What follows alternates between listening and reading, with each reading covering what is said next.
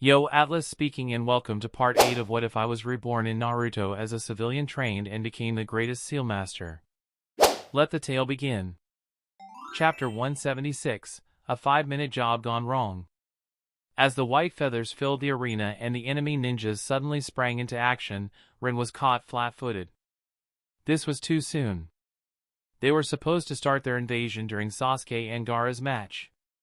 Whipping out a kunai, he deflected a shuriken aimed at his head, causing it to fly at a sleeping civilian girl who sat in the row in front of him.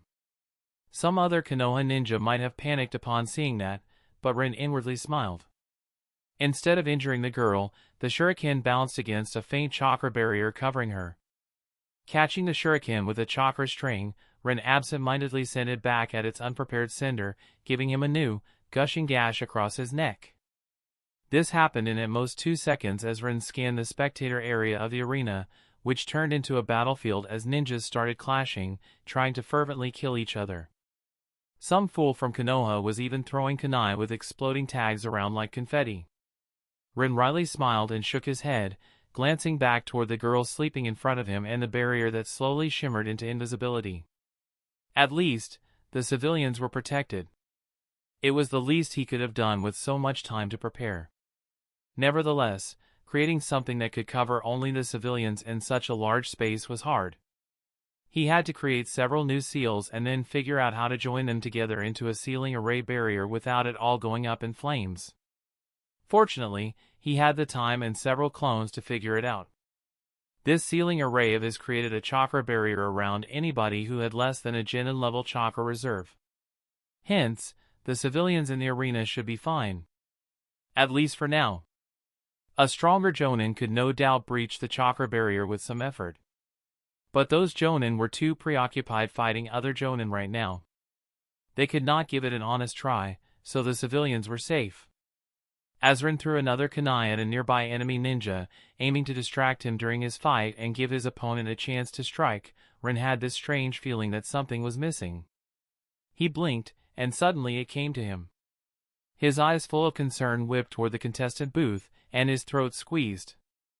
"Oh, shit," Rin whispered under his nose as he noticed that he missed Gaara disappearing. For a moment, Rin panicked before he remembered the precaution he had asked Ino to put on the Tanuki boy. A relieved sigh escaped him as he ducked under a, "Why the hell were these idiots throwing fireballs around with so many civilians present?" Rin sent a wind blade at the caster, bisecting him without even caring if he was from Konoha, Suna, or Oto. He had bigger issues at hand. Quickly body flickering through the emergency exit, Rin found himself in an empty hallway leading outside of the arena, but a few enemy ninjas followed him.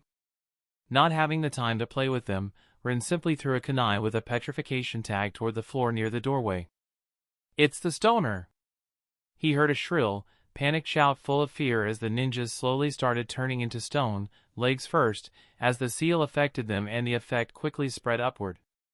Ren's eyes twitched, but he inwardly shook his head with a sigh. He so hated that nickname. With nobody alive around, Rin used his Kamui seal, and with a swirl of spatial distortion in the air, he transported himself to his secret training area. He had a pre-prepared area on the furthest side from his house, already set up for this next part. There was a large, square stone slab created by an earth technique, covering a part of the grassland. On it was a massive sealing array with hundreds of seals interconnected and feeding into each other.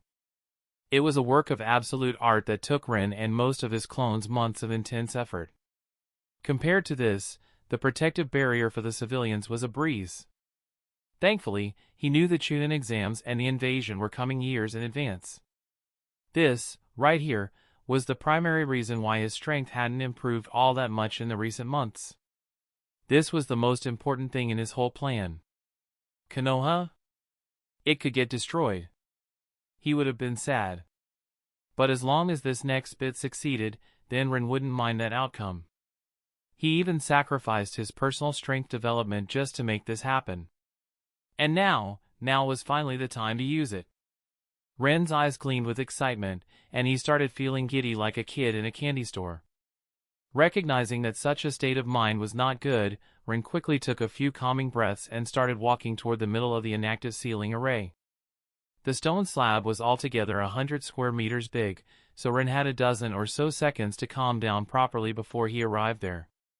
He closed his eyes and let the gentle breeze caress his face for a second, enjoying the peacefulness of that moment and hoping that everything would go smoothly. "Here we go," he whispered.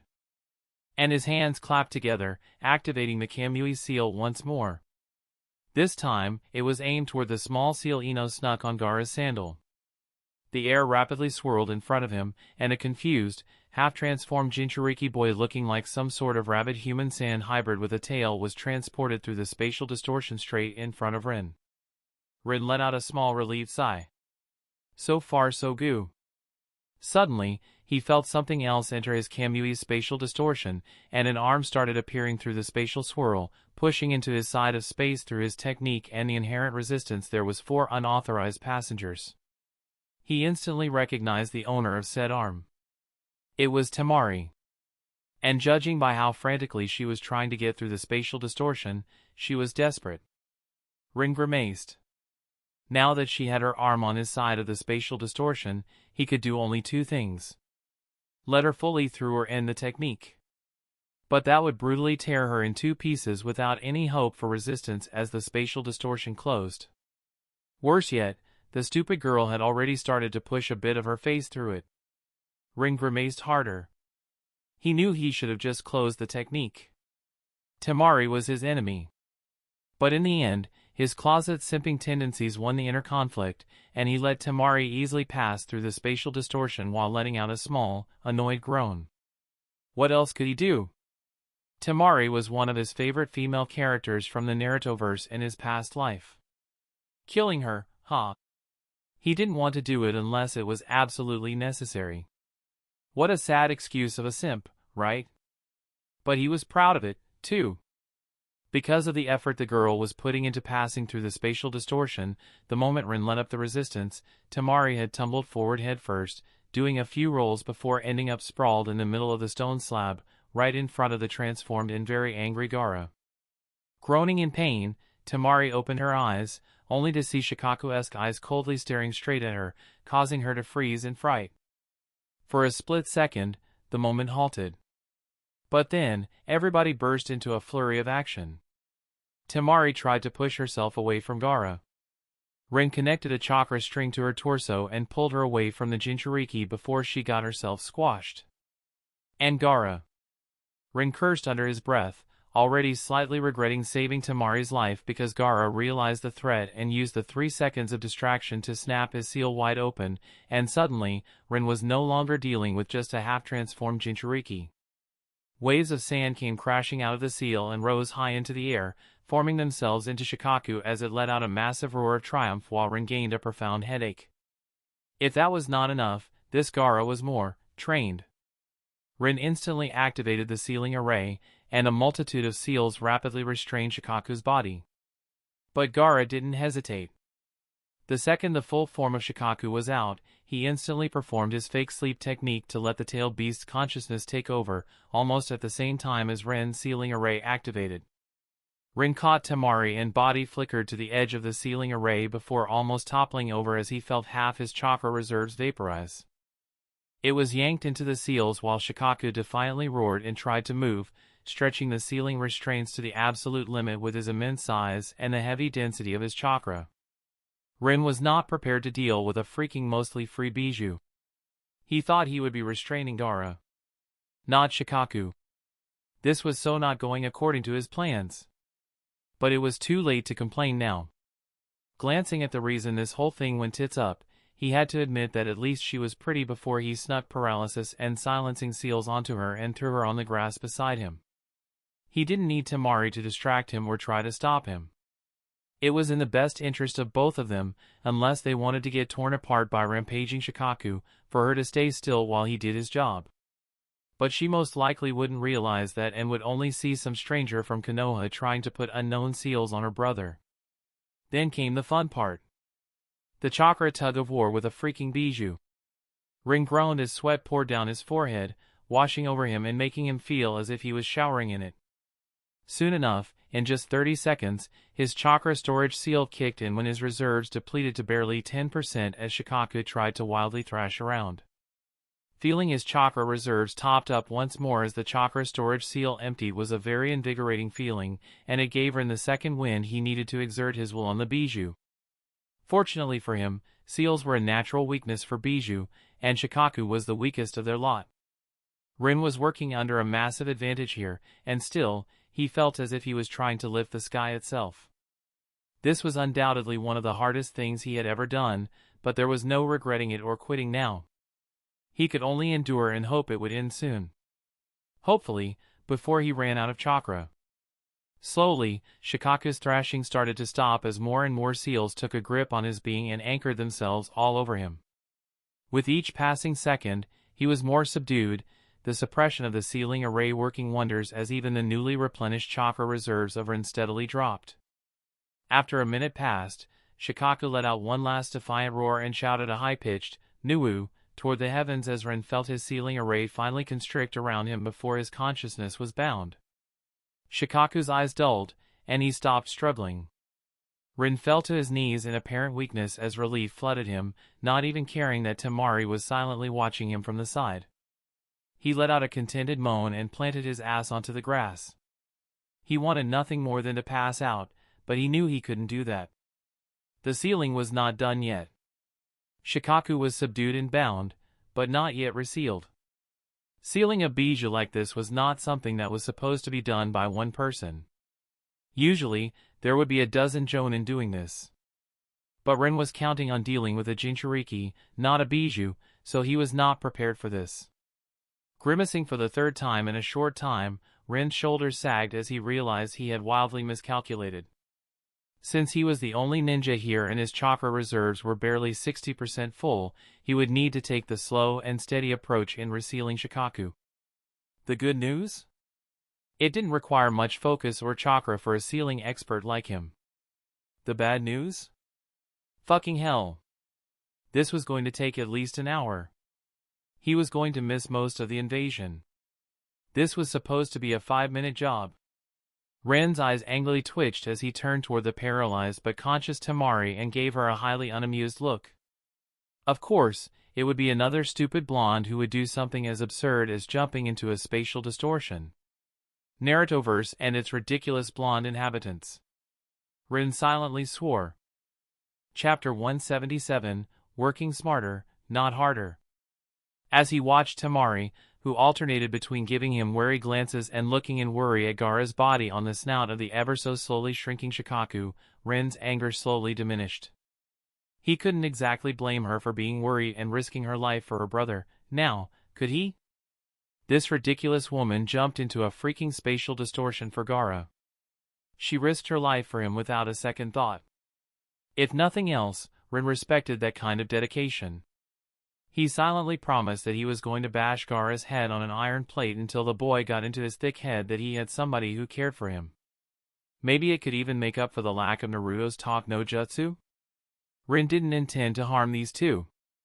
After all, he still needed Gaara to be the Kazekage. But this sealing was necessary. Ren would argue that it was even more important than Orochimaru's demise. His goal here was to prevent Akatsuki from being able to gain Shikaku's chakra. He was not just resealing Shikaku into Gaara. He was remaking the whole seal. Not only was Gaara going to be able to peacefully sleep during the night, but Shikaku would get something akin to a personal desert-like mini-dimension inside his new sealing space, where he could stretch his legs. Anything to make the grumpy junior happy, right? Sure, it was not the same as being free, but Ren believed it was much better than his previous prison. And who knows?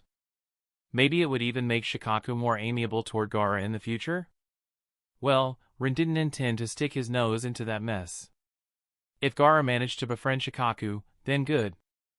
If not, it didn't matter to Ren. But making their existence more comfortable was not the main function of their new seal. No. That was just a side effect. The seal existed as a safeguard from Shikaku ever being extracted. Technically, he was no longer inside Gaara.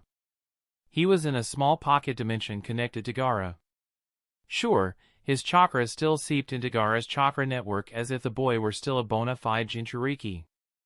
And Gaara could still communicate with Shikaku through the seal. But this way, if Akatsuki ever tried to extract Shikaku, their extraction technique better be able to reach different spatial dimensions, otherwise the only Shikaku chakra they would be getting would be the pittance inside of Gaara's system. The seal would shut off the access to the seal dimension the second its mechanisms noticed the chakra being extracted from the host. And Rin highly doubted that Akatsuki's extraction technique could reach through space, considering they needed the Jinchuriki to be brought in front of the Gedomazo to extract the bijou. This was Ren's way of working smarter, rather than harder. Shikaku was no doubt going to be one of the first bijou they would be going after. And if they failed to get him, their whole plan would come to a freezing halt right there.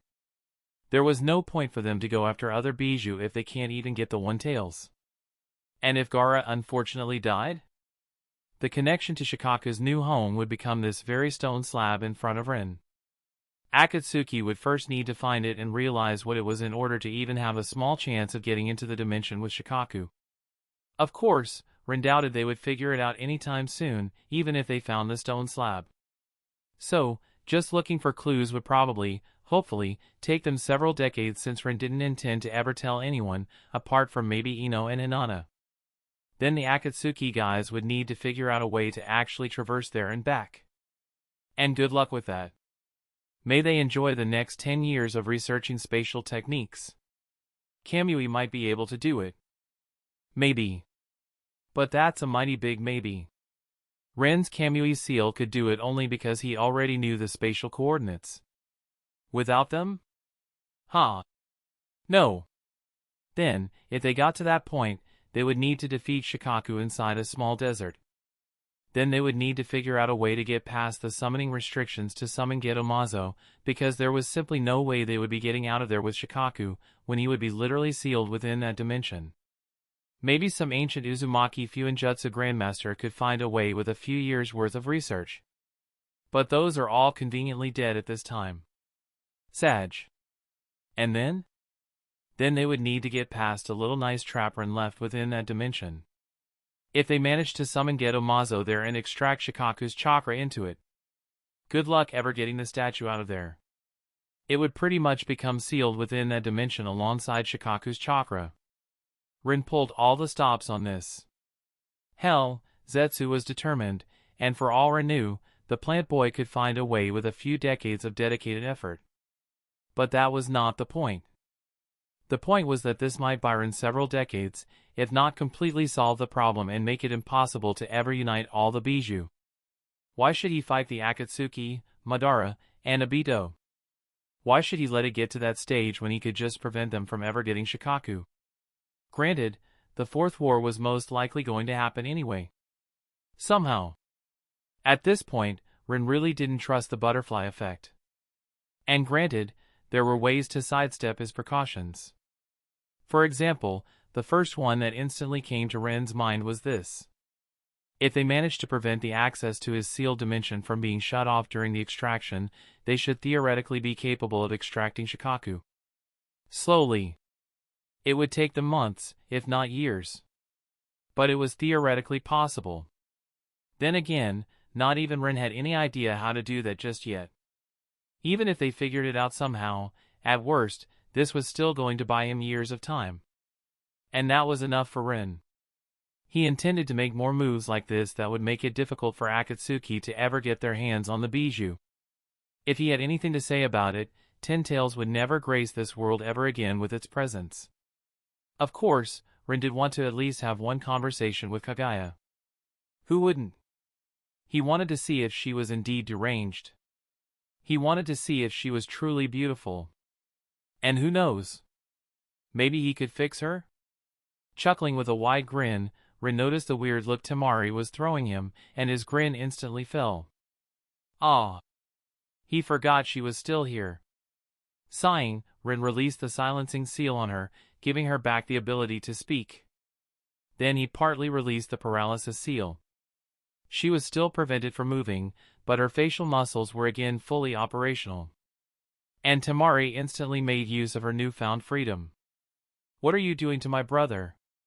Tamari blurted out, her voice full of fear and indignation, as she put out a face full of false bravado. Rin found it a bit endearing. "Don't worry. I am just strengthening his seal." He easily shrugged off the distrustful look Tamari gave him. "Besides, you attacked Konoha. You really don't have the right to complain here. We can't have a Jinchuriki rampage throughout the village." Tamari winced when she heard that, and Rin suddenly got a very bad premonition. "He didn't destroy too much before I pulled him here, did he?" He was almost afraid to ask. Tamari ducked her head, averting her eyes from Rin. Just a street," she weakly admitted, making Rin wince. Now that was going to make the future negotiation with Suna a little bit more, not fun. "Or two," Tamari reluctantly added before awkwardly looking around with a narrowed gaze, ignoring Rin's deadpan look. "Or three," she eventually whispered, and Rin let out a groan before letting his back fall onto the grass. "So, I was totally late, wasn't I?" he dryly thought as he gazed at the clouds in the sky, irritated with himself. Chapter 178, Then, Hinata swung her fist. Raza watched Hiruzen Sarutobi jump back under the assault of his golden dust, and as Orochimaru followed the Hokage, Raza turned around, not giving chase. The initial plan was to rampage with his wide-area techniques across Konoha, demolishing a large chunk of the village while attracting a large amount of the stronger Konoha defenders toward him to let his ninjas raid and kill more freely. They could cause disastrous damage within an hour, proving Tsunagekire's might, and then swiftly retreat before Konoha could muster a proper, organized resistance. Orochimaru and his forces were nothing but another layer of distraction. It was a good plan. But Raza's eyes fell on the two exhausted S-rank Kunoichi inside the arena, and his expression grew cold. He couldn't let them live.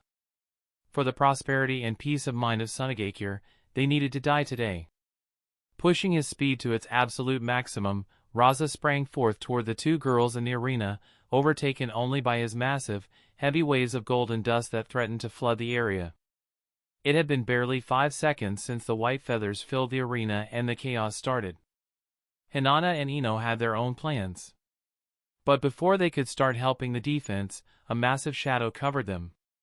Looking up, their eyes widened as a small mountain of golden dust was about to drop on them. The girls quickly exchanged a glance, mentally communicating before Hinata gained a displeased look when she lost the mental rock-paper-scissors game, and dealing with the attack fell to her. But their match was over. As such, their restrictions no longer mattered. Now it was time to put on the big girl pants. Hinata closed her eyes and her eyebrows furrowed in intense focus as lightning chakra flooded her body, sending arcs of lightning connecting various body parts with the ground as they slithered like snakes. She then clenched her fist, strengthening her already exceptional chakra reinforcement with lightning chakra as she reeled her arm back, and more chakra flooded it. The chakra pressure she exuded in that moment of preparation gave even Ino shivers and made her hair stand as she recognized a minor, bastardized application of Hinata's railgun. Then, Hinata swung her fist. On the outskirts of Konoha, a certain jonin was happily humming under his mask while hopping on tree branches while reading a certain innocent orange book. What a nice day they were having. The world could not get more peaceful. Bastard. Let me go! The broody boy, tightly tied with a rope and bent over his shoulder like a particularly loud sack of potatoes, let out a shrill scream. "You hear me? I am going to stick a kunai so far up your lazy ass you will be vomiting steel for a month." Just then, the said certain jonin jumped just a teensy bit too high, and if the tied boy hadn't quickly wiggled and ducked down, the top of his head would have been bashed against a thick branch. "Opsy? Oi! Kakashi!" Sasuke madly barked, seething so much that it was a small wonder he was not frothing at the mouth. The now-named jonin, Kakashi, blinked and slightly tilted his head. "HM? You said something, Sasuke-chan?"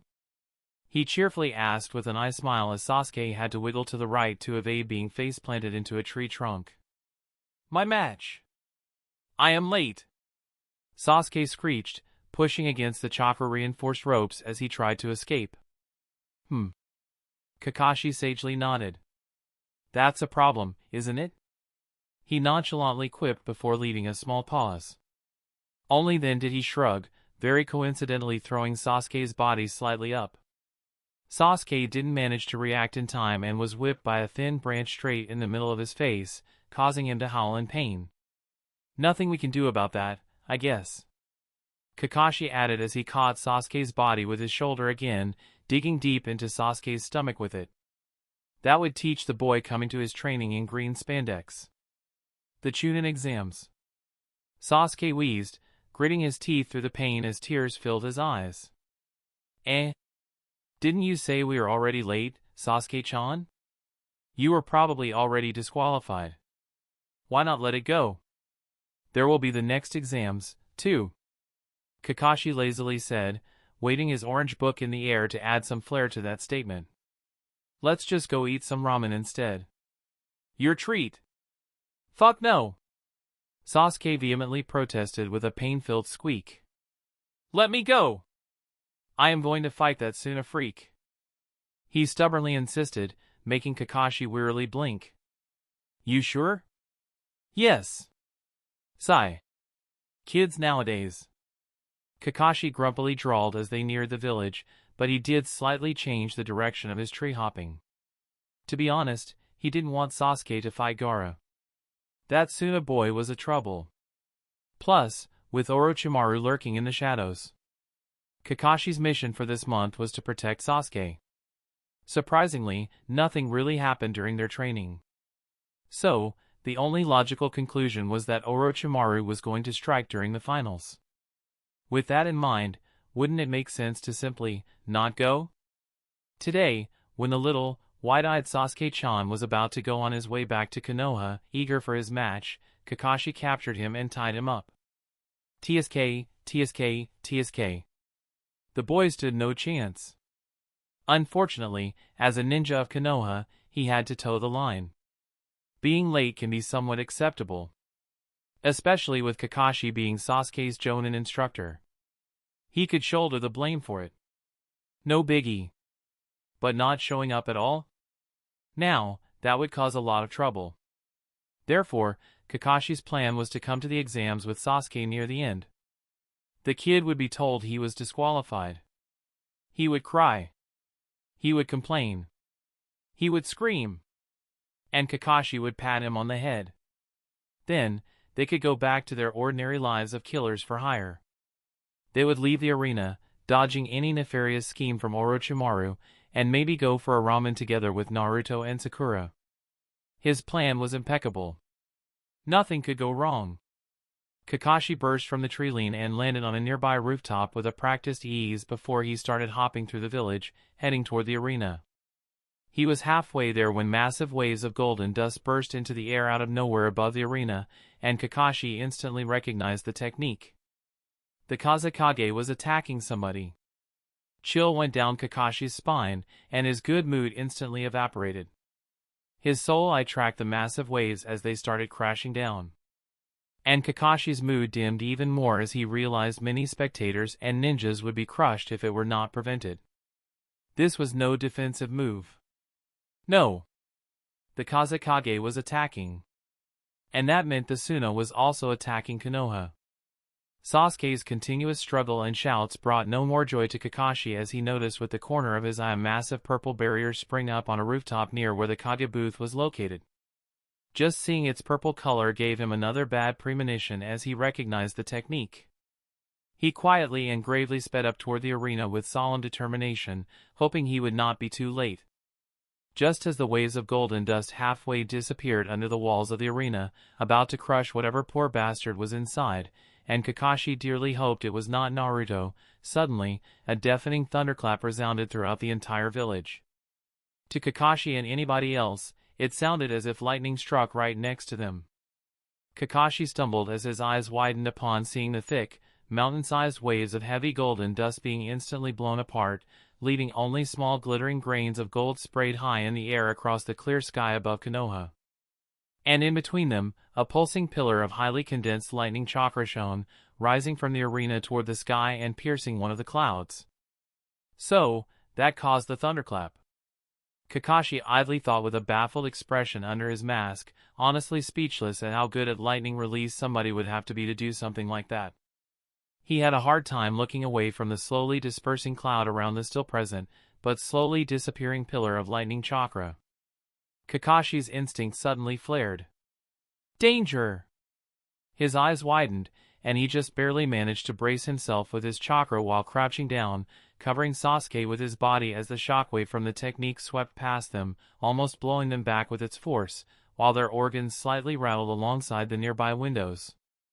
Then, the airwave followed and their hair flayed wildly alongside their flapping clothes, but Kakashi straightened up despite that, recognizing that the dangerous part had passed. What the hell is going on over there? He silently asked himself as he gazed toward the arena with trepidation. His fists clenched. One thing was for certain. Something was very, very wrong. He needed to hurry up and get there. Chapter 179, Raza joins the fray. After Hinata finished her attack, she didn't get to relish in self-satisfaction or inwardly gloat and preen. Her body was not yet ready for something that powerful. The second she released that amount of chakra, the bones in her broke again, and it was only thanks to using Heavenly Shield as a buffer that her injuries were not more severe. The first time she had used this kind of thing during her training, stacking multiple of her strength enhancements and using them to empower a lightning technique, her bones shattered, and her muscles were torn apart from the recoil.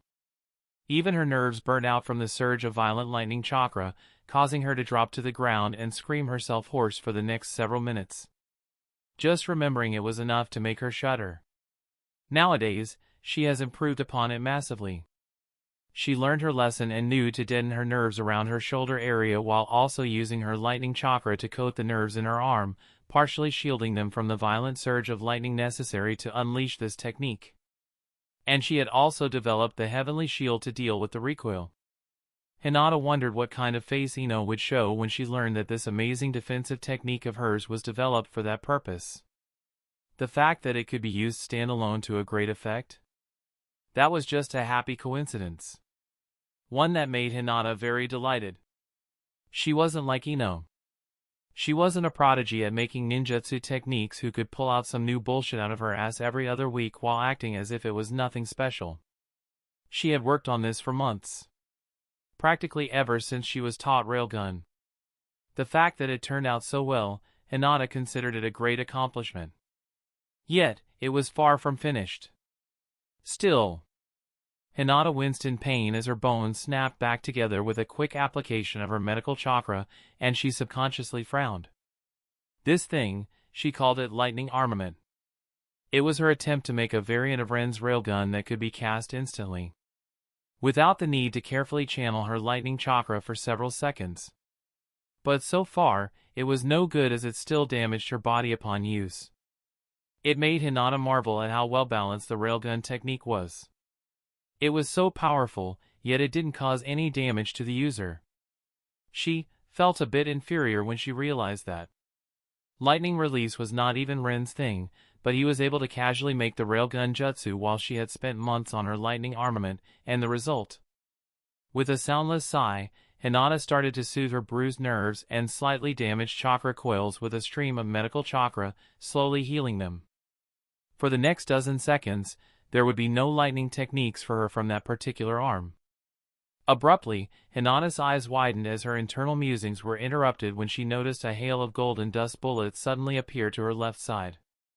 A chakra barrier instantly sprang up, blocking the bullets, peppering it as Hinata spun in a hasty kaiten while Ino substituted with a leaf outside of the bullet's range.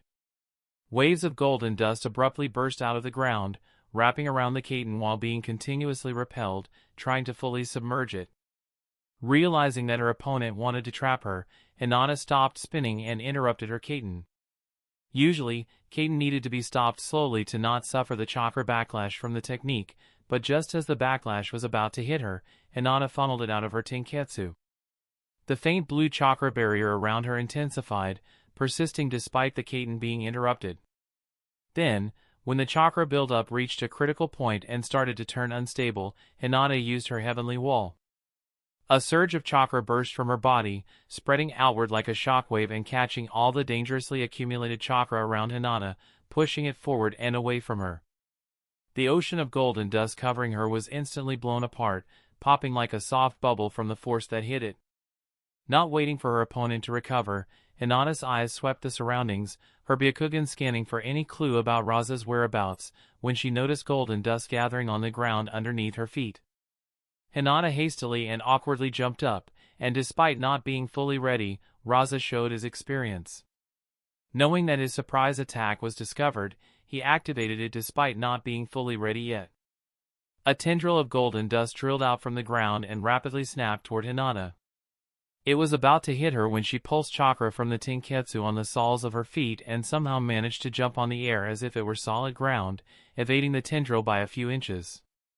But Raza was not having it. Shard spikes instantly burst from the tendril, intending to skewer Hinata, only for a vacuum bullet to hit the other side of the tendril, tearing it apart and sending Hinata crashing back from the resulting pressure wave. Hinata spun midair, managing to regain control of her momentum and landing in a handstand a few meters away, only to wince as a surge of pain hit her from her still damaged arm. Despite that, she quickly pushed herself up and landed on her feet before sharing a glance with Ino. "What? No thank you, bitch." Ino's smug voice resounded in Hinata's mind, causing her to click her tongue. "I didn't need your assistance, bimbo." Hinata replied, irritated that she was sent tumbling through the air by Ino's vacuum bullet. Just a bit of lightning chakra and his golden dust would be repelled. She sent the impression of rolling her eyes to Ino. "Suyer. Whatever lets you sleep at night." Ino sent the same impression back. "Now, where's he hiding? The whole area is drowning in his chakra signature, so I have a supremely hard time locating the bastard." She grouchily admitted, not happy at all. "He is." Hinata waited for a moment. "Behind me. Substitute, now." Their whole exchange lasted barely a split second as thoughts moved extremely fast. There was barely any lag between Hinata sending that message to Ino and suddenly swapping places with her. As Raza burst out of the ground at speeds that would make him a blur to an ordinary ninja, he slashed a kunai at his target while also creating 5 spears out of his golden dust and hurling them forward. At such a close range, there should have been no way for his target to evade, especially when he was attacking from behind. But unlike his expectations, he was not met with the Hyuga girl's back. Instead, he was met with the grinning Yamanaka girl who was already swinging her wind-coated blade in his direction while her hair was released from the ponytail and lengthened, covering the front of her body. Raza's pupils constricted, and he aborted the attack, hastily swapping with a clump of golden dust he quickly shaped into a sand clone. Ino's sword hit true, cleaving through Raza, who quickly dissolved into golden dust just as the 5 spears rammed into Ino's body, but their sharp tips could not penetrate Ino's extremely durable and chakra-hardened hair. Upon impact, half of the spears were dispersed back into golden dust due to the force of the attack. Ino hissed like an angry cat as the dust got into her hair. But Raza did not make a sand clone while substituting for fun. Using the moment when Ino thought she had him cornered, he suddenly appeared a few meters away from Ino and raised his arm while pointing his palm at her. Golden dust around Ino's feet sprang up and started to coil around her body like a snake as it wrapped around it. Raza was about to close his hand when he noticed several needles flying at him. His eyes widened, realizing what kind of an attack this was. He remembered the explosions that happened in the previous match and didn't want to be hit by them. But too invested in his current offensive, he didn't dodge or substitute away. Instead, golden dust sprang up around him, covering him in an armored layer just as the needles hit and sank halfway into the hardened golden dust. Burial! Raza finished the technique, and the golden dust around Ino constricted just as the explosion seals on the needles detonated with a deafening explosion. Raza's organs rattled from the pressure of the explosions around him, and a small trail of blood leaked from the corner of his lips, but his shield of golden dust held, protecting him from most of it as he triumphantly watched the blonde Yamanaka be crushed with a grave satisfaction in his eyes. But then he noticed something was wrong. He noticed pieces of wood. A sword penetrated through the back of his golden shield, the wind coating allowing it to go through it like a knife through butter, and Raza's eyes widened as the blade exited out of his chest. He didn't manage to react as Ino slashed the sword across his chest and abdomen, going through as many vital organs as the sword's position allowed her. Raza's golden shield abruptly softened, turning back into golden dust, but Ino's grim satisfaction suddenly froze when she felt the Raza inside of it also dissolve into golden dust. Alarm bells rang in her head. The massive amount of golden dust right in front of her shifted, and Ino was almost skewered by numerous spikes that extended out of it. She had managed to evade. In her previous position, only a small leaf slowly floated down toward the ground amidst several crisscross spikes. Raza didn't get even a second of respite as he appeared on a floating platform made out of his golden dust. Hinata was already prepared, and with a zapping sound, she appeared behind him, nearly instantly after his substitution. Raza managed to make half of the platform surge up and harden in time, creating a very hard golden wall just as the fist of Hinata's undamaged arm smashed into it. The air shook from the force, and the platform barely managed to stay floating as the golden wall cracked. Raza gritted his teeth. Hinata clenched her fist tighter and pulled it an inch back. She then delivered a short punch. Despite the power of the punch being weakened, under the second strike from Tsunade's strength-enhancing technique, the already cracked golden wall partly shattered, and Raza was peppered by shrapnel made out of his own defensive technique. The shrapnel's velocity was so great that it went straight through his body without stopping, making him into a bloody Swiss cheese, before he again dissolved into more golden dust, showing he managed to get away in time once more. But this time, his trap was finally prepared. All over the massive arena, golden dust burst from the ground and started to fill the arena en masse. Ino had to jump up as the golden dust burst underneath her and tried to skewer her yet again, but since she could not do Hinata's trick of kicking with her chakra against the air very well, she had to land on the nearest surface, which was yet more of Raza's flowing golden dust. It was trying to flow upward and above her, most likely to eventually collapse on her. But Ino was not having it. She quickly ran up on it, barely evading the golden dust spikes surfacing from it, hot on her heels while covering her soles in wind chakra to prevent herself from being tripped up. Hinata was forced to jump off the floating platform as it tried to grab her ankle, and when she noticed what was going on inside the arena, she realized she could not land on the ground. Both girls, for the first time, felt the pressure of fighting a Kage as their options were quickly dwindling while the amount of golden dust, now majorly mixed with sand, started to increase. Narrowing her eyes, Ino reached the top of the rising golden dust in a second and jumped off into the air. She put her palm against her stomach and channeled the earth nature chakra through it into her body, using a technique that took an unreal amount of effort to learn, and she regarded it as useless, but Rin vehemently pushed her to master it. Now she knew why as she started gently floating in the air. Rin wasn't happy with half-assing their training, and he tried to prepare them for any eventuality, so Hinata also wasn't left completely helpless when she needed to stay in the air. Channeling her lightning chakra into her soles, she created a layer of halfway solidified air. Hinata honestly had no idea. She only knew it worked, and she could shakily stand on the air with it. That was enough for her as she suddenly appeared next to Ino and solemnly watched the arena slowly filling with more and more sand, glancing at the lowest row of spectators. The sand was not far from reaching it. Even the other ninjas stopped fighting as the remaining invaders mostly fled, while the Konoha ninjas anxiously watched what was going on with silent trepidation filling them. This might be a problem. Hinata disgruntledly muttered, only for Ino to scoff. You tell me. We never intended to get dragged into fighting the Kazekage. We still have a job to do in this invasion, damn it. Ino quietly complained, her eyes scanning the surroundings and trying to find a way out.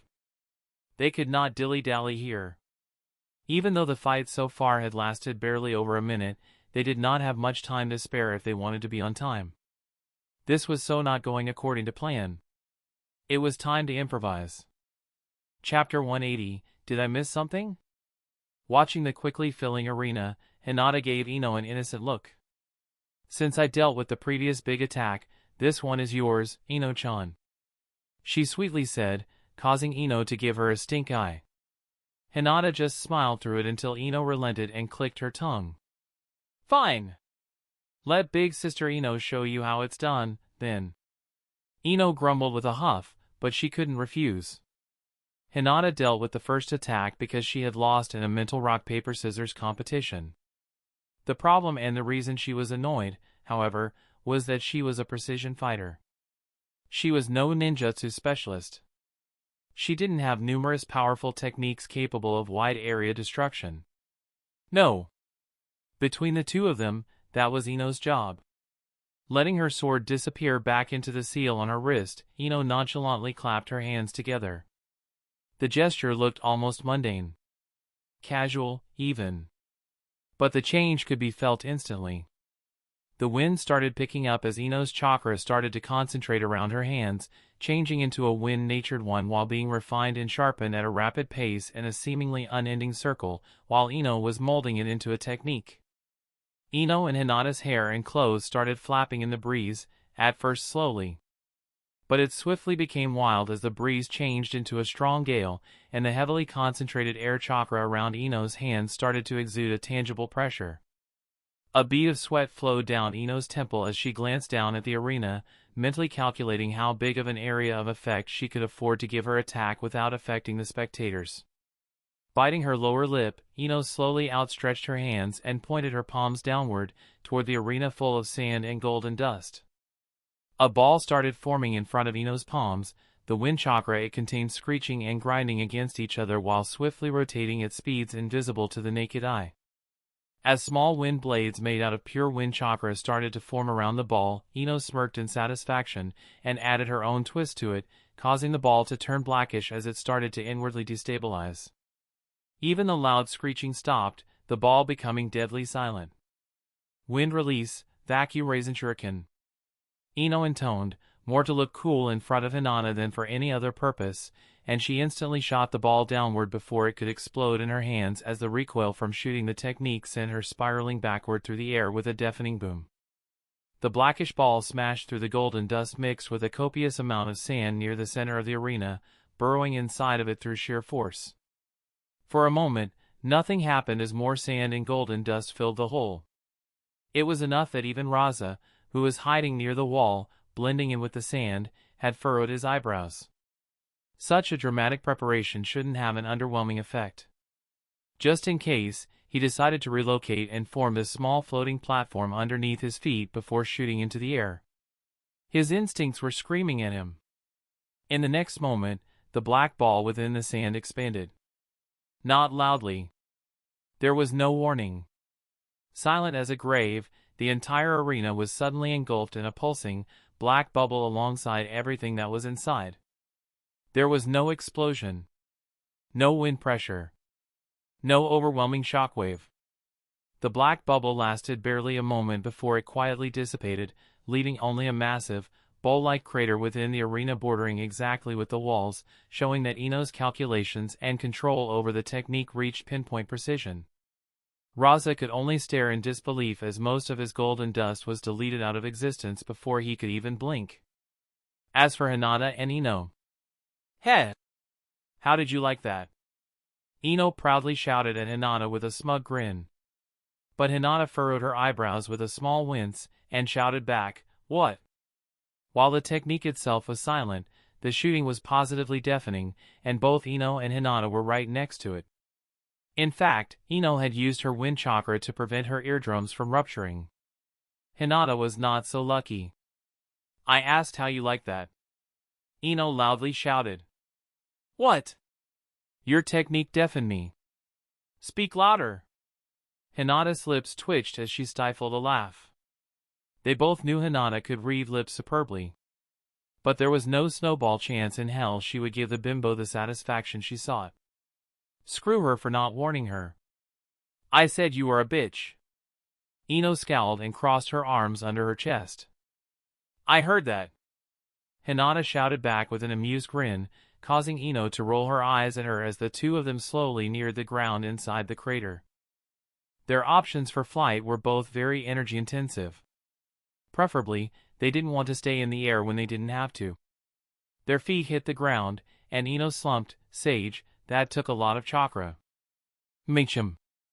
My lightning armament wasn't a walk in the park either." Hinata nodded in sympathy. Throwing around these S-rank techniques was definitely badass. But they were not free. After all the fighting today, their chakra pools were almost running dry. "Hey, Hinata." Ino wryly smiled, feeling a bit down. "We are not really prepared to duke it out with a proper S-rank ninja, are we?" Ino felt quite arrogant prior to this fight. She thought she could handle something like this easily after all her training. But her pride had taken a hit during this fight.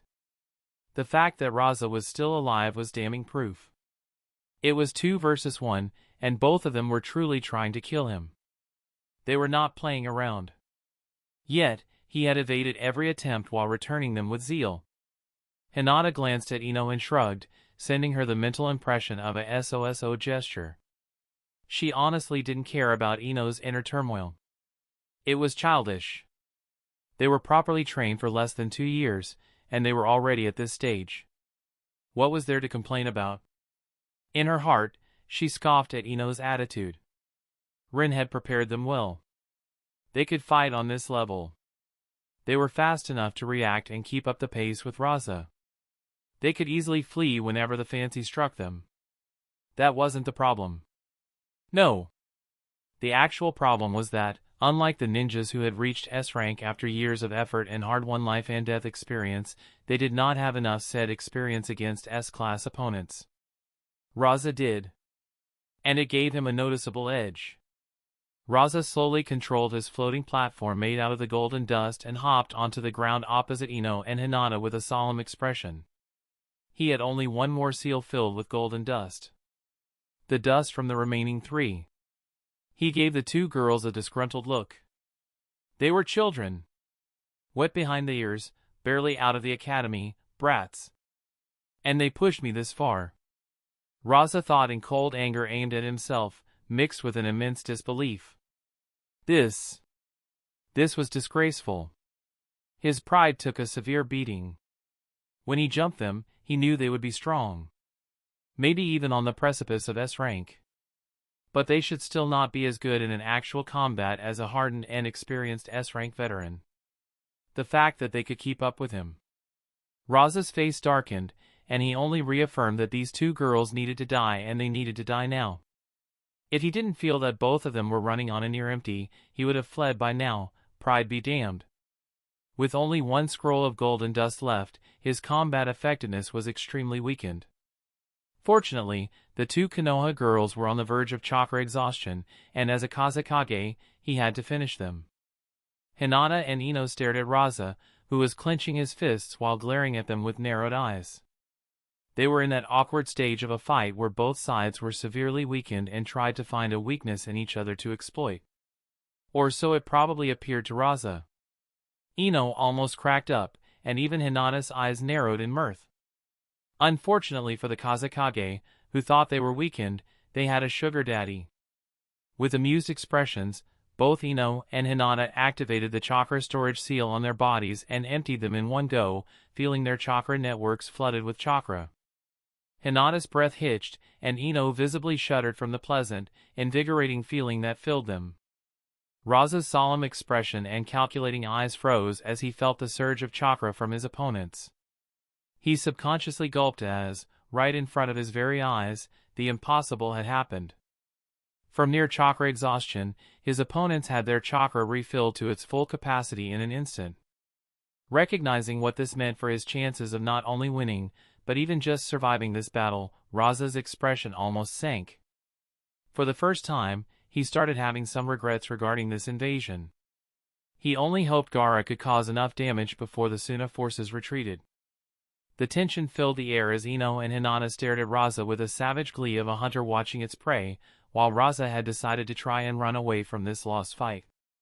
And just as the 2 parties were about to move, a burst of smoke appeared between them and quickly dissipated, revealing Kakashi idly standing in his usual slightly slumped position with his nose buried in an orange book.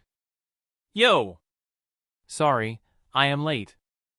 A black cat crowed dash, He raised his free hand before stopping.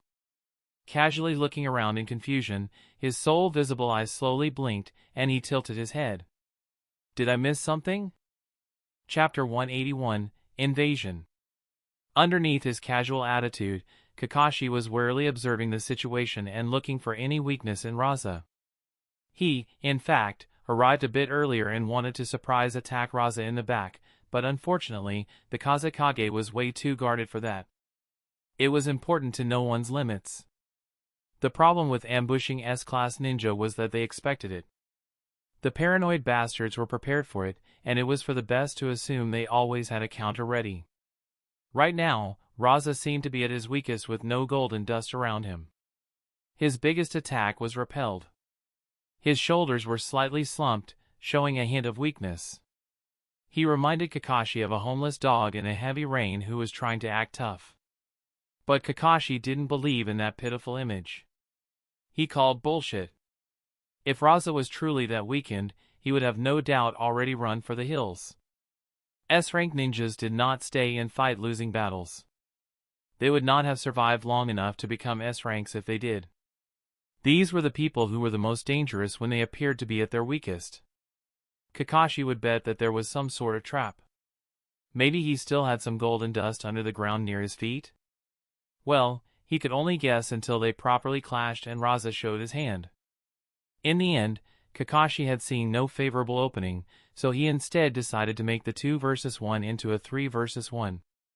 That should put more pressure on Raza and hopefully make him slip.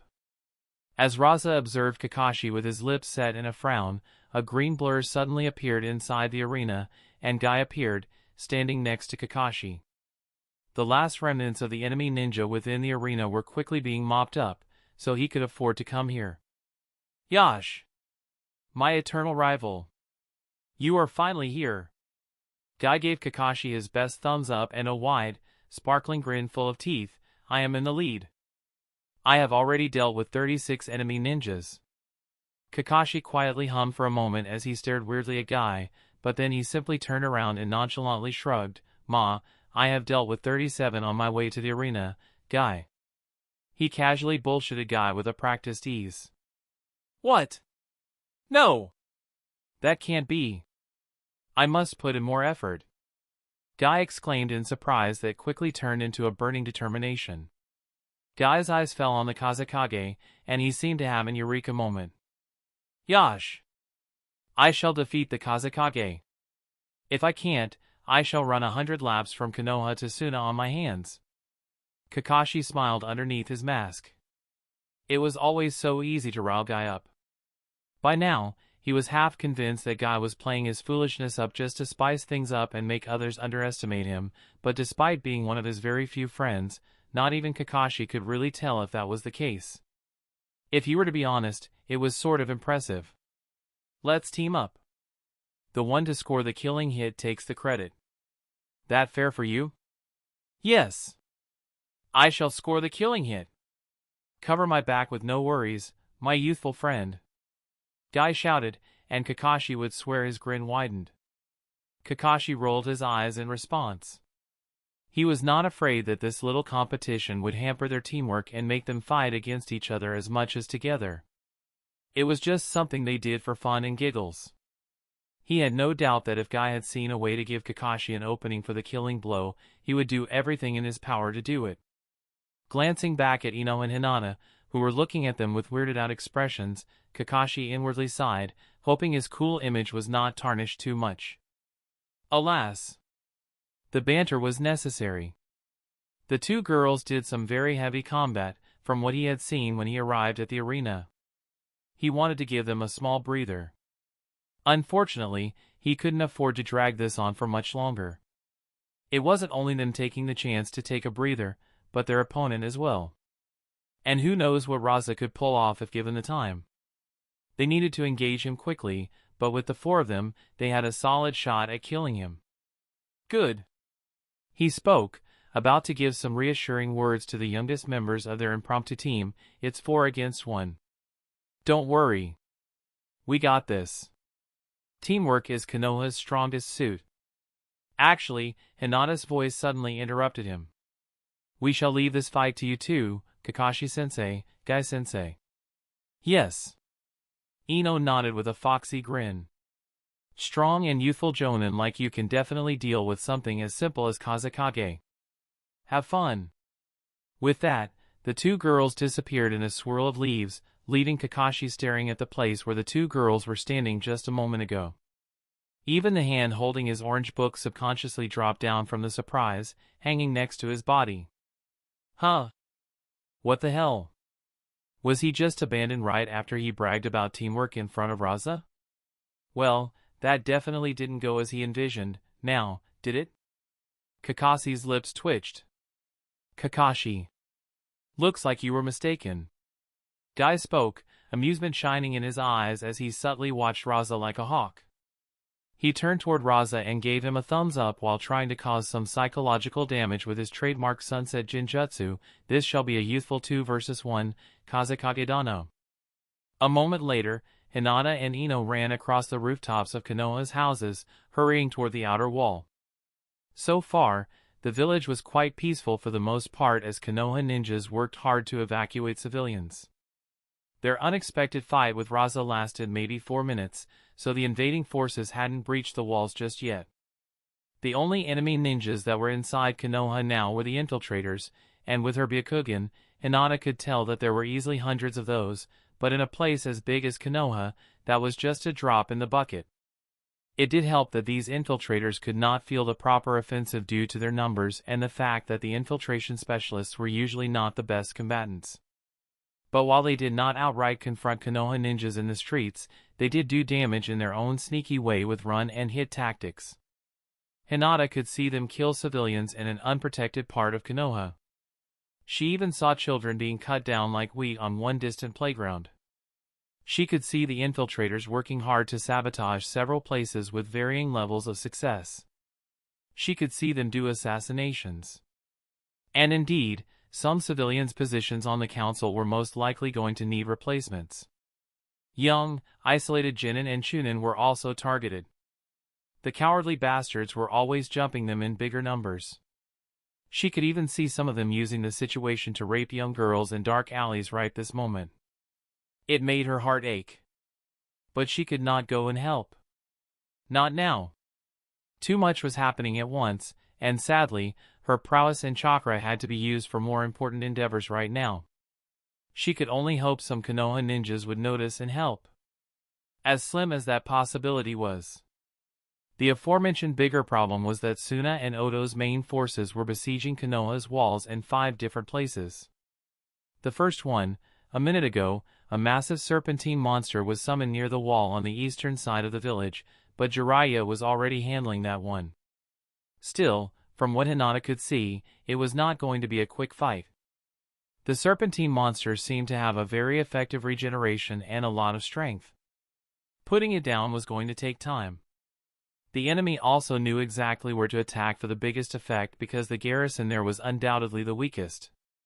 Some enemy ninjas were already using that fact and the chaos from gigantic toads beating up on a gigantic snake-like monster to slip further into Konoha despite Jiraiya's presence. Hinata and Ino's goal was the 2 fronts on the western side of the village's wall, however. Hinata would handle the army of Oto ninjas, while Ino would handle the Suna ninjas attacking the wall further south on the western side.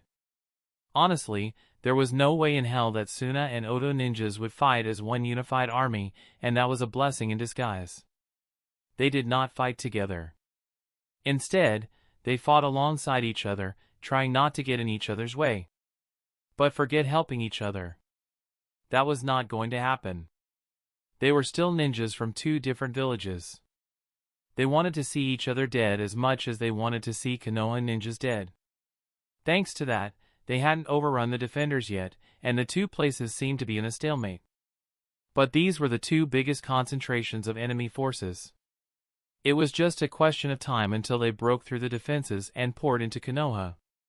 Which was why Hinata and Ino headed that way, wanting to prevent it. Unfortunately, this meant the northern and southern attacking forces would most definitely get into Konoha. The infiltrators were already causing huge problems for the Konoha defenders there, while the enemy forces outside were trying to get through the wall. It was pure chaos, full of death, as Oto and Suna ninjas disguised as Konoha ninjas started killing their comrades the second the enemies attacked. These 2 fronts were already on their way to being lost. The enemy ninjas were going to get into Konoha through there, and there was no way to stop it now. Hinata could only hope the ANBU and ninjas within the village could deal with them once the evacuation was finished. The only saving grace was that the southern and northern invading forces were relatively small compared to the eastern and western ones. They seemed to be meant more as a distraction. The enemy most likely did not expect Jiraiya to be present in the village, nor did they expect Ino and Hinata. Ino's eyes met Hinata's just as Hinata threw a needle to the side, killing an Oto ninja a few hundred meters away who was about to stab a little girl. "Well, this is it," Ino said, trying to sound cheerful, but there was still a heaviness to her tone. "This is where we part. Give them hell, girl." Her attempt at an encouraging smile was more of a grimace. Usually, Ino would be more chipper, but despite not having Byakugan, her sensing was second to none in Konoha. She also noticed the atrocities that were going on. And she was also frustrated at not being able to help. But she was going to fight an army of hundreds, maybe thousands, of ninjas. She couldn't spare her chakra. Not even for one shadow clone. Ren had beaten heroics out of them very soon in their training. Doing so would have been foolish and could hamper her own survival. So, with gloomy expressions and heavy hearts, both Hinata and Ino ran toward their own battlefields, hoping that their efforts would be helpful enough to matter. Chapter 182, Yude? After Hinata and Ino both headed in different directions, Hinata ran toward the place where the Oto ninja were currently besieging the western wall.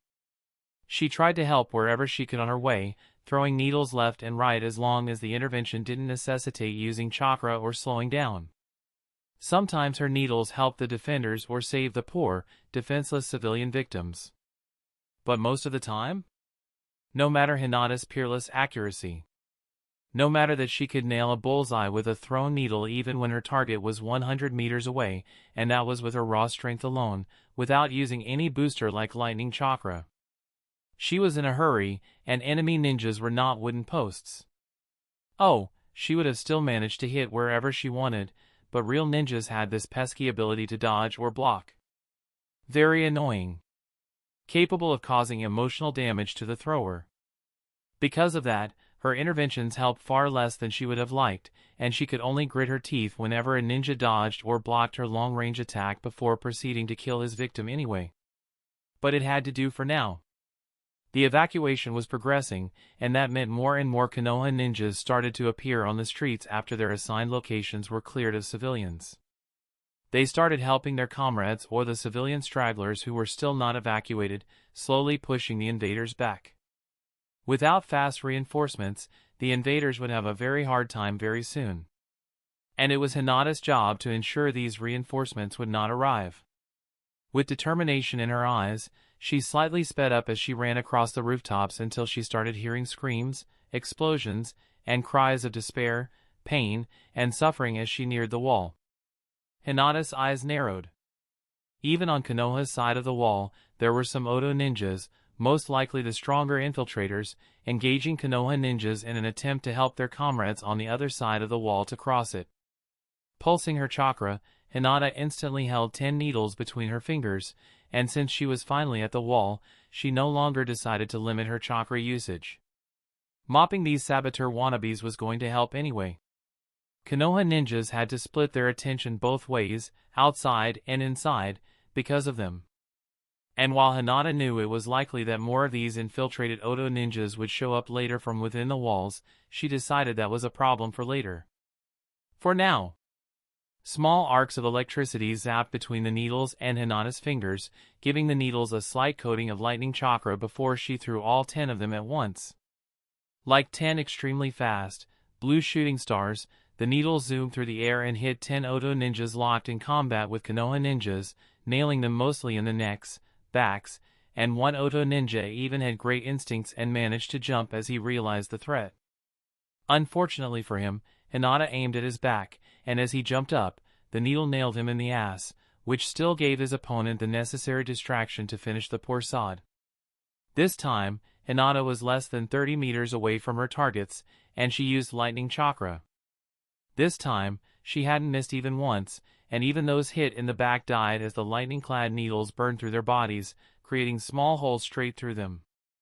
As the 10 Oto ninjas suddenly died, the Konoha defenders became startled, but they quickly snapped out of it as Hinata threw another 10 needles, killing 10 more Oto ninjas. That should do the trick, Hinata thought as she ran through the battlefield, passing several Konoha chunin at speeds that made it difficult for them to react. She arrived at the base of the wall and, without slowing down, she started running up. The 20 dead Oto ninjas gave the 50-ish Konoha defenders a distinct numerical advantage over the last 30-ish Oto infiltrators. Hinata deemed that good enough of an assist for the Konoha ninjas to quickly mop up the remainder. She had a bigger fish to fry. Hopping over the stone railing, Hinata landed on the top of the wall and instantly had to duck under a stray shuriken that wasn't even thrown at her. She simply happened to accidentally be in its path. Instantly straightening after the kunai flew over her, a nearby Oto ninja instantly jumped at her, swinging a kunai at her neck. But Hinata was faster. With a smooth half-step, she invaded the man's guard, and her palm slammed into his chest. His heart ruptured, and the man didn't even know when he died, as his corpse flew over the stone railing, hitting another Oto ninja who had just managed to finally climb up the wall. Both the corpse and the now screaming Oto ninja were hurled through the air, straight toward the ground, where they went splat upon impact. Konoha walls were very tall. They had to be. Ninjas could wall walk, after all. That disabused the other Oto ninjas from attacking Hinata and gave her a second to properly take stock of the situation. It wasn't good. Hinata frowned. Rin always said that the existence of ninjas and the conflicts between them were better than the alternative. But as Hinata saw all the dead and dying ninjas, all the corpses strewn all over the top of the wall or the field underneath it, the pile gathered at its base, discarded like garbage, Hinata's gaze grew sad. This was one thing Hinata disagreed with Rin about. Logically, she understood that a conflict between a few thousand ninjas was still less bloody than a conflict between hundreds of thousands of normal civilians. But that was in theory. On paper, the killing around her? That was very much real. And she didn't see anything better in all the death around her. It was still death. There were over 1,700 Oto ninjas still alive from the initial 2,000? Hinata didn't rightly know. She didn't have the time to properly count. But that was her rough estimate. The Konoha side, however, only had 400? 350 defenders? There were probably 500 of them at the start. Still, Konoha's side was outnumbered. Only thanks to the fact that the Oto ninjas were nothing spectacular and the high ground of the impenetrable wall did they still resist the charge. It couldn't be more obvious to Hinata that their resistance was not going to last. Suddenly, it made a horrible amount of sense why they only sent 50 ninjas to deal with 50 enemy infiltrators. They couldn't spare more, and yet, the infiltrators simply had to be stopped. The reinforcements. Hinata inwardly sighed. They were not going to make it in time. The northern and southern defense points were just breached, Oto and Suna ninjas flooding into Konoha through the breaches. The ANBU and other ninja had their hands full as they were now fighting in the streets of Konoha. Really, bolstering the Country of Fire's ninja border guard teams just in case somebody tried to invade definitely did not help Konoha's current position. Hinata only knew about that because she heard Rin quietly cursing a certain elder from their village who had sent all his supposedly non-existent, secret special ANBU forces to bolster the western borders before he took an abrupt vacation to the capital of the Land of Fire. To promote connections with the nobility, or something. Hinata didn't exactly know what had Rin so angry back then, and she didn't bother to ask, but now she couldn't help but admit that something was very fishy about the lower number of ninja present in Konoha during this invasion. How the hell did this big of a force get through all the supposedly bolstered border guard teams with sensors and detection seals? All that flashed through Hinata's mind within 3 seconds as she assessed the situation. By the end of it, she was already moving, determined to end this. Stepping on the stone railing separating the top of the wall from the side outside of Konoha, Hinata jumped high into the air, soaring above the army of Oto ninjas. Closing her eyes, arcs of lightning flared to life around her as she funneled her chakra out of her tenketsu all over her body. Using some principles of Kaiten, Hinata spun in the air, the lightning following her movements as it wrapped around her, creating a spinning ball out of its crackling arcs. She spun faster and faster, the sheer concentration of lightning around her keeping her suspended in the air without falling.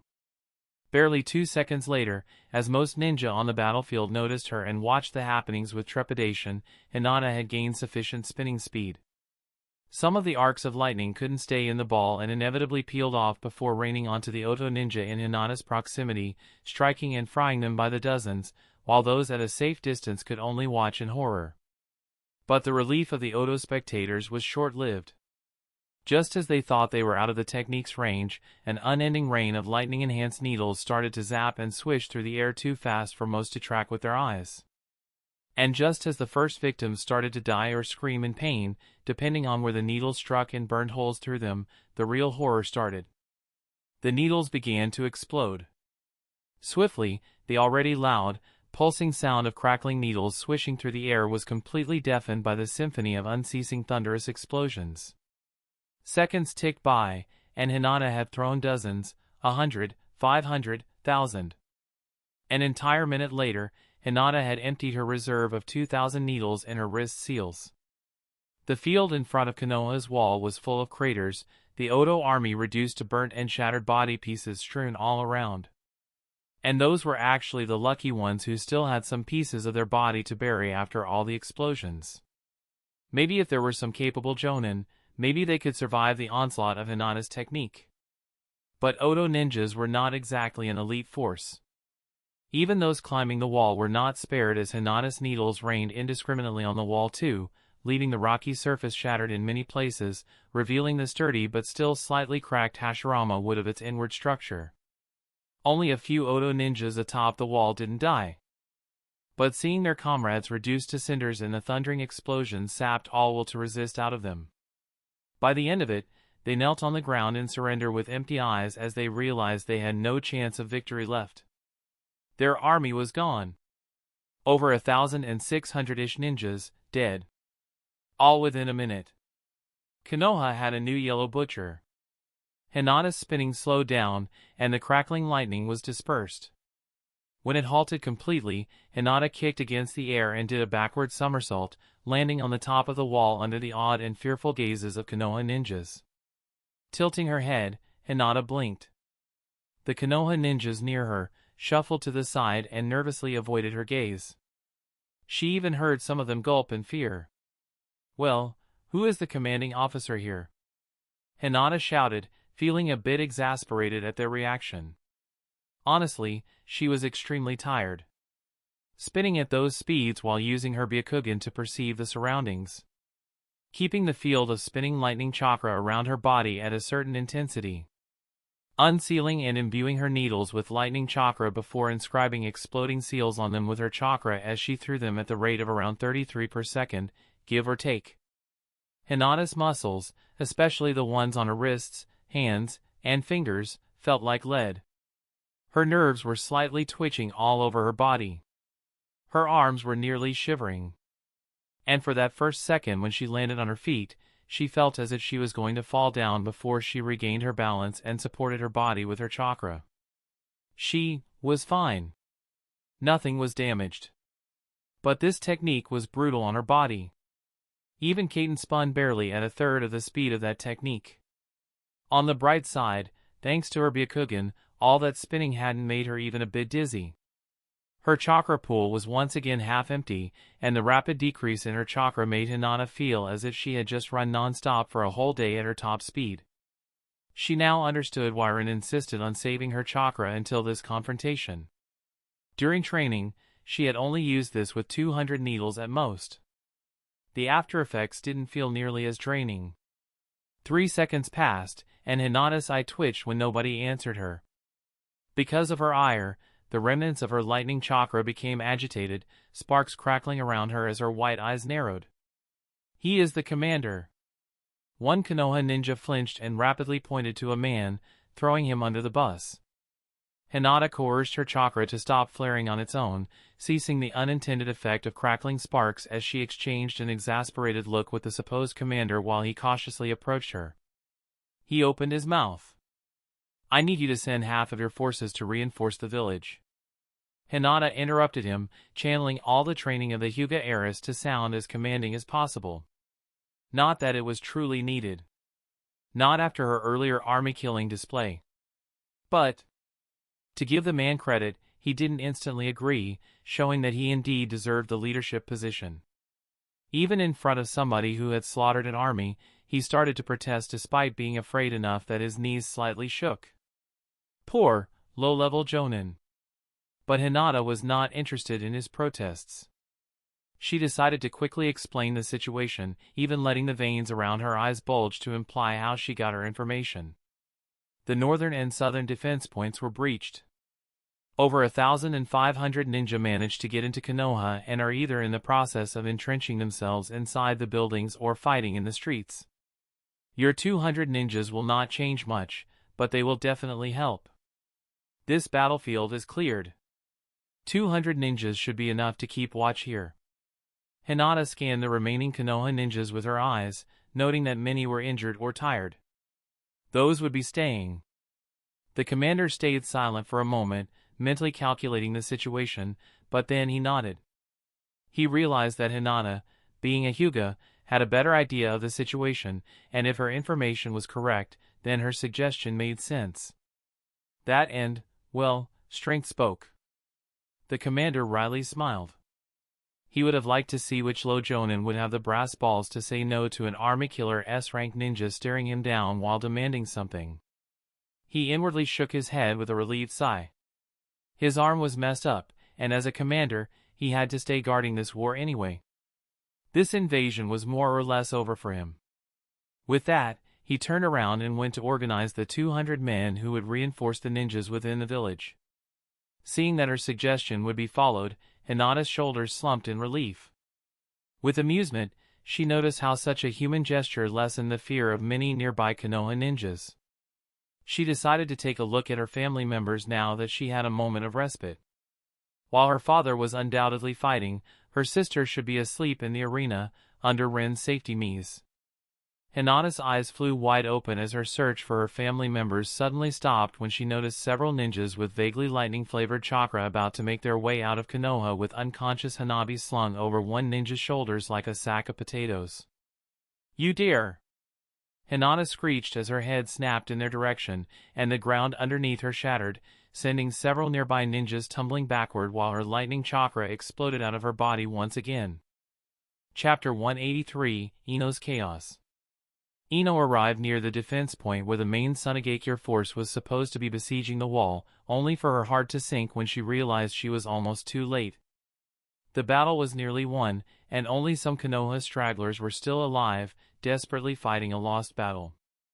The Sunagakure ninjas were experienced and numerous, too many for the few hundred defenders that originally guarded the wall.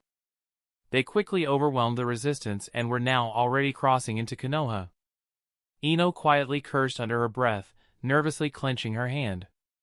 She had hoped to have at least a small army of Konoha ninjas at her back during her battle, but it seemed it was not to be. But Ino's nervousness quickly passed.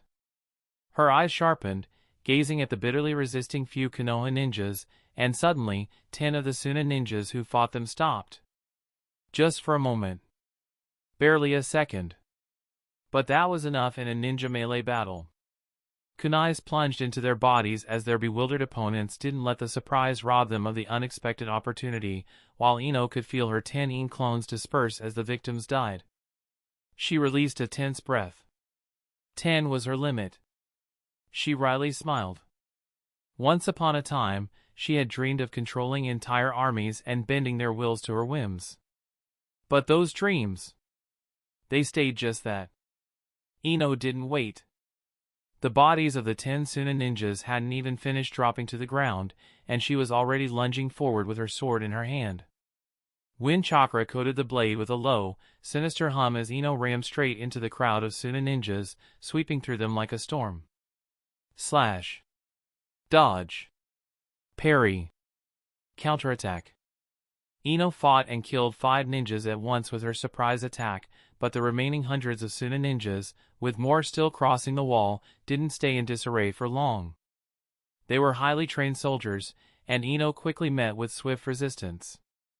As she slashed at the seventh ninja, Ino's instincts flared, and she took a half step back, letting shuriken was in front of her face. She still stabbed her sword forward, killing her target before she had to jump up to evade several thrown kunai. In the air, Ino somersaulted and swiped one kunai from the air, throwing it at a nearby ninja, nailing him with it in the forehead.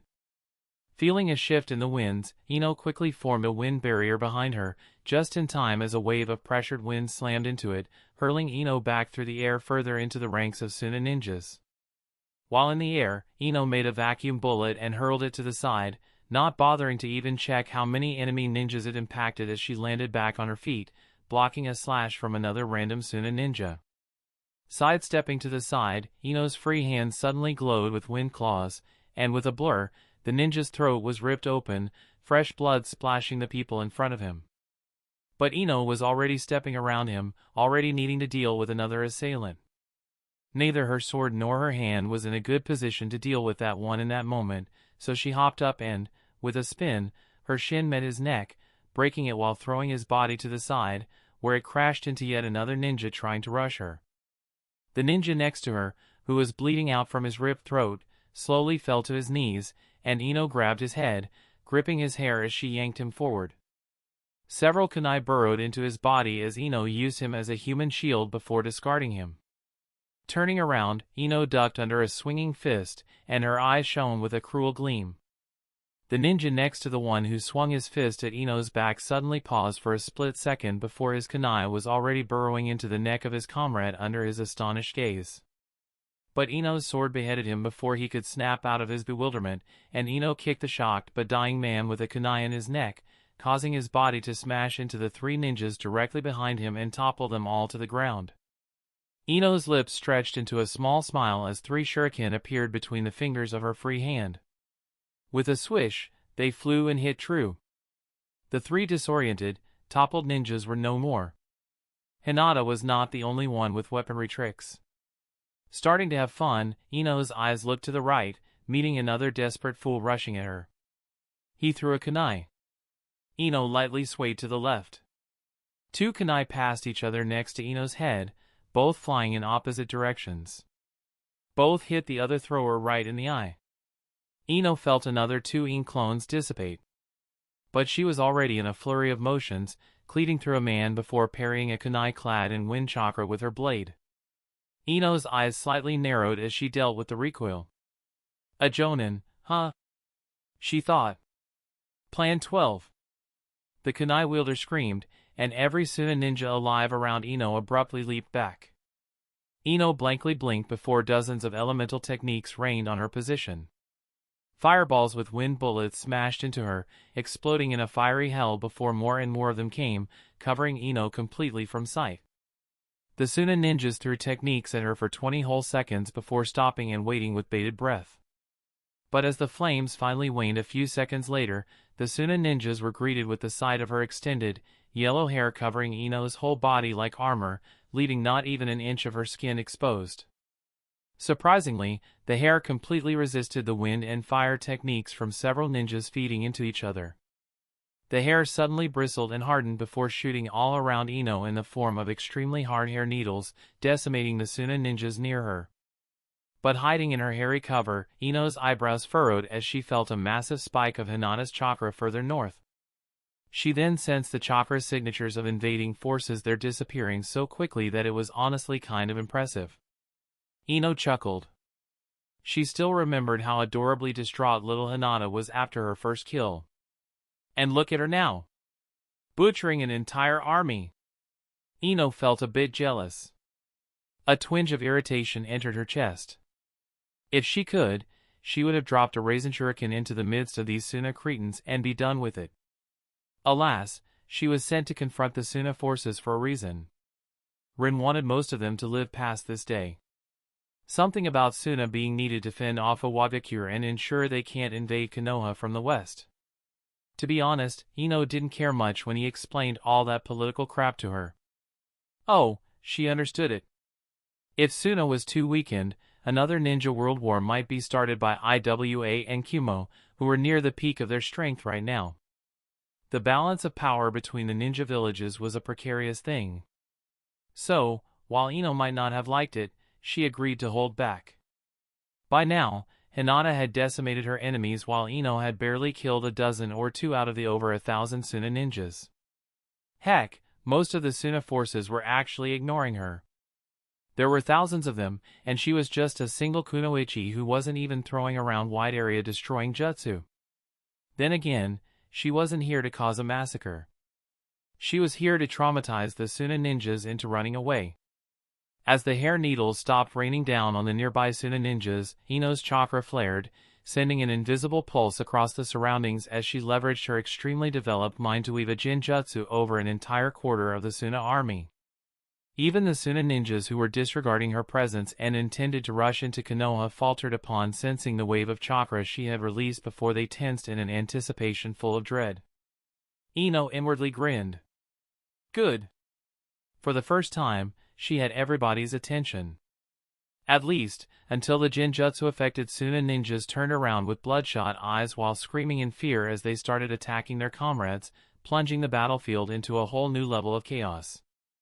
Chapter 184, Hanabi's Kidnapping. Kaido considered himself a competent, yet ordinary ninja in the service of Kumogakure. He was a chunin, an elite one. He served his village for over a decade and was immensely proud of it. And when he finally hit 25, his chance at promotion to Jonin had finally arrived. He could have refused, of course. He was given that option. But why would he do that? He was full of joy.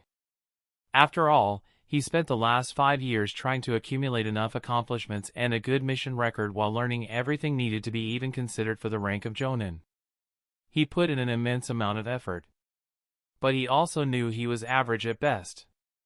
Unlike the famed Jonin from his or the other villages, he did not possess a skill that would separate him from the masses. He was good. He could fight at the level of a Jonin. Barely, but it counted. But if somebody asked him what he excelled at, he wouldn't be able to answer. He was just average. He tried to get better. He really did. He had spent months of time between his missions training and lightning release. But his chakra nature was wind, and that elevated the difficulty of his training. It didn't help that his village didn't have much information about wind release. At least, not much was publicly available. Any intel his village had, he didn't have access to it. Improvement came slowly and hard. Sometimes, Kaido felt as if his efforts were setting him back, rather than helping him improve. So, when he was called by a senior officer from his village and had been granted a promotion, he felt as if luck was smiling at him. His effort was finally recognized. Little did he know that his promotion had a condition. He had to go on a mission to earn it. But they didn't tell him that back then. Oh, no. This was supposed to be a simple observation mission. Just watching the young talents in the Konoha's Chunin exams and making a report about their strong and weak spots for the future. Alas, it all came crashing down when, once they checked into their hotel room and gathered for a debriefing, Nezuro Mikon, their squad commander for the mission, revealed that their true mission was to catch an unsealed Hyuga. Apparently, Orochimaru had approached the wreckage with an offer a few months back. Naturally, the offer was refused. Only a fool would believe Orochimaru's temptation. Nevertheless, the knowledge that Orochimaru wanted to stir trouble during the Konoha's Chunin exams was valuable. If nothing had happened, Kaido's team of 5 would have just been there to observe the exams and come back to Kumo, their promotion secured. But if something did happen? If they had gotten a good opportunity? Well, their true mission was a go. And Kaido had no illusions. For this was nothing short of a suicide mission. Kumo had tried to kidnap or get their hands on an unsealed Hyuga for decades now. And their attempts had never succeeded. The poor sods getting these missions almost always ended up dead. Or worse. It was too late to regret it now, though. Kaido's shoulders slumped as he felt numb. The joy of his promotion turned into bitterness, for it was nothing but a poisoned apple. As he secretly watched the clash between the Kazekage and the 2 Konoha Jonin down in the arena, he wondered if he was going to survive this day. Heh. Not bloody likely. A sardonic smile appeared on his lips. Are you done yet? He whispered, worry seeping into his tone as he held the genjutsu that covered them from the perception of nearby ninjas. It wasn't anything grand. If somebody paid attention to the spot they were at, the genjutsu would easily break. But that was the beauty of an oncoming invasion. Everybody was too busy to do so. TSK. A few more seconds. Nezuro irritably replied as he, alongside the other three ninja, tried to break the chakra barrier covering their target. It was a persistent thing. Not impenetrable. But then again, the user did cover the civilians in the entire arena with it. Its strength was already quite exasperating for the Kumo team, considering they spent the last few minutes trying to get through it. You may want to hurry up, then, Kaido said, just as a wave of air hit him and forced him to brace himself while his hair flew wildly in the air. The green Konoha freak somehow powered up and started delivering kicks that would send an unprepared ninja tumbling to the ground with the air waves they generated alone. Witnessing such madness was almost unbelievable for Kaido. That was not a ninja anymore. It was a bona fide monster. And to think the Kazekage is still unharmed. Kaido gulped as he saw the green freak kick Kazekage's head, only for it to burst into sand before wrapping around the freak's leg. Not that it lasted. The hardened sand burst the second the green freak moved again. It looked almost effortless for him. Even the other Jonin, Kakashi, as Kaido remembered him from the bingo book, was trying to hit the openings in the Kazekage's guard, but the Kazekage kept up with them despite not having much of his golden dust remaining. Thinking about that, Kaido glanced at their target. A young unsealed Hyuga girl. Just like the Hyuga monster, who fought against the Yamanaka in the last round before the invasion started. Kaido even noticed some similarities between the girls. Fortunately, they started their mission only after these two new monsters from Konoha left the arena. He only hoped they could get away before their kidnapping attempt was noticed. Fucking finally, goddammit! The squad commander quietly exclaimed with a small cheer as the chakra barrier around the girl finally broke, and he pulled her out before it could reform. Maybe if they had used destructive jutsu, they could have breached it faster, but it would have also increased the odds of them being noticed. The five of them exchanged celebratory glances before nodding at each other. Nezuro promptly fed the girl a sleeping pill. Just in case. With the girl secured, two other squad members, also fellow previous elite Chunin who were on the verge of Jonin capability and had gotten promoted for this mission, started to weave more genjutsu around the team as they made their way out of the arena, and eventually through Konoha's streets that were quickly becoming a battlefield. Oto Ninja clashed with Konoha Ninja. Suna Ninja clashed with Konoha Ninja. Oto Ninja clashed with Suna Ninja. And seemingly, Konoha Ninja clashed with Konoha Ninja, too. It was a mayhem of blood and chaos as corpses littered the streets while the living fought, not even getting the courtesy of being sure if the guy next to them was an ally or an enemy. But that didn't matter to Kaido or his team. Avoiding all the fighting and ignoring the few civilians still on the streets, they ran through the village until they arrived near the gate. Jumping down in a nearby alley, Kaido frowned as his eyes met with an Oto ninja who was plowing an already unresponsive civilian woman. There was a bag of spilled groceries thrown near the wall of the alley, and two corpses of boys with slit throats, both definitely younger than 10 years old. It didn't take a second for Kaido to put together the situation. Feelings of disgust filled him, but he just snorted in disdain before turning on his heel, following his squad commander toward the gate. Whatever was happening in the alley, it was not his business. Kumo and his mission came first. Even if he hated himself just a little bit more for it. It was hypocrisy, and he knew it. The girl they captured was going to live her entire life with the only purpose of birthing Hyuga children for the village. Whether she liked it or not. He once wanted to be a hero. But now he could only console himself with the fact that his actions were for the greater good of his village. The gate was long ago breached by the invading forces. As one of the stronger members of the team, Nezuro passed the girl to Kaido, who slung her across his shoulder. They rammed straight through the Oto squad guarding the gate, making short work of the inexperienced lot.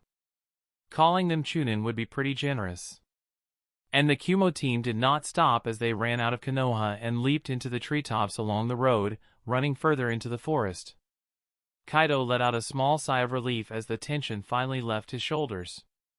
A small smile appeared on his lips. They did it. Now they only needed to get to the board dash. A massive, deafening explosion disrupted the relieved atmosphere among the Kumo team, and Kaido instantly felt himself uncontrollably thrown off his feet. Tumbling through the air, didn't even know when the kidnapped girl slipped from his shoulder. But he had more pressing problems as his body hit the ground with a rapid momentum, and he felt several of his bones break. Pain flooded his mind as he rolled until his back hit a tree, stopping him with a loud smash that broke the bark. Kaido let out a groan. He could feel the wet and warm blood flowing down his forehead. Feeling confusedly disoriented, he opened his eyes, wrangling with the dizziness for a moment before he saw the horrifying situation in front of him. His teammates, or at least, the torn, bloody pieces of their bodies, were strewn all across the forest floor in front of him. And straight in the position where their squad was just a moment ago, the Hyuga monster clad in lightning armor stood in a small crater. Seeing it drove Kaido into further despair as his stomach sank. Even if blood oozed from the broken skin all across the visible parts of the girl's body, mixing with the nearly uncontrolled wild lightning chakra that was damaging its user. Even if the girl was in visible pain and her flesh was being cooked in real time right in front of his eyes. The absolutely furious glare of the Hyuga wearing technique that only the Raikage should know made Kaido's bowels loosen. There was no running away. His legs were broken. His team was dead. And he... He only noticed that the Hyuga girl was now pointing her finger at him as the world spun in front of his eyes until he felt his head impact the ground. In front of his eyes was... Is that my body? A stray thought entered his mind as he saw his headless body with a cauterized neck, while the tree trunk behind him was cleanly severed, and the tree started falling to the ground while loudly creaking. I died? Kaido confusedly realized, and before the horror and regret could seep in, everything went dark for him for the last time. As the Kumo ninja's head rolled to the ground, Hinata huffed and put down her hand before glancing at the rest of the Kumo squad, confirming they were properly dead. To reach them, Hinata had clad herself in the lightning armor and made her body into a railgun projectile. It was foolish. It was untested. It harmed her body. It could have killed her. But she freaked out and was quite desperate to save her sister.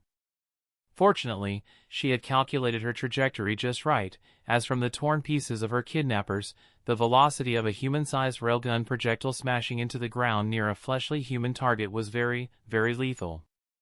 Only Hanabi and the man who carried her survived the crash. Hinata mentally noted to explore the possibilities of this at a later time before she turned toward her sister, who was suspended with chakra strings next to her. The lightning chakra armor around her body dissipated, and Hinata staggered in her place while gritting her teeth as all the damage done to her body by the technique became apparent. Pain flooded her mind while blood oozed out of her wounds all across her body, but her willpower was stronger, and she started instantly feeding medical chakra throughout her flesh, healing herself while also putting her hand on Hanabi. Realizing that her sister was just unconscious and there was no dangerous drug in her system made Hinata slump in relief. Exhaustion washed over her, and she lowered herself to the ground until she ended up lying in the crater she had made, cradling her sleeping sister in her arms. For one day, Hinata had just about enough adrenaline. Yet, she knew the day was not over for her. With a wry smile, Hinata closed her eyes and let out a sigh. Sage, I hate lightning chakra armor. She groaned as she felt with a painful clarity how her nearly cooked flesh mended together and both the visible and invisible wounds littering her body slowly started vanishing, leaving only an unblemished skin. Feeling sluggish, Hinata took a deep breath and tried to muster the will to get up, only for her still healing body to protest.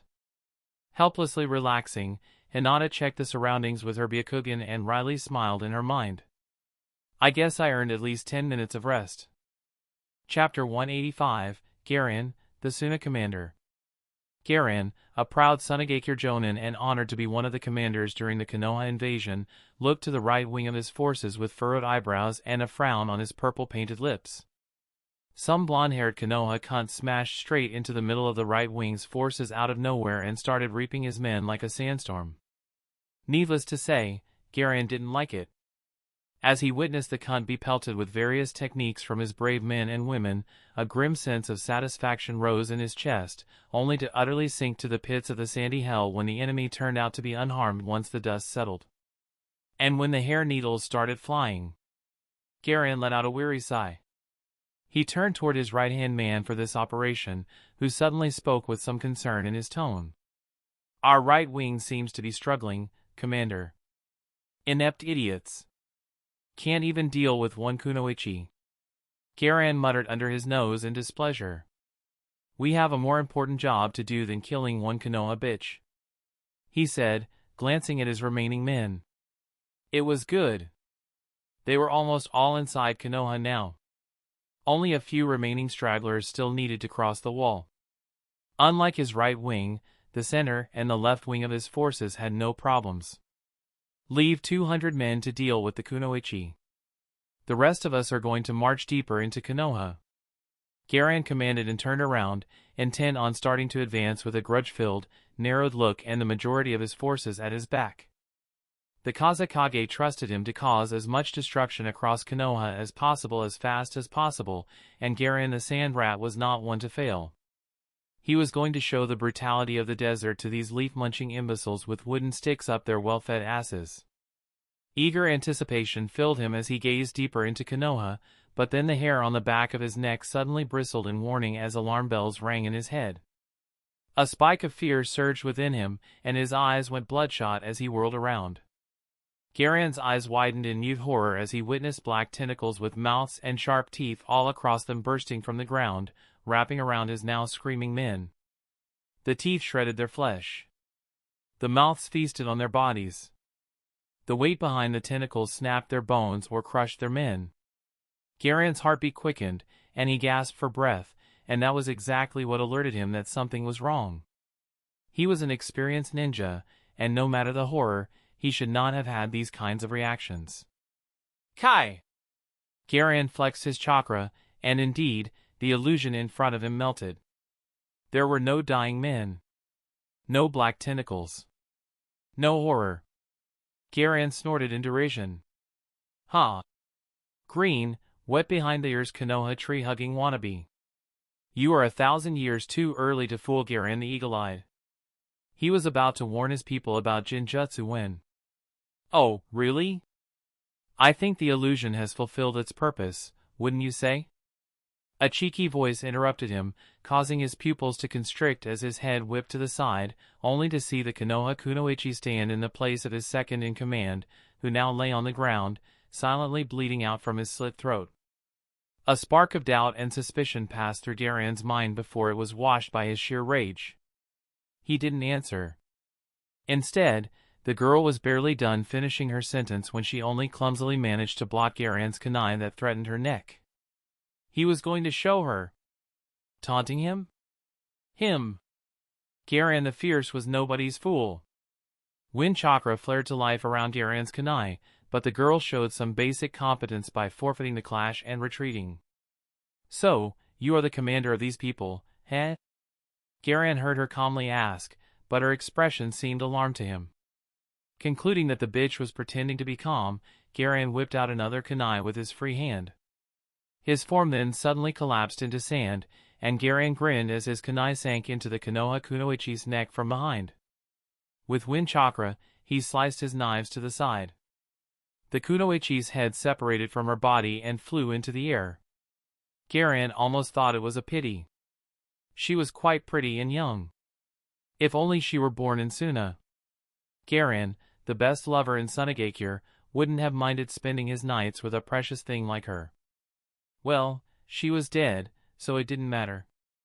He needed to give the orders to his me. Garin froze as he got the oddest feeling that something was wrong. He didn't know what. But after so many years of being a ninja, his reaction was pretty much instinctive as he flared his chakra again, breaking out of another genjutsu. The world in front of his eyes shifted. Not by much. Just slightly. Screams of battle, suffering, and dying entered Garin's ears as much as the clashing of steel. He stood rooted in his spot as he finally noticed that a noticeable part of his forces suddenly started fighting against each other. Then, his eyes landed on the corpse in front of him. The feminine curve shifted, turning into a man's figure. The severed head on the ground morphed, and the shocked look of his second-in-command stared at him with dead, glassy eyes full of surprise and blame. Garin staggered in his spot as he realized he had killed the man. His eyes searched for the previous corpse of his fallen subordinate, only to notice it had disappeared from existence altogether. But he didn't have the time to freeze now. Fueling his determination and anger with the regret and guilt that filled him, Garin's head whipped toward his men, and he realized they were going through something similar as they fought with each other in a madness-filled frenzy. What a sinister genjutsu! Garin thought as a shiver passed through him. The whole thing happened so fast that he didn't even have the time to realize the first genjutsu was only the first layer. Just for a good measure, Garin flared his chakra again with a quiet kai, and when nothing shifted in his perception, a small sense of relief passed through him. "Stop fighting, you fools! It's a genjutsu!" He screamed on the top of his lungs, but his ninja didn't seem to hear him. Gritting his teeth, he ran and reached for a nearby Kunoichi, only to jump back when the woman suddenly spun around and swung her kunai at him. The fierce, bloodshot brown eyes of his Kunoichi stared at him in confusion as the woman slowly started realizing that something was wrong. Garin felt the flare of her chakra and slightly relaxed, realizing she was not going to attack him. Warm blood suddenly spurted across Garin's face, and in front of his eyes, the half-confused Kunoichi stared at him with wide, pained eyes full of disbelief as a blade pierced her throat from behind and was instantly withdrawn, letting her blood gush out of her. The woman fell to the ground, revealing that it was yet another crazed Suna ninja who had killed her. He wasn't even paying her body or Garin any attention anymore as he turned around and started a fight with a nearby Suna ninja who seemed to be panicked too much about the situation to be trapped in genjutsu. Garin snarled, but his training forced him to take a step back instead of acting rashly. He looked around and took a proper stock of the situation, noticing that only the centermost part of his forces alongside the right wing were affected by the genjutsu. Around 20%? A quarter of his forces at most, maybe? The ninja further away from the Konoha bitch were left unaffected and stood around like idiots, not knowing what to do. Deep inside, Garin understood. He, too, had no idea how to deal with his comrades suddenly going into a frenzy and starting to attack their own side. But emotions were not rational, and because of that, he was also absolutely furious at these incompetent fucks. Honestly, the situation was not as bad as it seemed at first glance from his position. Many of the corpses on the ground were just injured ninjas. The stronger ones from his forces broke free from the genjutsu relatively quickly, so it was mostly the bulk of Chunin-level combatants who were still rabid. Fortunately, Chunins were not that fast, experienced, or good at killing. While people were dying, most of the fights among Chunin ended up in severe injuries rather than death. Garin took a steadying breath. Screw the Ichibi for the small mercies. He mentally grumbled. Unfortunately, the fact that the situation was not as bad as he initially feared didn't mean it was good. No. It was still bad. And he had to do something about it. Preferably before more Konoha ninjas arrived and took advantage of the mayhem among his forces. Garin's eyes wandered until he found the Konoha Kunoichi who was most likely responsible for the genjutsu. She was still cocooned in her hairy blonde shell, seemingly ignored in the chaos. But no more. Garin the Avenger was going to smack the bitch. Just as he was about to body flicker toward her, she suddenly disappeared from his vision. His instincts flared. Garin hastily stepped back, barely evading a kunai swung at the side of his head. Seeing the smug face of the Konoha Kunoichi, he was instantly seething with cold anger mixed with grave glee. She had overextended. Cocking his kunai-wielding hand, he aimed the tip of his blade toward her throat and funneled his chakra into it. Wind chakra instantly shaped itself into a blade around the kunai before extending forward, aiming to pierce through the Kunoichi's neck. Her eyes widened in fear as she tried to get away, but her body was obviously not fast enough. Garin got a bad feeling. At the very last second, he tilted his hand, letting the wind chakra only graze the side of the woman's neck before it dissipated. He didn't hit the artery, so it wasn't a life-threatening injury. Not letting the Kunoichi regain her balance, Garin quickly grabbed her by the clothes and threw her over his shoulder to the ground. Her back hit the ground, pushing all the air from her lungs as she breathlessly gasped, finished for the moment. Garin's eyes narrowed as he broke the flow of his chakra. And indeed, his bad feeling was confirmed as the body of the Konoha Kunoichi shifted, revealing another frenzied Suna Kunoichi. He had noticed that his opponent was far slower than even his now-dead right-hand man. Clearly, this was a visual and auditory genjutsu, but it wouldn't make a chunin into a jonin. Still, as far as weaknesses went, it was a pretty shit one. Garin clicked his tongue. It was good that he noticed. He had almost killed another Suna ninja. He was about to turn back toward his target when black tentacles with mouths full of razor-sharp teeth burst from the ground again, and with irritation, Garin flared his chakra, dissipating the genjutsu before it could fully manifest. Seriously, at least she could pull something new. Garin mentally grumbled as he glanced back toward where the Konoha Kunoichi was supposed to be cocooned, only for his eyebrows to furrow when he didn't find her there.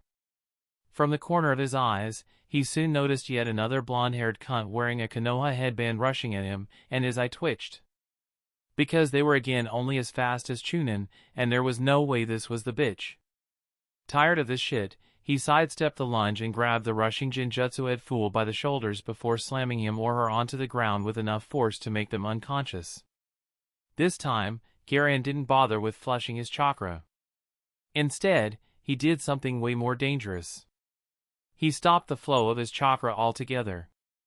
This made him very vulnerable for 2 seconds, but luckily, nobody attacked him in that time frame. That broke all layers of genjutsu placed upon him, and with satisfaction, he now saw the blonde cocoon of hair where it was supposed to be. A grin appeared on his face. Hostility suddenly washed over him, and he noticed that 20 frenzied Suna ninja with bloodshot eyes all around him suddenly paused and turned toward him before encircling him. Garin's grin vanished as he grimaced. You gotta be shitting me. Chapter 186, Talk no Jutsu? Back in Ren's secret training ground, Ren finally relaxed after an entire hour and a few minutes passed, and his shoulders slumped in relief when the last remnants of Shikaku's chakra were finally sucked into Gaara's seal. That didn't go according to the plan at all. With a wry smile, Ren inspected his chakra pool and slightly grimaced when he found out he only had half of it remaining. He couldn't even replenish it as his chakra storage seal was already empty. An indescribable feeling filled him. Chakra problems were something he didn't have very often anymore. Certainly not often enough to warrant properly looking for a solution to them. He usually had enough chakra for anything he wanted to do. But now, Ren realized he had been lulled into a false sense of complacency without even realizing it. I guess, figuring out more ways to bypass my chakra pool limitations would not hurt. Ren decided, giving himself an encouraging mental nod. To be honest, it was not as if he had stopped looking for a way to enlarge his chakra pool. But finding a good solution that wouldn't cripple him in some way, utterly destroy his future potential for a quick boost in the short term, or wouldn't need at least years of highly dedicated training was hard. The more Ren looked, the more he started realizing that Naruto and Sasuke were unique existences, much like Hashirama and Madara.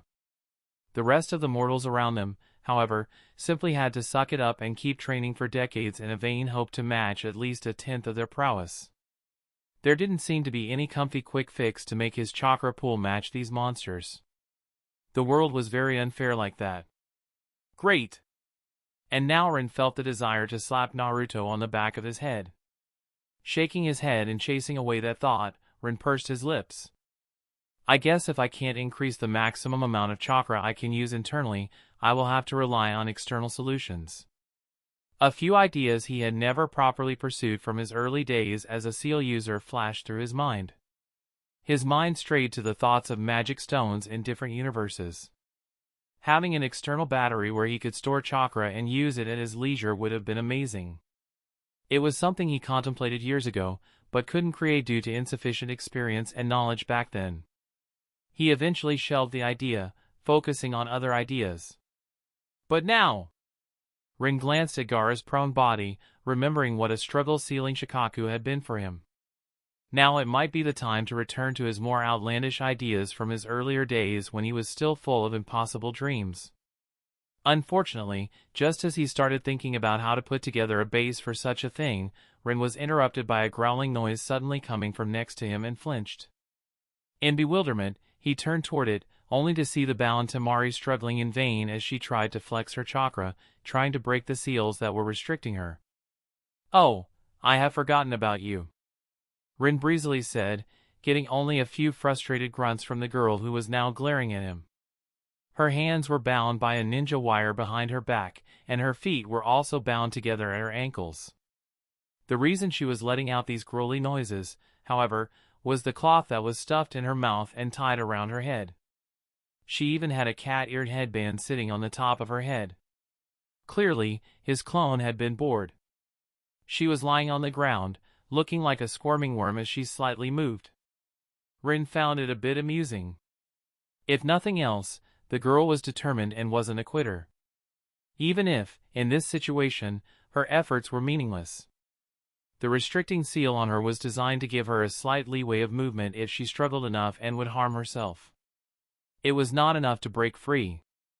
In fact, the more leeway the seals gave her, the more absolute their binding effect would become.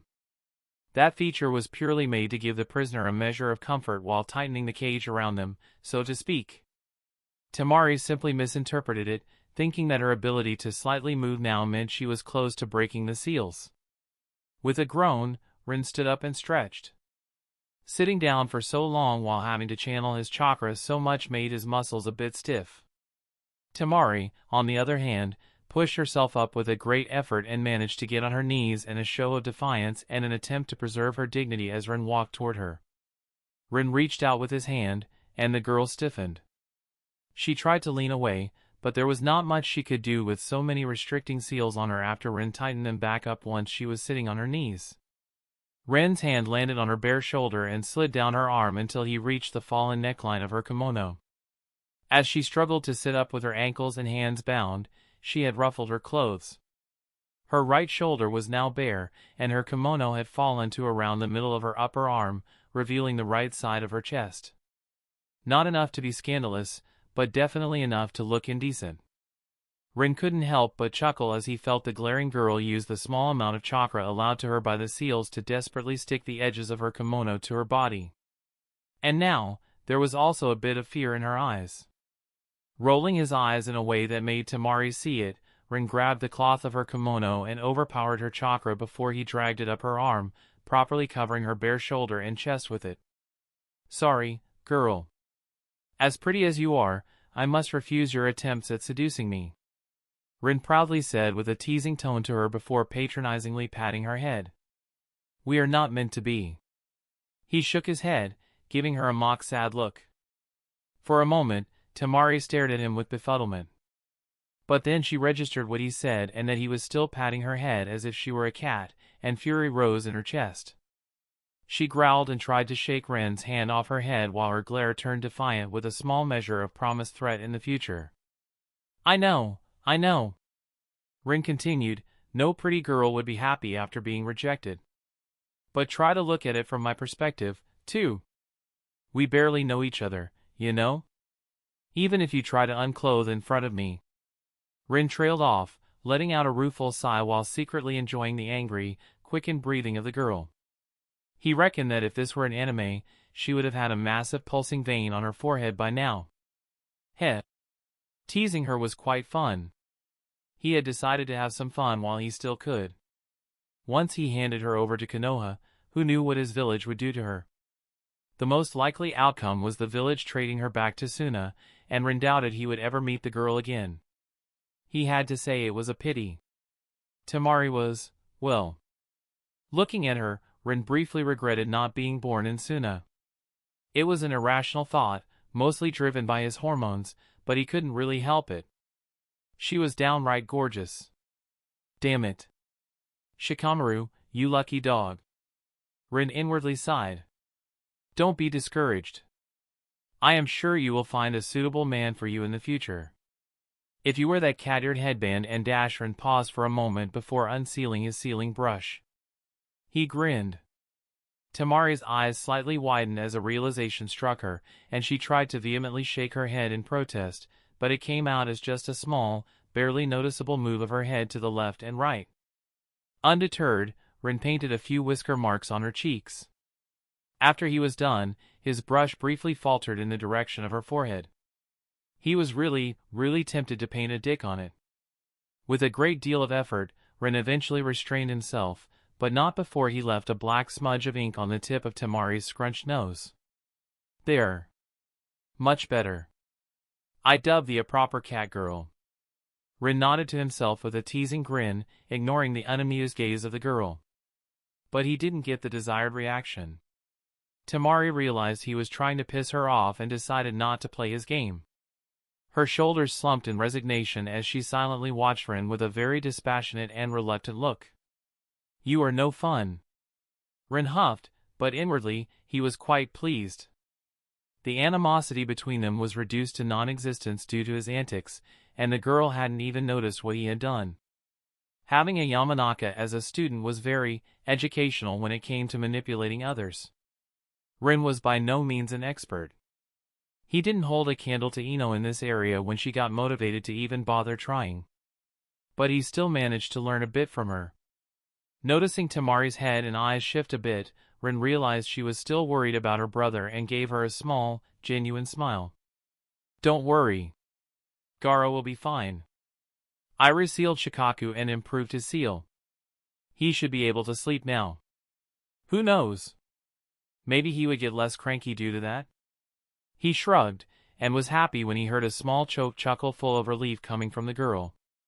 Of course, she stifled that reaction the second she realized what she had subconsciously done before returning to glaring at Rin with reddened cheeks and the vehemence of an angry kitten, but the cat was already out of the bag. Ah, how adorable. You are embarrassed. Rin cooed and was glad that Tamari was bound in his seals. He would have definitely been introduced to some form of casual violence backed by feminine fury if she had been unrestrained.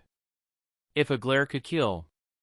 Laughing out loud, he momentarily contemplated removing the cloth from her mouth and seeing what she had to say. He wondered what curses the angry girl would come up with. It was certainly bound to be entertaining. Alas, he sadly reconsidered. Time did not permit it. He still needed to give her some form of talk no jutsu, considering Naruto was not present. Rin had no idea if it would have an effect, coming from him, but he had to at least try. Foolish girl. Rin said in his best imitation of Itachi and poked Tamari's forehead. Even if you glare at me like that, I won't marry you. He exclaimed and almost burst out into another bout of laughter at the look on Tamari's face.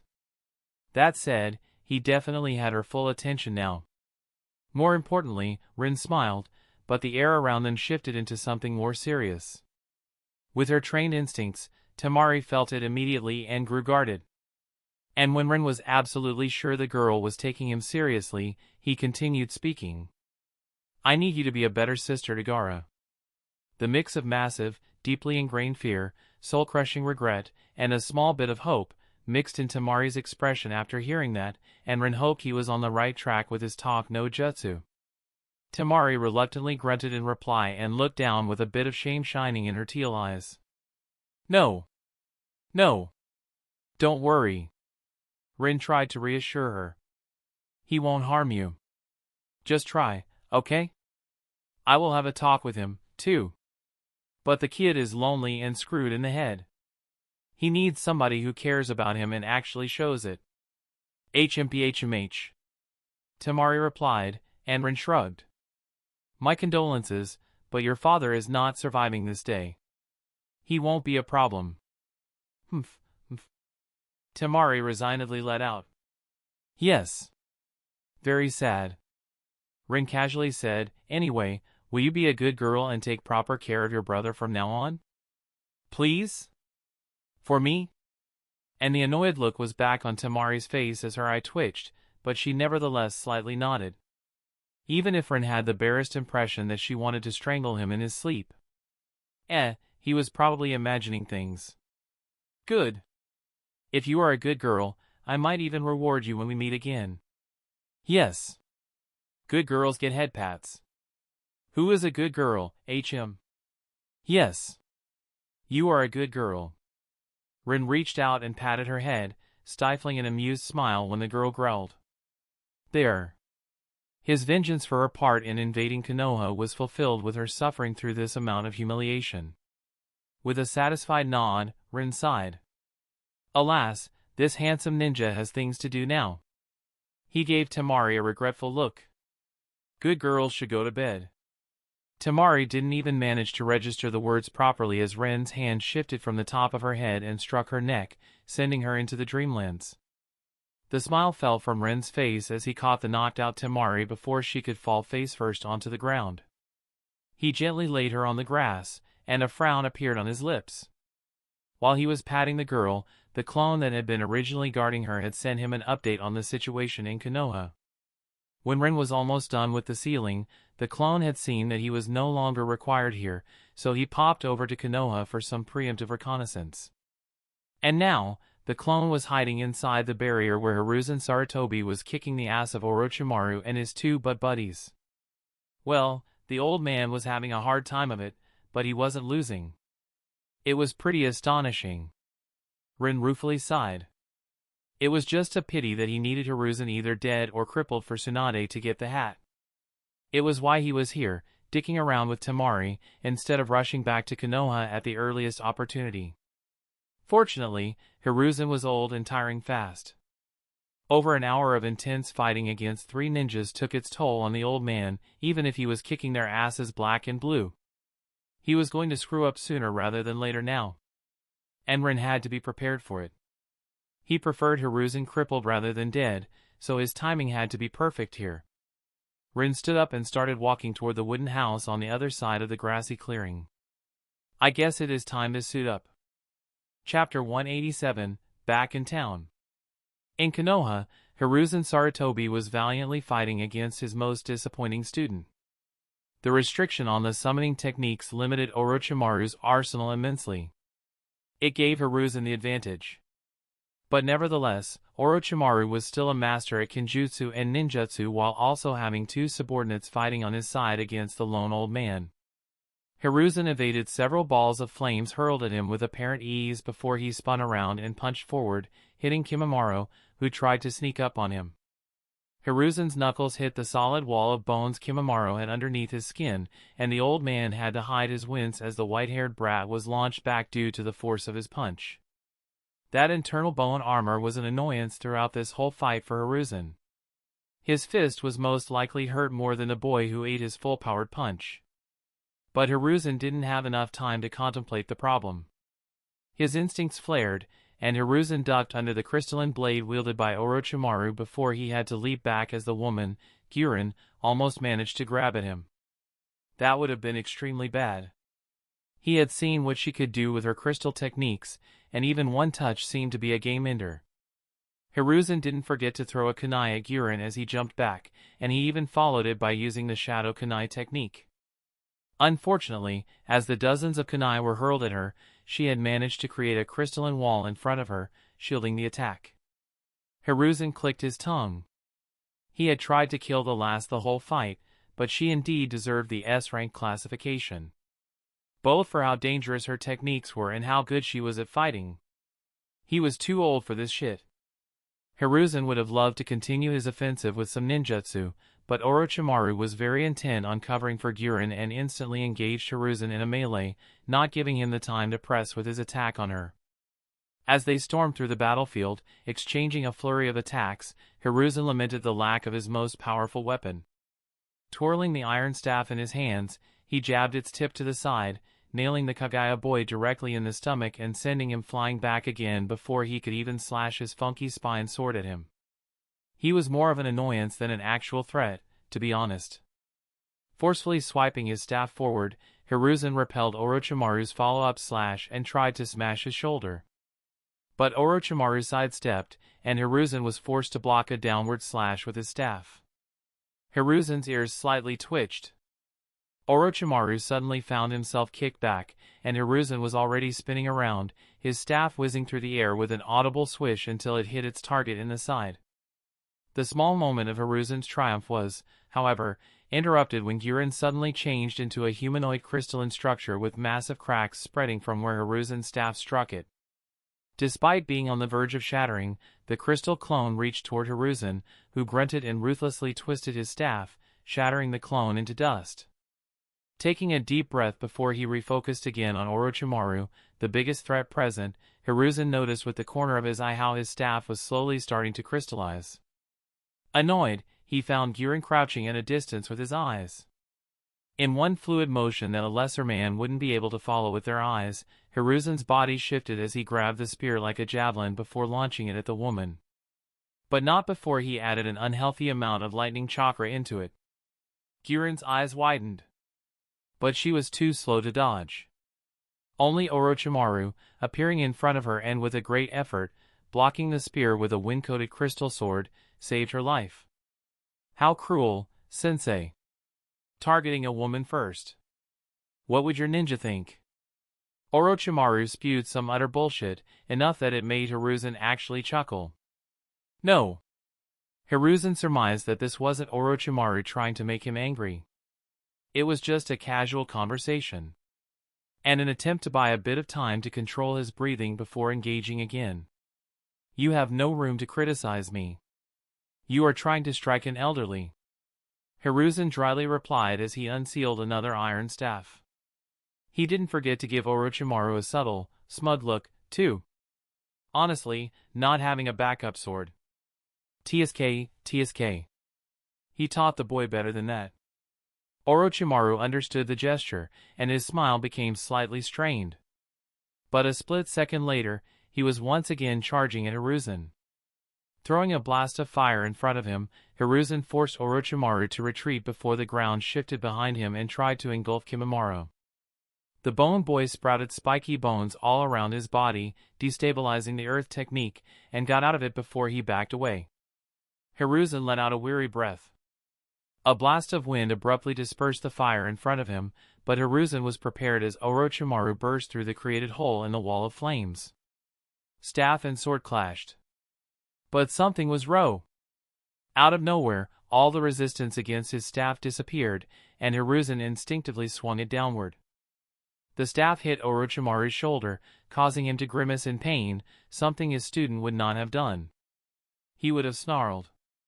Alarm bells rang in Hiruzen's mind, but it was too late. Orochimaru's hand gripped Hiruzen's wrist. The first thing that alerted Hiruzen that something was wrong was the pain. Then he noticed that the flesh around his wrist started crystallizing. Only then did Orochimaru's visage in front of him shatter into sparkling dust, revealing Garin's face as she tried to hold Hiruzen's wrist while suffering immense pain from the shattered bones in her right shoulder area. Hiruzen reacted.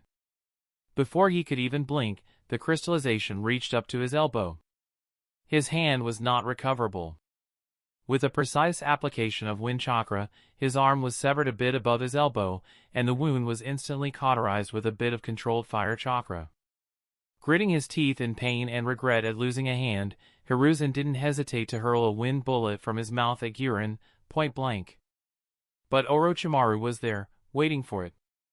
He grabbed Garin's undamaged shoulder and threw her back, allowing her to survive Hiruzen's attack.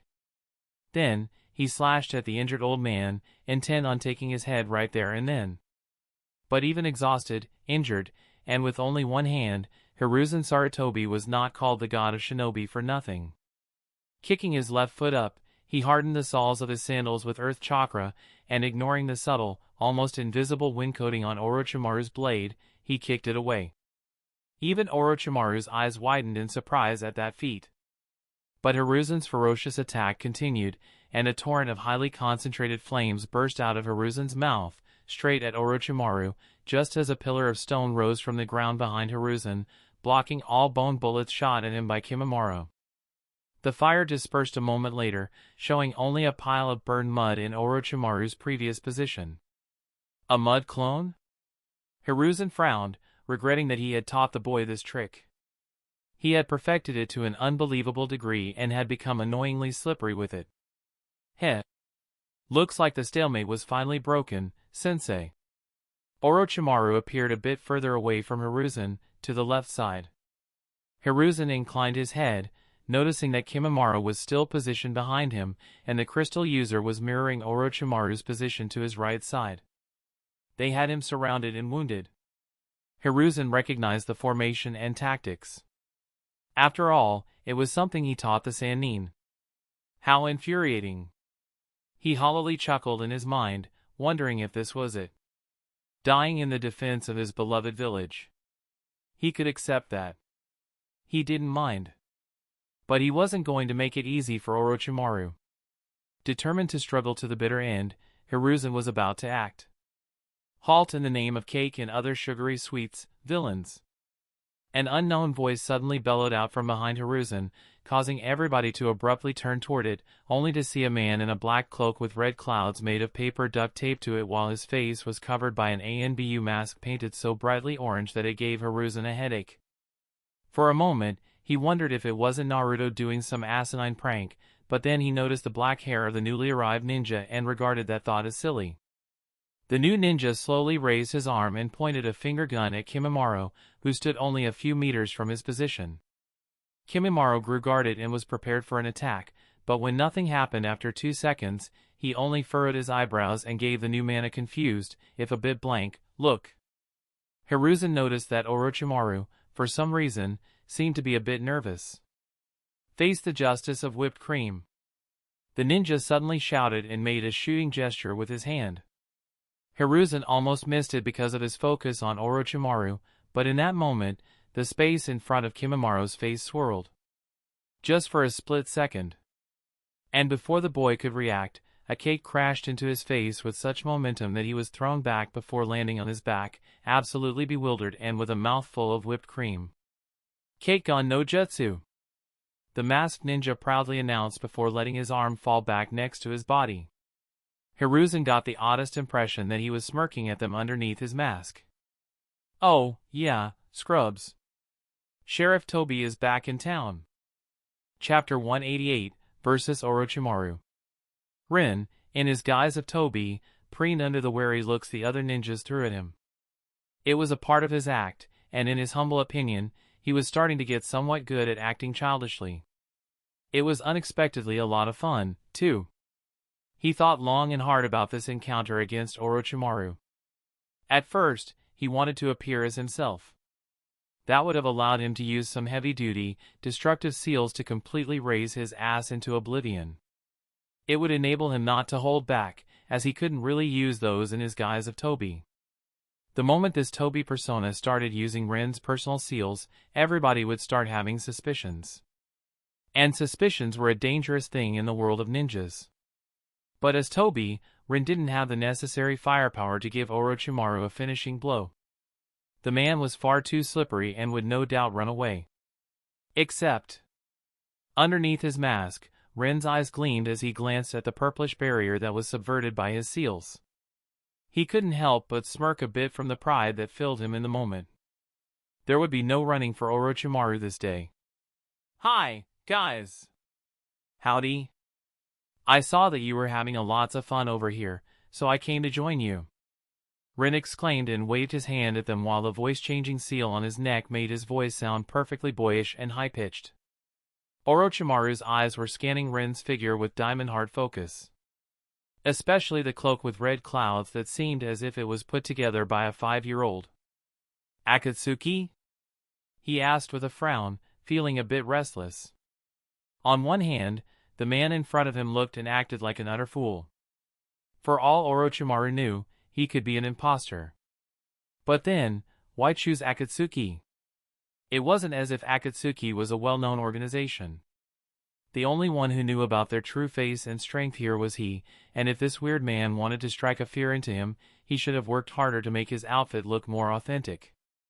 On the other hand, it could be a diversion tactic aimed at lowering his guard. And that made it dangerous. He had no idea if this was for real or if some idiot with too much knowledge to be healthy for his continued existence was just playing around with things too dangerous for his limited comprehension. Oh, Orochimaru-kun. You naughty, naughty boy. I didn't see you there. Rin feigned surprise, but his act was so fake that even Kimimara's sweat dropped as he tried to wipe away the whipped cream from his face. To the side, Garin deadpanned while Hiruzen chuckled. Of course, both were also subtly preparing for the next confrontation. Orochimaru, however, just ignored the act altogether and gave Rin a piercing, yet curious stare. So, you have come for me. For now, he had decided to err on the side of caution and take this as if it were a genuine attack by Akatsuki. He would no doubt know for sure in the following moments, but underestimating a possible ambush by S-rank ninjas just because the first visible clue looked like an idiot was not good. You are no fun. You could have at least pretended, Rin said with a voice full of sullen pout while he also crossed his arms on his chest. But seeing that Orochimaru had no reaction, Rin threw his hands in the air. Mo! Fine! Konan-chan was very disappointed when you tried to do surprise, at Itachi-kun. He huffed, and with the corner of his eye, he also glanced at Hiruzen. This was a hint for him. Or rather, for Jiraiya. The old man was no doubt going to discuss this with the pervert. It was time for them to start paying some proper attention to Akatsuki, and this was Ren's warning that the Akatsuki had a Rinnegan wielder. Hopefully, Jiraiya would catch the subtle meaning. I don't know why everybody makes such a big deal out of it, though. Outwardly, Rin continued with his act and tilted his head while making sure the confusion in his voice was obvious to all. Then, his lips quirked up underneath his mask and with a very fake innocence, he declared, "It is not as if you managed to even scratch him." For the first time, Orochimaru reacted. Not much. He was still staring at Rin with stone-cold calculation and wariness. But his eyes narrowed. Ren's lips stretched into a small smile. There. That one hit the spot. Couldn't you just apologize and make up? Oh, I know. Why don't you offer him a yummy roasted snake? He brightened up and perked up as if he had gotten a great idea, but then he suddenly deflated and pretended to look around with confused body language. Error. Orochimaru-kun? Where are your snakes? You look way less impressive without them, you know? Orochimaru didn't react as Rin hoped. He simply raised his eyebrow at Rin, and a smile returned to his face. I am going to kill you, he casually said as if commenting on the weather. Rin hummed, thinking that it was fair enough. Orochimaru was too experienced to react to subpar taunts like this. Why do it, then? Well, it was fun seeing the irritation on Orochimaru's face. Not to mention that Hiruzen regained some of his strength and was raring to go again. But that was definitely just a coincidence. Since the negotiation has failed, Ren's tone deepened and gained a more sinister tone as a puff of smoke appeared on his hand. Then behold! My secret weapon! Everybody tensed at the sudden change in his tone, only to deadpan when the smoke dispersed and Rin snapped the weapon in his hands with a resounding twang. A belt? Hiruzen asked, looking mightily amused while Orochimaru's face was starting to get full of impatient disgust. Rin was absolutely certain that the man would have attacked him by now if he weren't so cautious about falling into a trap. To be fair, a stupid-looking dude interrupts his fight and starts to act foolish in front of him, openly taunting him while fully knowing who he is. It totally looked like a trap. One that wasn't even trying to be disguised. No! Its name is the belt. Rin proudly proclaimed, inwardly giddy, that even Hiruzen Sarutobi did not notice the hidden, invisible seals inscribed across the belt. Orochimaru let out a long-suffering sigh. And it was then that crystal spikes suddenly sprang from the ground underneath Rin, skewering him. The reactions of the onlookers were varied. Hiruzen's stomach sank as the only possible ally was now killed. Garin faintly smirked in victory. Kimimaro. Anyway, Orochimaru stayed wary. Because he knew Akatsuki were freaks of nature. His premonition came true as the skewered Rin suddenly raised his free hand under the disbelieving stares of the spectators and scratched the back of his head. That was rude, Crystal-chan, he said in a disappointed tone and turned his head toward Garin before he casually started to walk forward, letting the crystal spikes pass through his body. Hiruzen's eyes widened in surprise while Orochimaru slightly pursed his lips, signifying that he had realized that Rin was going to pose a real threat. Rin had the impression that the snake Sannin didn't like this situation one bit. Garin was pale and sweaty. The bones in her shoulder were still broken, and she was in pain. But she fought on. And as Rin started walking toward her, she began to mold her chakra and throw one crystal release attack after another at him. Crystal bullets passed through him. He didn't even bother sidestepping the following crystal spikes and leisurely walked through them. In her desperation, Garin decided to go all out and tried fully encasing him in a crystal, but he just walked out of that, too. Garin felt as if an invisible weight pressed on her, and she racked her mind, trying to figure out something that would work against him. She was too injured to fight in taijutsu. She could not hit him with ninjutsu. And she wasn't good at genjutsu. It was looking very bleak for her, and she started slightly hyperventilating as he got closer, straight through her attacks. Suddenly, Rin stopped and looked to the side. Kimimaro leaped at him, slashing his sword and sprouting several bone spikes across his entire body, but he just passed through Rin, too. Rin chuckled.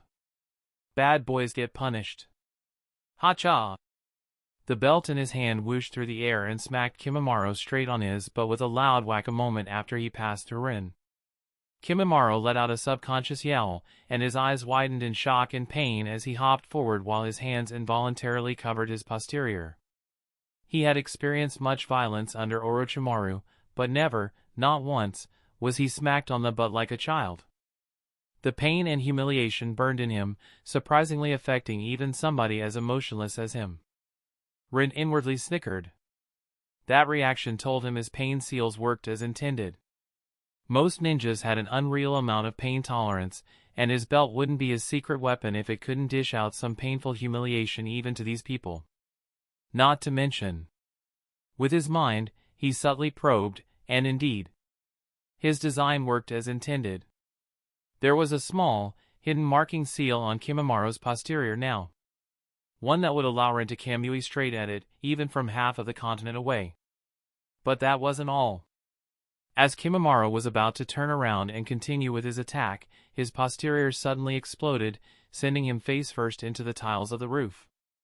Only the bone armor underneath his skin saved the boy from serious injuries, but nevertheless, he would be down for the count for a few moments. Satisfied, Rin turned back toward Garin, continuing on her walk toward the injured Kunoichi, not noticing how Orochimaru's eyes narrowed in contemplation the second he attacked Kimimaro. Garin whipped out a kunai, refusing to make it easy on her attacker as Rin approached her while playfully swinging the belt around his body. She tried to jump back and did manage it. Once.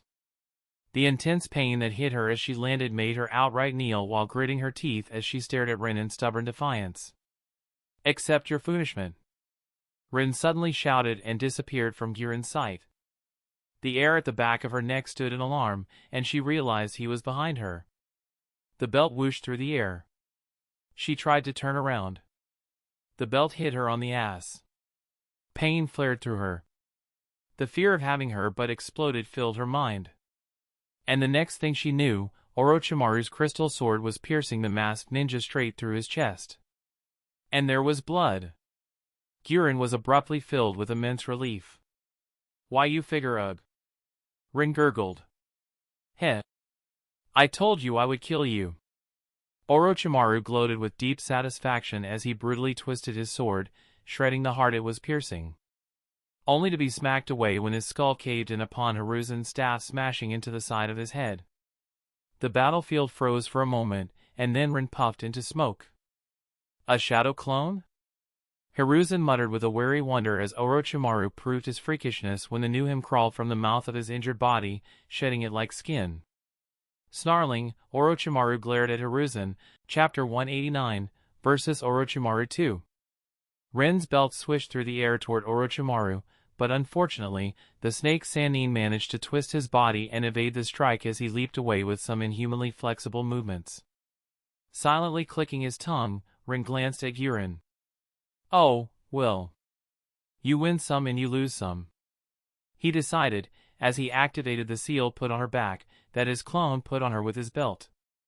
A quick explosion rang out through the rooftop, followed by a pain-filled female screech as flesh, blood, and pieces of bone covered the ground underneath Garin before she collapsed.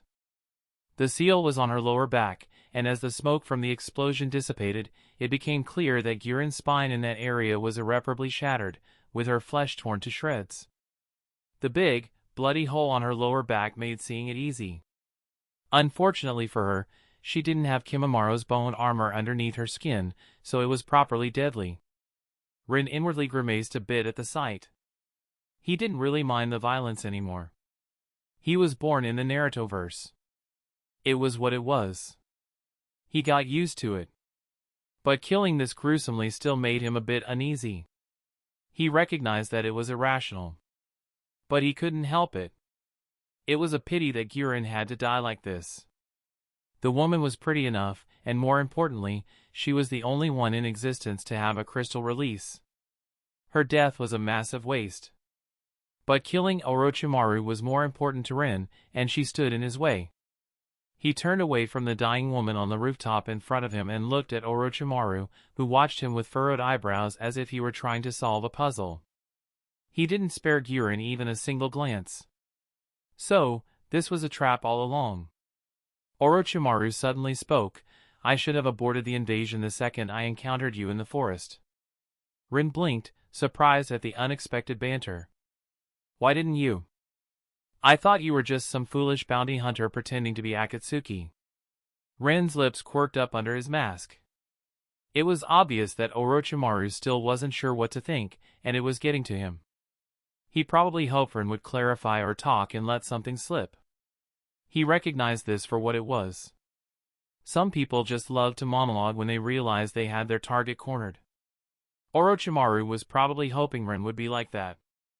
And to be fair, with all the theatrics and taunting, it was not a baseless assumption. Yeah, well, Rin rolled his shoulders as Hiruzen nonchalantly walked next to him before facing Orochimaru with a disarming smile.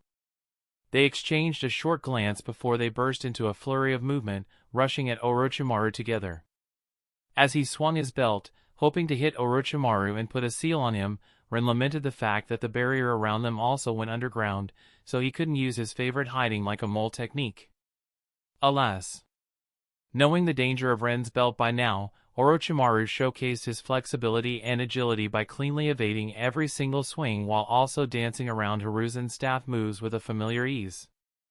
The man was completely on the back foot, too busy dodging melee strikes to even use a ninjutsu, and yet, his combat ability was never in question. Hiya! Rin exclaimed as he stepped forth and sent his belt careening through the air.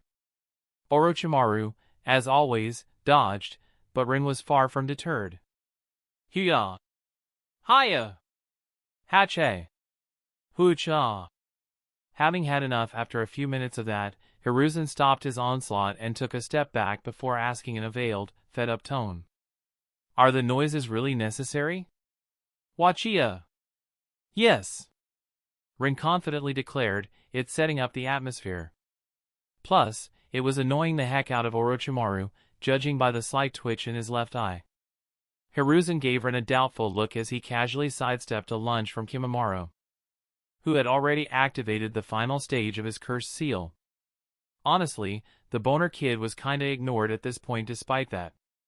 Hiruzen backhanded Kimimaro away like an unwanted stepchild so fast that the bone spikes sprouting out of his cheek were not fast enough to inflict any damage on Hiruzen's hand. Then, he gave Rin a look. But Rin simply shrugged. Don't worry about it, old man. He ruefully shook his head as a wind blade passed through his body. You are too old to understand. Hiruzen's lips twitched as he hopped to the side, evading several deadly earth bullets whooshing through his previous position. Sighing, he tapped his foot on the ground, and Orochimaru had to lean back as an earth spike rose from under his feet, almost skewering him. Kimimaro decided to lunge at Rin next, and once again, he only passed through him. Rin turned around and grabbed him by the back of his collar, intending to throw him at Orochimaru. Jagged bones shot out of Kimimaro's neck, almost skewering Rin's hand. He managed to let go in time, and the bones just passed through him as a satisfied glint appeared in his eyes. Kimimaro turned around, and for a moment, his determined and unshakable gaze met Ren's. Ren smiled. Vroom? The slightest furrow of Kimimura's eyebrows was all the indication of the boy's confusion, but it was gone almost as fast as it appeared. The Kaguya boy was intent on continuing the fight and making a nuisance out of himself. Only, the space suddenly swirled on the small seal on the back of his collar. The disturbance rapidly expanded, and Ren could see panic in Kimimura's eyes. Bye-bye. Ren waved at him before he snapped the portal shut with Kimimura's head in the way. Blood spurted up from the now headless body of the boy. It looked confused for a few moments before the realization that it was dead struck, and the body fell to the ground, forming a puddle of blood underneath it. Ren remembered the dance of. Well, he forgot its unimportant name, but it was the last hooray attack Kimimura had used against Gaara.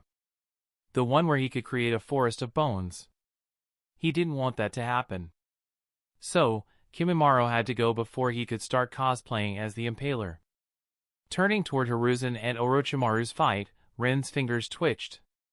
He could have ended it right here. Just one ambush attack from behind. Maybe it wouldn't work, maybe it would.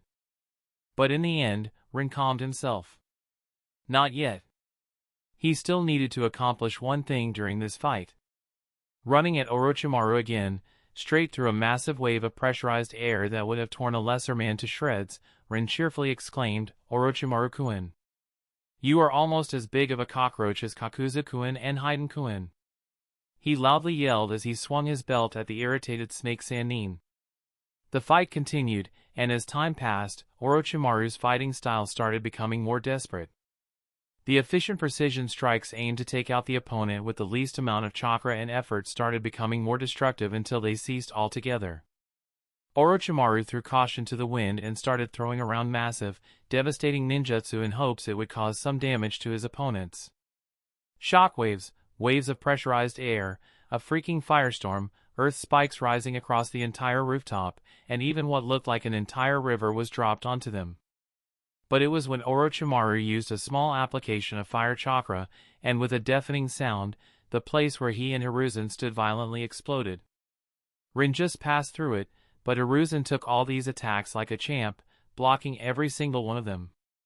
Even if he was starting to look tired. Smirking under his mask, Ren looked at Orochimaru, who tried to hide his labored breath. That was so cool! He childishly exclaimed and hopped up and down. Deidara-kun always says that the art is an explosion. Nah, Orochimaru-kun. Do you also believe that? Sasori-kun always said it was bullshit. What do you think? Can you throw another explosion like that? Please? Pretty please? With each sentence, Orochimaru looked more and more as if he wanted to strangle Ren. His exhaustion was starting to show, and seeing Ren's exuberant behavior was definitely not helping Orochimaru's mental state. There. That should do it. Ren inwardly hummed. Sharing the names of the 4 Akatsuki members was very important. Sure, Konoha had Itachi, which was why he didn't bother mentioning him or Kisame, but one never knew. This was to make sure that Konoha would know exactly who to prepare for. These names probably didn't mean much to Hiruzen right now, but Ren was going to change that by the end of the day. Hiruzen also noticed Orochimaru's falter in composure and didn't hesitate to attack. His staff flew toward Orochimaru's shoulder, but Hiruzen miscalculated. Orochimaru let the staff smash against his shoulder. But because Hiruzen only had one arm left, the strike was not as devastating as against Garin. It still broke Orochimaru's bones, but the injury was manageable. He instantly used his sword in his other hand to stab at Hiruzen. The old man managed to twist at the last moment, but the blade of the crystal sword still bit into his side. The two men glared at each other with stubborn determination to end the other. Except, Hiruzen's eyes suddenly widened as Ren used his exhausted and wounded state to force a substitution on him and appeared right in front of Orochimaru when he least expected it. This is Sparta! Ren giddily shouted and kicked Orochimaru in the abdomen. He had always wanted to do that. Orochimaru's body was sent back, straight into the purple barrier behind him. He had been vaporized before he could have let even a single whimper. Surprise Kawarimi for the win. Praise the log. Worship the morning wood. Rin added in his mind with a grin as he carefully scanned the surroundings for any sign of Orochimaru's survival. The man was way too fond of using mud clones to trust seeing his body vaporized. But it seemed Rin was in luck because he had not found anything out of the ordinary within the barrier. It seemed Orochimaru was really dead. Well, as much as some Voldemort wannabe could be dead. Rin was still suspecting that the man could pop up out of nowhere in the future, making his day highly unpleasant. But he hoped killing him once would be enough. And so ends my traitorous student. Hiruzen approached with a weary sigh. And as nonchalant as he looked, Rin did notice that he was on guard against him. I must thank you, Sharif Toby. Rin chuckled and beamed at him. Man! You are so nice. Thank you. Hiruzen gave him his trademark grandfatherly smile, and Rin was 100% certain some sort of recruitment speech was going to follow. Well, he didn't have the time for that, and he still needed to make Hiruzen pay more attention to Akatsuki. Here we go. He cackled in his mind as he gave Hiruzen a nod. I almost regret that my brother from another mother killed your wife and then released the QB. He. Rin blurted out like a child, pretending not to notice how Hiruzen froze. Gasping as if he just realized he said something bad, he instantly exclaimed, but it was an accident. I swear. I am not lying. He waved his hands around. What? Hiruzen reeled back and quietly whispered with a tone cold as an Arctic winter. If it makes you feel better, he is adopted. Rin said in a placating tone before he pretended to look at his non-existent watch. Oh. Look at the time. I gotta go. Bye! With that, he disappeared in a swirl of space before the stupefied Hiruzen could react. Chapter 190, End of Invasion. Rin teleported back to the grassy plain of his secret training ground and instantly fell down in laughter as he unstrapped the orange mask and pulled it away from his face. Part of it was the relief at Orochimaru's demise. Part of it was the relief that the invasion was almost over and Konoha was still standing. Part of it was the delight that his goals were met. But he would be lying if he said that Hiruzen's expression was not another major part of why he was laughing like a hyena. He knew it wasn't very nice to laugh at this. Especially not when he threw the death of his wife and the partial decimation of his village in his face. But Rin couldn't help it. He was now certain that Konoha was not going to be overlooking Akatsuki even one bit.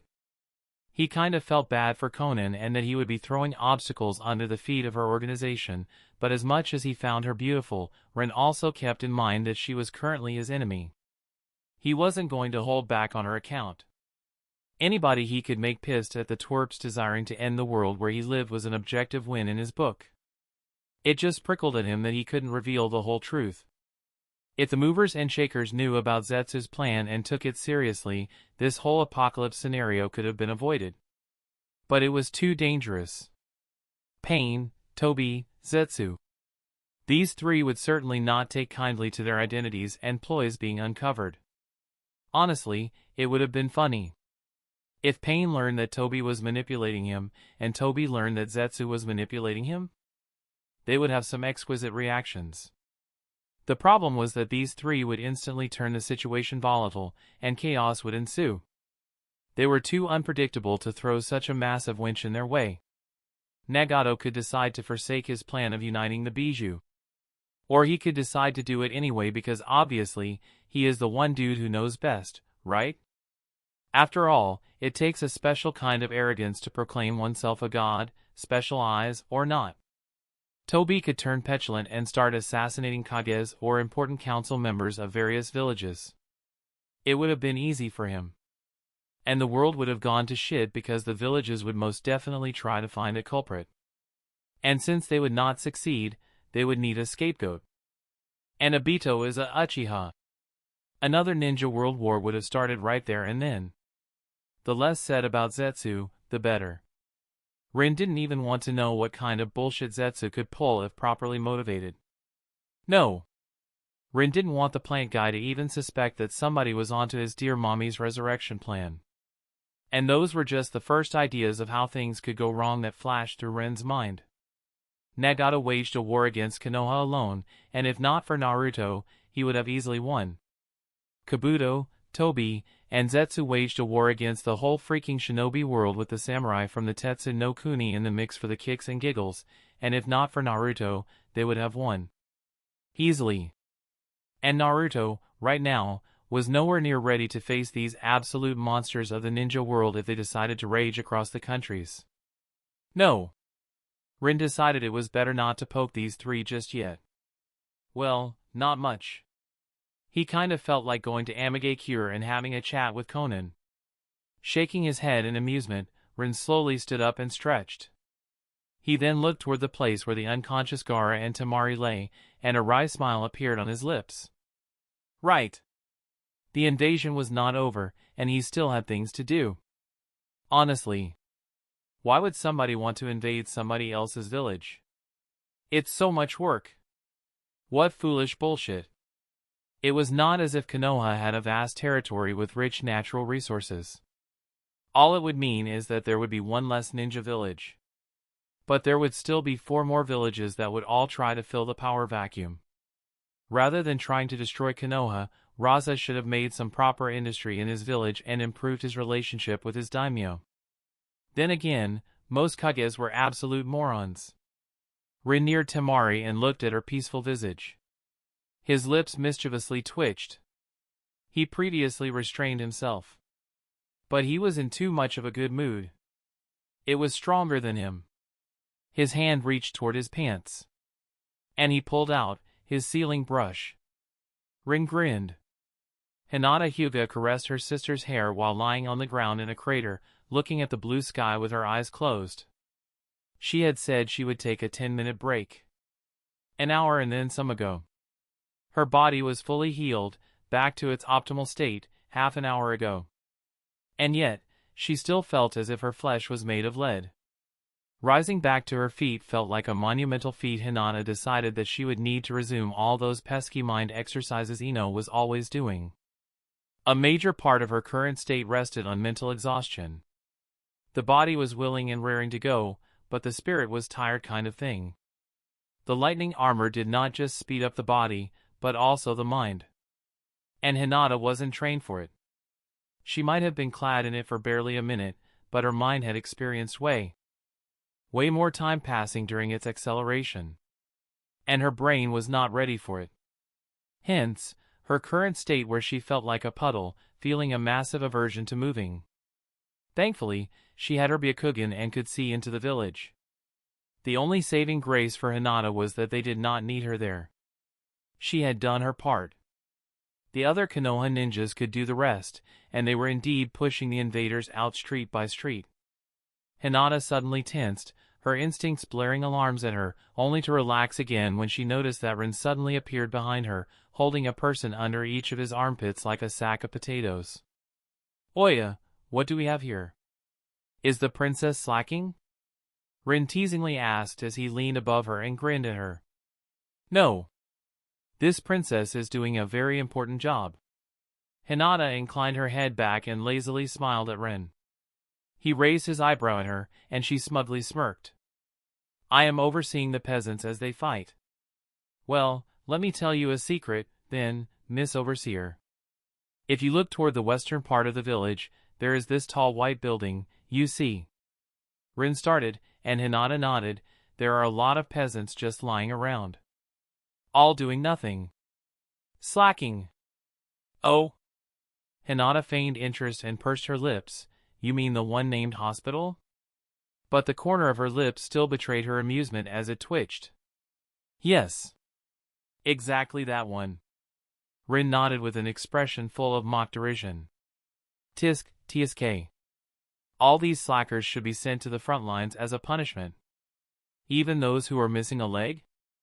Hinata curiously asked, only for Rin to huff. Especially those. How dare they skip the leg day? They stared at each other for a long, silent moment before they both burst into laughter. All the tension from the invasion bled out of them as Hinata closed her eyes in bliss, her smile widening as she looked over Ren's prisoners. "Why does that blonde girl have a dick painted in the middle of her forehead?" she offhandedly asked, trying not to giggle. It's probably a new fashion trend in Suna. Even Panda-chan has one for some reason." Rin casually shrugged, and Hinata had the impression that one blonde girl was going to be very, very angry once she woke up and looked into the mirror. But she was a Suna Kunoichi, so in Hinata's opinion, fuck her. "I see." Hinata sagely nodded as if that explained everything. "And I assume the dicks painted on her cheeks are the same." Ren's eyebrows slightly twitched, but he didn't break a sweat as he lied with a straight face. "Probably. Makes sense. Wanna try it?" "Dear," Hinata fondly sighed as she softly spoke, "if you try it, I'll gentle fist your posterior so hard that you will need a cushion to sit down for the next 2 months. "Oh!" That stopped Rin short, and his grin fell. But only for a brief moment before it was back even bigger than previously. He cast a small genjutsu, making his eyebrows bushier while wiggling them at her. "Kinky. Of course. I was taught by the best." Hinata exasperatedly sighed, and without thinking, she decided to shoot some perverted flirting right back at him. "If I have to have a dick from you on my face, I want it to be the real da-. "Oh, my, Hina-chan. Rin cut her off. "Already teaching your sister these things. You are making me embarrassed. I'll blush." He teased her, but his eyes beckoned toward Hanabi. Hinata froze for a moment before she woodenly turned toward her sister, who was held in her arms. The same sister who looked to be peacefully asleep if one didn't look closer. But Hinata was a Hyuga and Hanabi knew the gig was up. She slowly opened her eyes and tried to look innocent. Alas, her reddened cheeks were betraying her.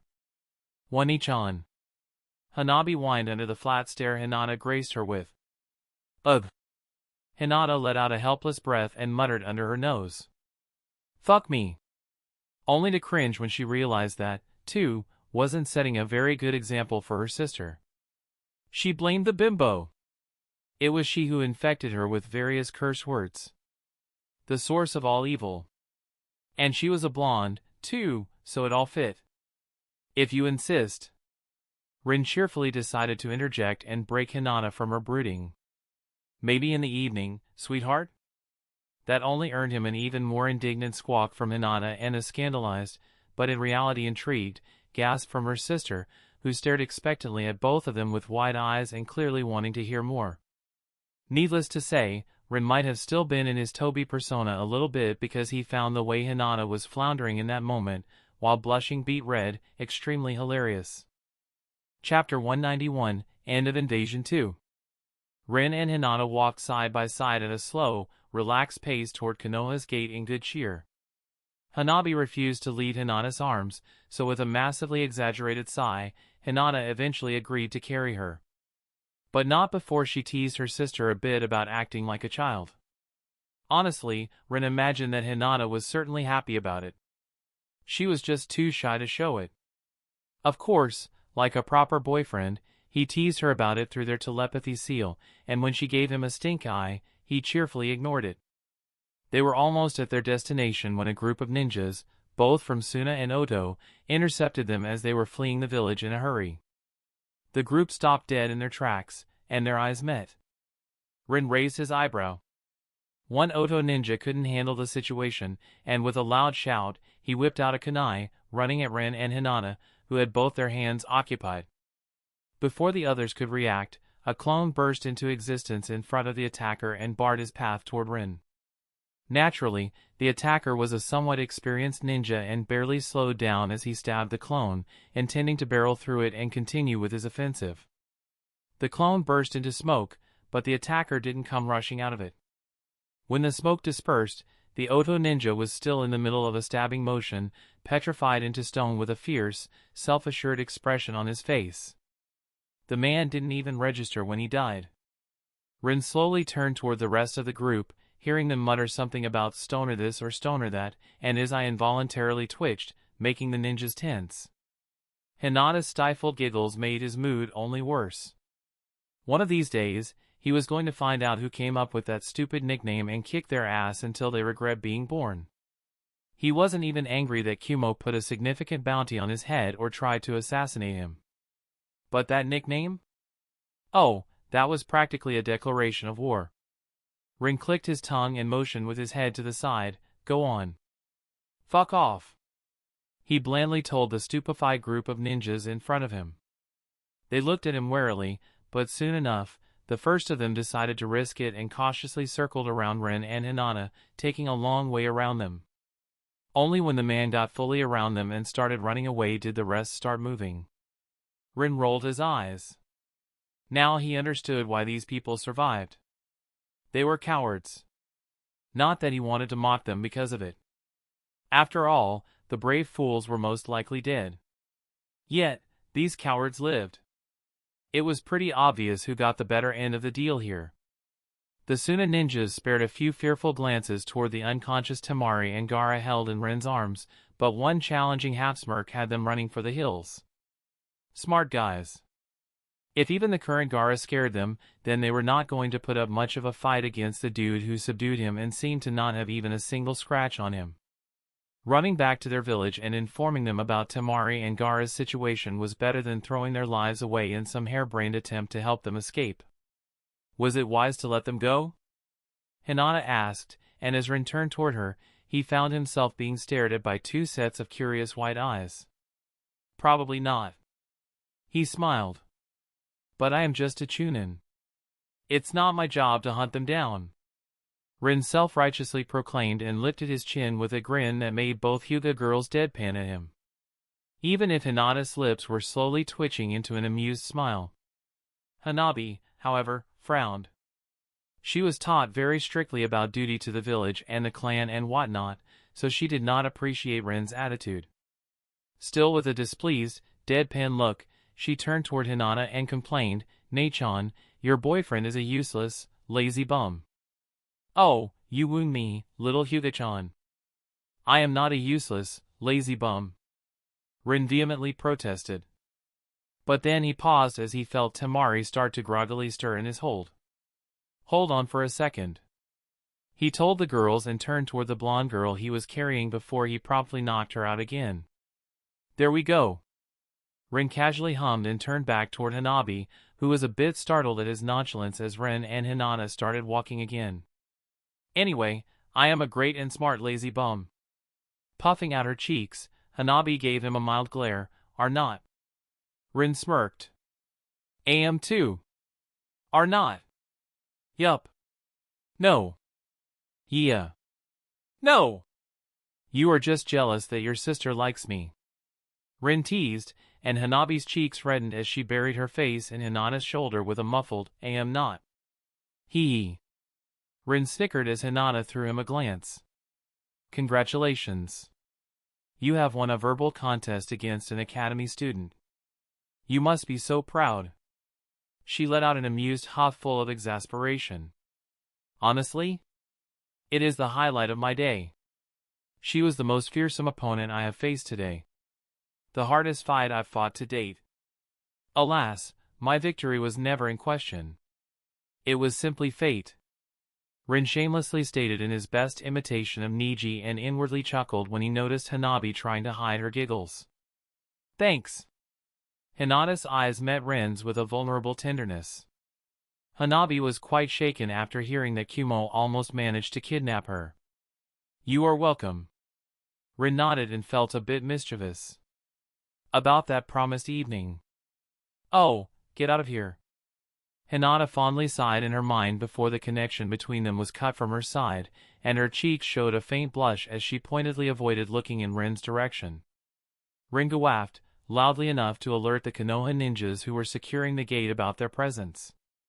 He didn't want to get jumped by some inexperienced idiot who got startled because of the high from combat. If not for their conversation, both Hinata and Rin were walking extremely quietly. It was an ingrained instinct at this point. After so much training, they simply adjusted to it. It was a great skill to have for their line of work, but it could be hazardous around high-strung allies. Alerting them that they were there was just the polite thing to do.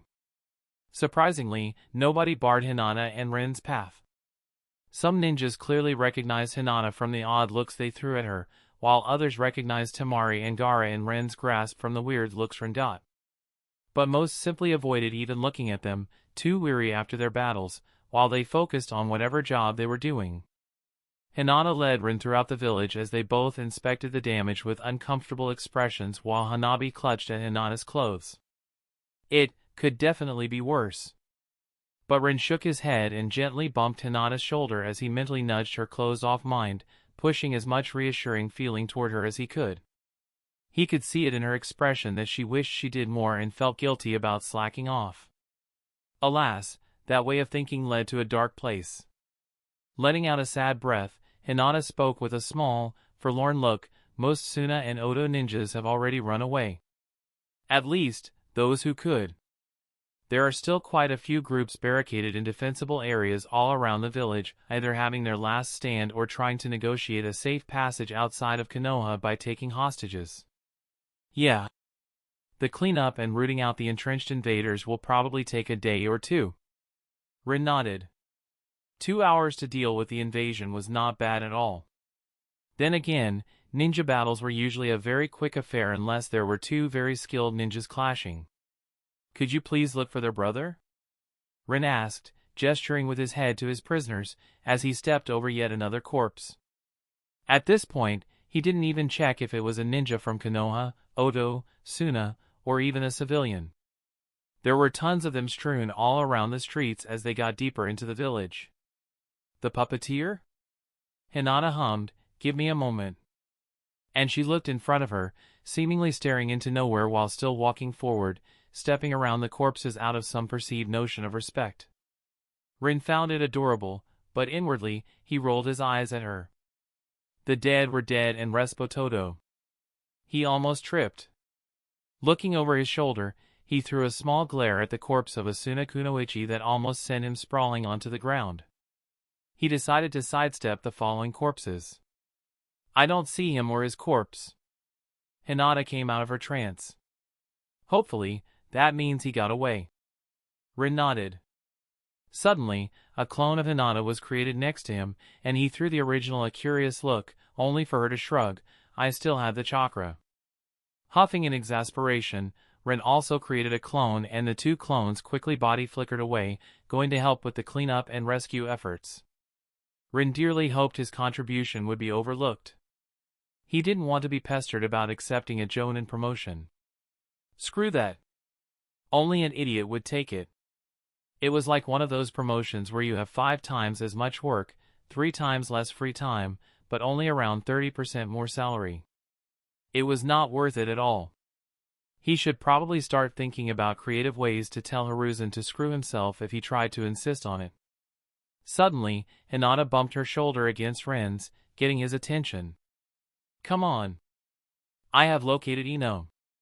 She is not that far away, she said as she turned to the left, and with a shrug, Rin followed.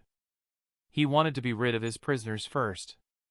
It was bothersome to haul them around under his armpits. But oh well. If they stirred, he could just knock them out again. It was no big deal. He was more than a bit curious how Ino fared in her mission. Chapter 192, Youthful Arrogance. Ren and Hinata arrived on a street where Ino was helping several ninjas with a certain situation. 3 Oto ninjas. 4 hostages. 2 children. Hinata instantly reported to Ren what her Byakugan was seeing before he even asked. Then her face scrunched. It's the family of Counselor Yutane. So, nothing of value lost? Good. We can go home. Rin quipped, getting a huff in response. Sadly, it was just a small joke. Yutane Koharu was an old, unpleasant hag, but that didn't mean her family deserved to die. As they came closer, Ino finally noticed their arrival and turned toward them with a cheeky smile and a wave. She promptly left the group of ninjas, who were trying to come up with a way to save the hostages, and ignored the annoyed look Shikamaru threw her as she walked toward Rin and Hinata. Yahoo! How is it going? Ino cheerfully greeted, and Rin reckoned that if he didn't have his arms full, she would have already jumped into them. Ino looked them over until her eyes stopped at Hanabi. Ino and Hinata's eyes briefly met, and Ino's expression slightly shifted into a small frown. It lasted only a split second, and if Rin didn't pay attention, he would have most likely missed it as Ino's lips stretched into a smile again when she abruptly turned toward him. "I hear everything went according to the plan except a small case of attempted kidnapping?" She teasingly hummed, putting her right hand on her hip, her eyes glancing at Tamari and Gaara. Especially Tamari, who was definitely not a part of the plan. Rin did share the info about Akatsuki with Ino and Hinata. They knew he wanted to use this opportunity to reseal the one-tailed beast. Neither of them was happy about it, deeming it too risky. But Rin wouldn't budge, so they eventually grudgingly accepted it. But that didn't mean they didn't have several complaints. "Yup. I caught myself a panda, and as a bonus, I summoned a stray blonde. Lucky, right? Maybe I should try my hand at gambling." Rin nonchalantly spoke, already aware that Hinata most likely informed Ino through the telepathy seal when their eyes met.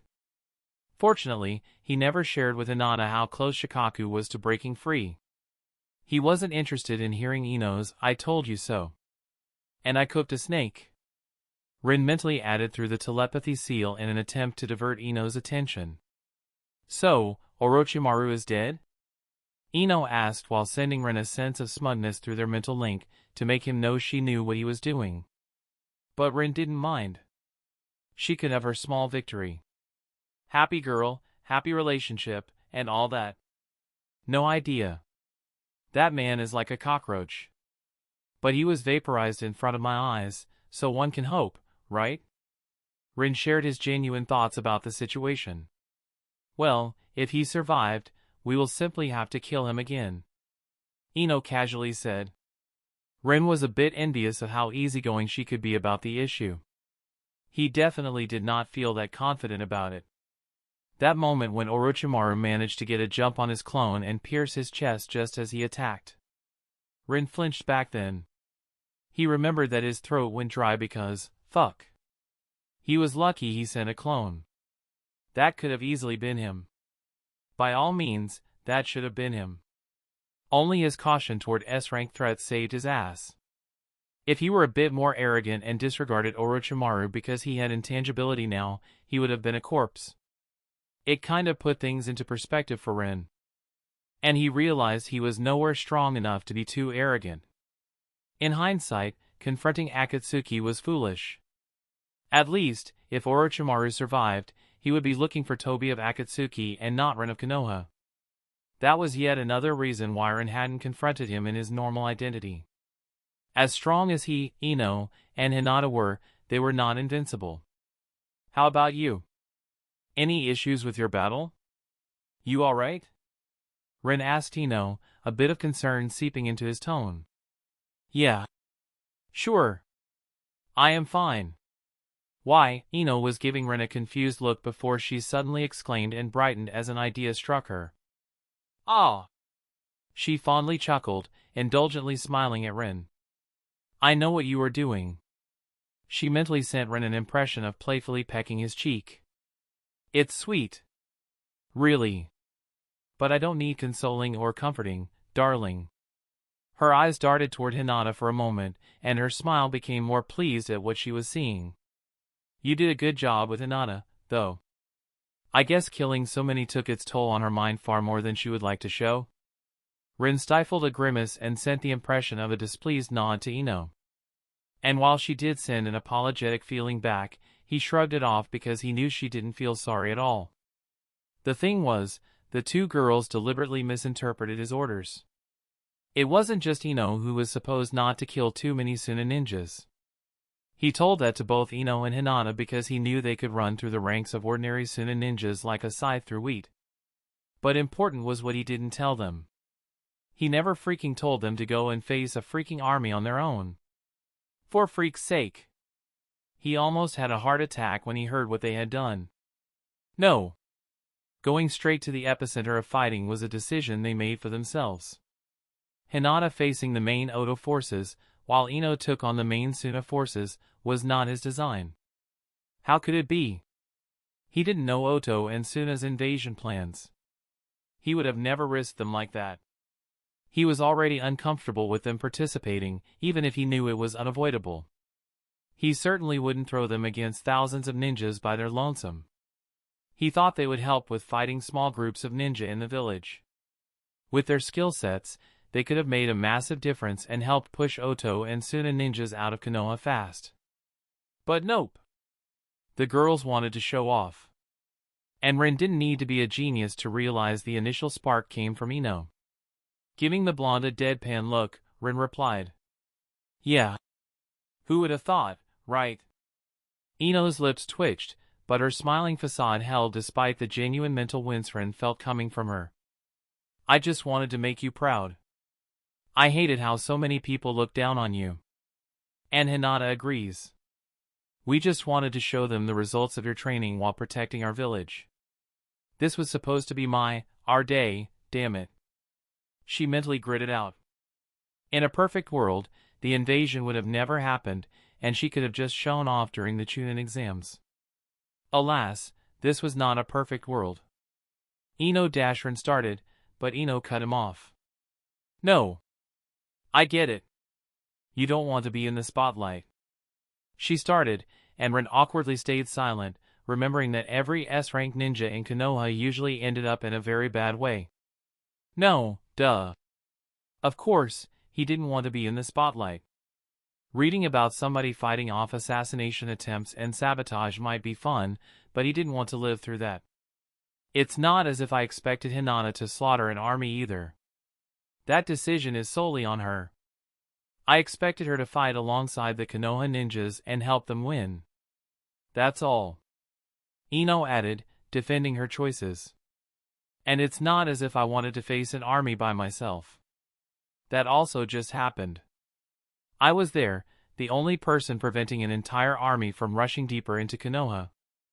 I couldn't exactly just run away." Ino heatedly stated, but it lacked bite. Her words rang hollow because she was aware she was not sincere. She could have, and should have, run away. Rin ruefully smiled in his mind. He tried his best to train the arrogance out of his students. And yet, here it was, rearing its ugly head again. He could only sigh. "Are you really okay?" he asked the blonde girl. Yeah. Don't worry. I am more pissed at how it all turned out. One life, 100, or 1,000, it is all the same to me." She mentally shrugged. "It's Hinata who is the strange one as a clan Kunoichi, and I didn't want her to go through the guilt of killing so many. I've fucked up. I know. And it makes me angry. It's hard to even keep my blasted cheerful persona going right now." Ino admitted, and Rin was surprised at how much she unloaded on him. But he guessed she really needed to get that off her chest. "Rin? Thanks for caring." Ino ended her little tirade. Outside, barely 2 seconds passed during their mental talk. "You have heard I have faced the main forces of Suna, then?" Ino concluded, looking sheepish. It was pure theater for the onlookers, but Rin played along. "Imagine my surprise." He answered in a deadpan tone, giving her an unamused look to which Ino nonchalantly shrugged. "It was a drag. I've got most of them with my genjutsu and caused enough chaos that their commanders and jonin didn't have the time to figure out it was spread through smell. After 15 minutes, they started giving up and began contemplating retreat. But it still took them over another 30 minutes to rescue the still living, crazed comrades of theirs before pulling out." Hinata gave Ino a knowing smile, making Ino avert her eyes a bit. It sounded impressive. But honestly, Hinata knew that Ino had to let most of the Suna ninjas go of her own volition. She also managed to reduce the casualties just as Rin wanted. Out of the 1,000 and then some Suna ninjas, only 169 died. The rest ran for the hills out of fear and despair, and would be great fodder for any conflict that could ensue between Suna and IWA. "Oi! Ino! Stop yapping and come back here, you troublesome blonde." Shikamaru suddenly yelled out with an irritated look, causing Ino's eye to twitch. Excuse me, somebody is asking for a beating. See you at home. Ino cheerfully said, loudly enough for Shikamaru to hear before she walked off. Rin and Hinata looked at each other in amusement. Well? Rin asked, how long do you think it will take her to realize? Hinata giggled and whispered, don't ruin my fun. Back in the house with hostages, all occupants, both the hostages and invaders, were unconscious with needles sticking out of their necks. Hinata didn't waste the free time she had while Ino mentally talked with Rin. She only wondered how long it would take Ino to realize all the tedious, lengthy planning she was doing with her comrades was completely unnecessary. Hanabi looked between Rin and her sister with a weirded-out expression. You are all weird. Chapter 193, Hyuga Issue 3. Here we are. You should be safe here, Hanabi. Hinata said as they arrived at the gates to the Hyuga compound, guarded by several vigilant branch family members. With great reluctance, Hanabi left Hinata's arms and disgruntledly said, while avoiding Hinata's eyes. Hinata chuckled and patted her sister on the head. Be a good girl and stay in your room until father comes home, all right? I can fight, too. Hanabi mumbled while blushing and looking at her feet in embarrassment. I am sure you can. Hinata indulgently smiled, you are mighty. Her eyes glanced toward Rin, and her smile widened, maybe even mightier than that lazy, useless bum of mine. HM? What do you think? Hanabi looked at Rin, who watched their interaction with amusement and pointed at him. But before she could open her mouth to speak, Rin did so first. Alf! I've suffered emotional damage. You've won this spar, princess. But that's not fair. Hanabi protested with a pout. All is fair in love and war. Hinata gently poked her fingers into Hanabi's stomach, where she knew the other girl was ticklish. Go now. Your big sister needs you to guard our house. Hanabi suppressed a shriek before giving Hinata a mild glare, but then she nodded and was about to run inside the compound. Hinata's house was pretty much in the middle of it, so it was the most defended part. With Hanabi in a safe location, Hinata could finally feel relieved. But as Hanabi was about to run off, a loud shout interrupted them. You lowly filth! You dare to try to get closer to my brother. Hinata, Hanabi, and Rin turned toward the shouting woman, only to see that she was one of the Hyuga main house members. A civilian one at that. Not everybody in the main family was a ninja.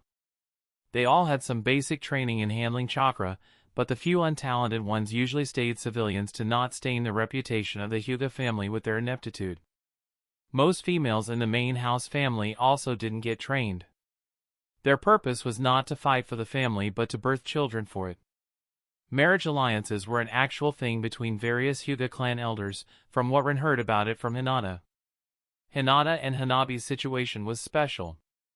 They were the children of the clan head, the one supposed to inherit the position. And neither of them was a male. Quite a few clan elders most likely did not like the idea of having a female clan head. It was why their upbringing was so stern and brutal. The woman who was shouting was one of these spoiled, civilian girls who were lucky to be born into the main family and lived a life of indulgent luxury, getting everything she ever wanted without the burden of having to become a good ninja. Rin inwardly grimaced. These kinds of bitches were the worst sort because they usually felt entitled as hell. At least the stuck-up elders who were Jonin-ranked ninja had some discipline and principles. They knew how hard ninja training was. They had the common sense that the branch family was their protectors, so abusing them was not smart. And they had their ninja pride with the village rules drilled into them during their service to Konoha. Bullying a weaker ninja from the village was a big no-no. Most of them used the caged bird seal only when they really felt slighted by something.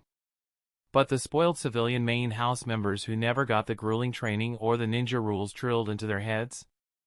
The target of the woman's shouting was another Hyuga female, one from the branch house, who was clearly on the way back home from the battlefield. Exhausted and weary, all slumped and barely dragging her feet forward. Bloodstains covered her face and clothes, and she was cradling her bandaged right arm. It was quite obvious she wanted nothing more than to fall into a bed and rest. And now, she looked absolutely terrified as the main house Hyuga woman put her fingers into a familiar seal. A loud, piercing, and anguished shriek erupted from the branch house girl as she fell to her knees and grabbed her head before collapsing onto the ground and curling into a ball while the pain exploded in her head.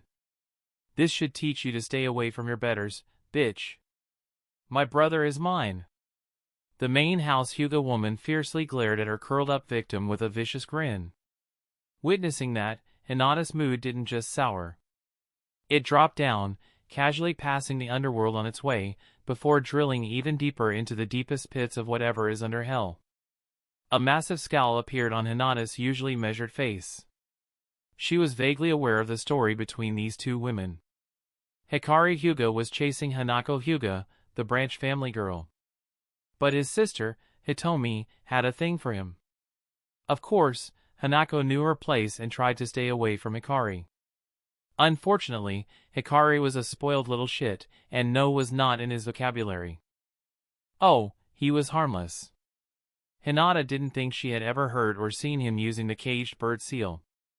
Apart from being a spoiled little shit, he was not that bad. Just very insistent and whining like a child when he doesn't get what he wants. Hitomi, on the other hand. It was obvious to Hinata that this encounter was planned by Hitomi. She could not corner Hanako, who was a chunin otherwise. Hanako could just body flicker away, and with Hitomi's pitiful chakra, she could do nothing to Hanako. The caged bird seal could be activated at a distance, but the further away the target was, the more chakra it took. Somebody who was not even Genin level chakra-wise couldn't hope to catch a chunin with it. Most civilian members of the main house were cautioned against using the caged bird seal, too. You never know how a ninja would react to a perceived threat. And these people were not fast enough. They could have had a kunai in their neck before they made the hand sign. It happened often enough in the past. The sad part was that the branch family members who killed their betters this way didn't even mean it. It was a purely instinctual reaction ingrained in them during their grueling training. Hitomi knew that, and she was using the crisis in the village to catch Hanako off guard when she was tired and wounded. The flashes of her battles during the invasion flashed in front of Hinata's eyes as a hot, searing rage exploded inside of her. "Hitomi Hyuga!" she growled out as she stalked forward. Hearing her name, Hitomi finally looked away from Hanako, whom she was torturing, and her eyes slightly widened in surprise when she noticed Hinata's presence. "Lady Hindash," she started, only to stop in the middle as her head slid off her neck and fell down to the ground while blood started gushing upward and raining across the immediate surroundings. With a huff, Hinata appeared next to the sniffling and sobbing Hanako just as Hitomi's body realized it was dead and hit the ground. Hinata raised her head and glared at the small gathering of now horrified main house members who were here to watch a good show. Her killing intent hit them in full force, making most of them shake like leaves in a hurricane, while some of them outright fainted. Hinata was done. She locked her eyes with Elder Hakuo, the only jonin within the gathered main house crowd. She dared him with her eyes to protest or say something. The old man wisely stayed silent, trying to suppress the small, involuntary shivers Hinata's killing intent gave him. His heart ached over Hitomi's death. She was his niece. Hate bloomed in his heart. But he could easily discern Hinata's mood right now, and he knew if he opened his mouth, he would be butchered next. The last time Hinata Hyuga showed up in front of the elders and gave them her ultimatum, she humiliated them. But this was something else entirely. Hakuo realized the young girl meant business, and a cold spike of fear went up his spine as he gulped and averted his eyes.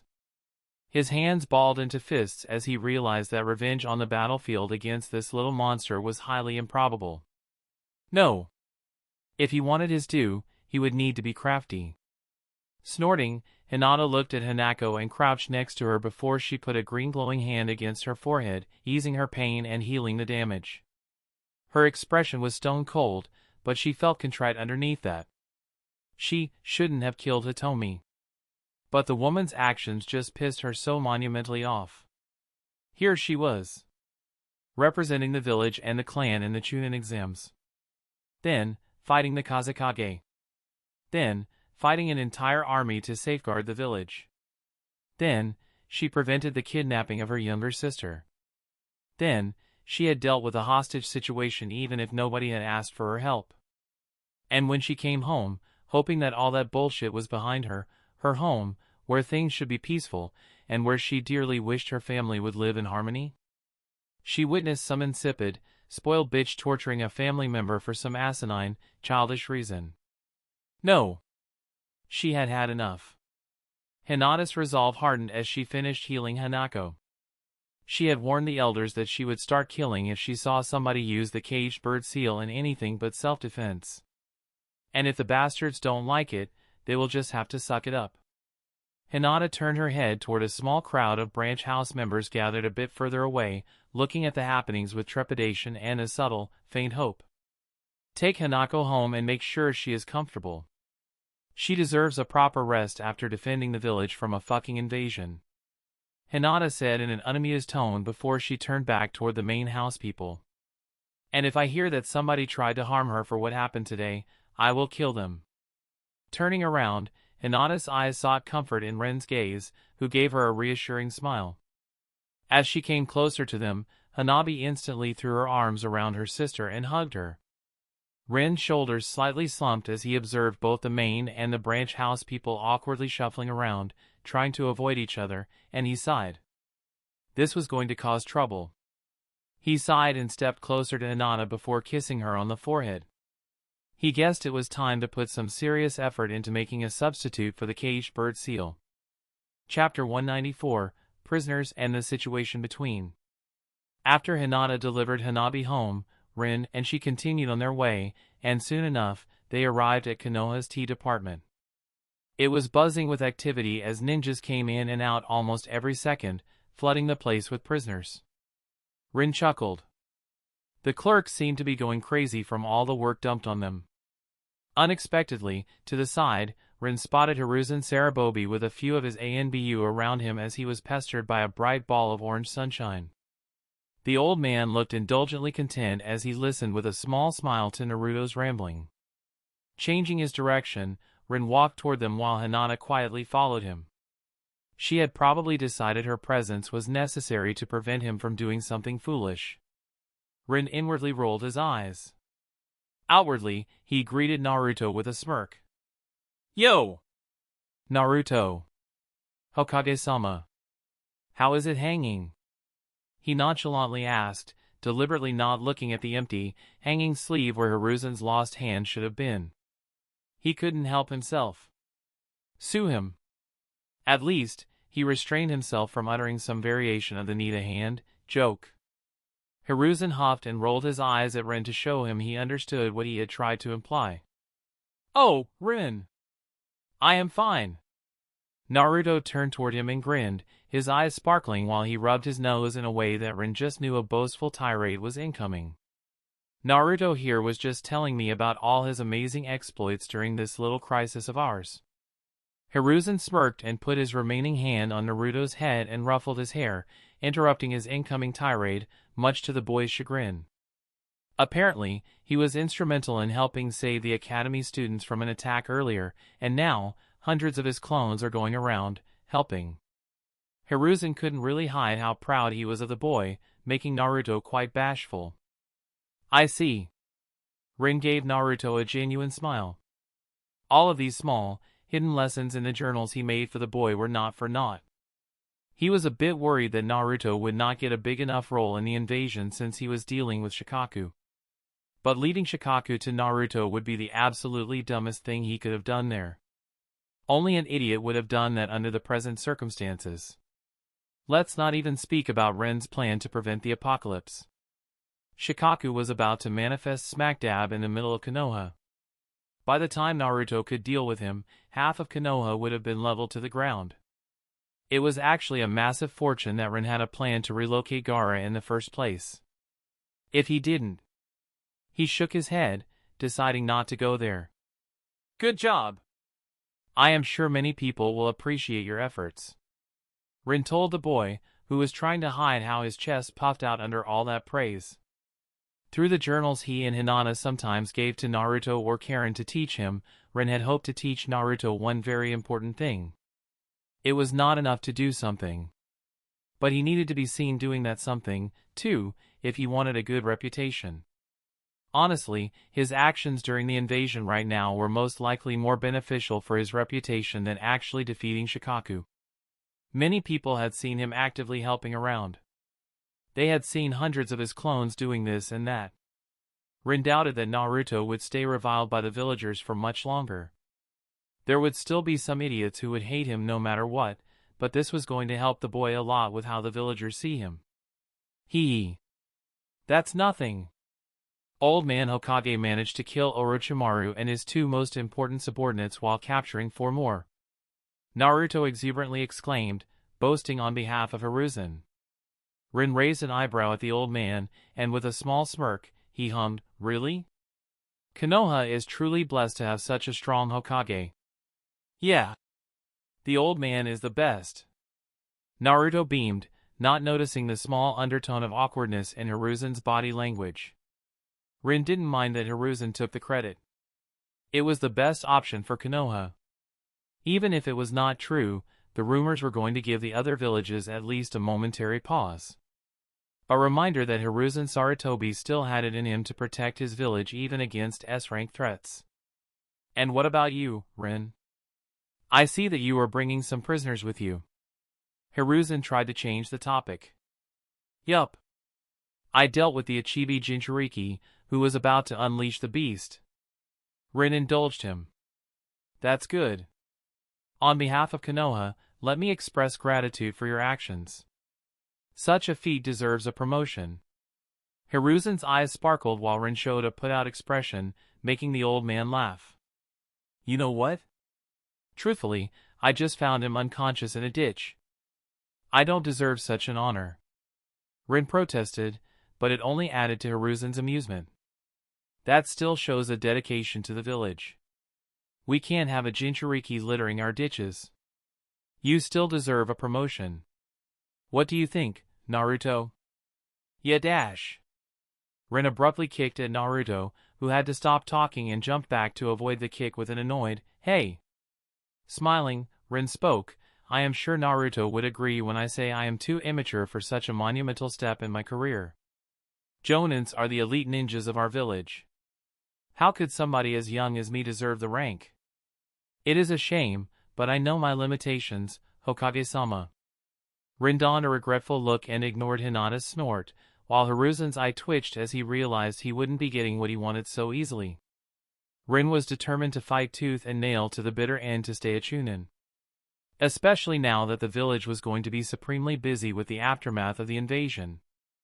The Jonin were going to be so preoccupied that, for the foreseeable future, the term free time was only something they could encounter in their dreams. Count him out. Rin would gladly dodge that bullet. An awkward silence spread around them as Rin and Hiruzen stared at each other. Finally, Hiruzen let out a sigh, and Rin knew he had won. For now. "And what about the girl?" Hiruzen shook his head and aimed his attention at the other prisoner Rin was bringing. If I am not mistaken, that is the Kazekage's daughter." His mood surged when he noticed her identity. Rin nodded, unable to tell if he felt proud or exasperated at her presence. It was a strange mix of both. Tamari was important. The political structure of Suna was a bit different than the one in Konoha. Their Kazekage were exclusively chosen from the children or apprentices of the previous Kage. Their entire government structure was based on that. And Raza had no apprentices. Rin reckoned this was why there was no Kazekage for so long in canon. Gaara became one, but that was at least well over a year, maybe even more, after the invasion. Surely, Suna had enough eligible candidates to fill the role. Yet, it stayed empty until Gaara showed he could take over. Rin had always found that strange.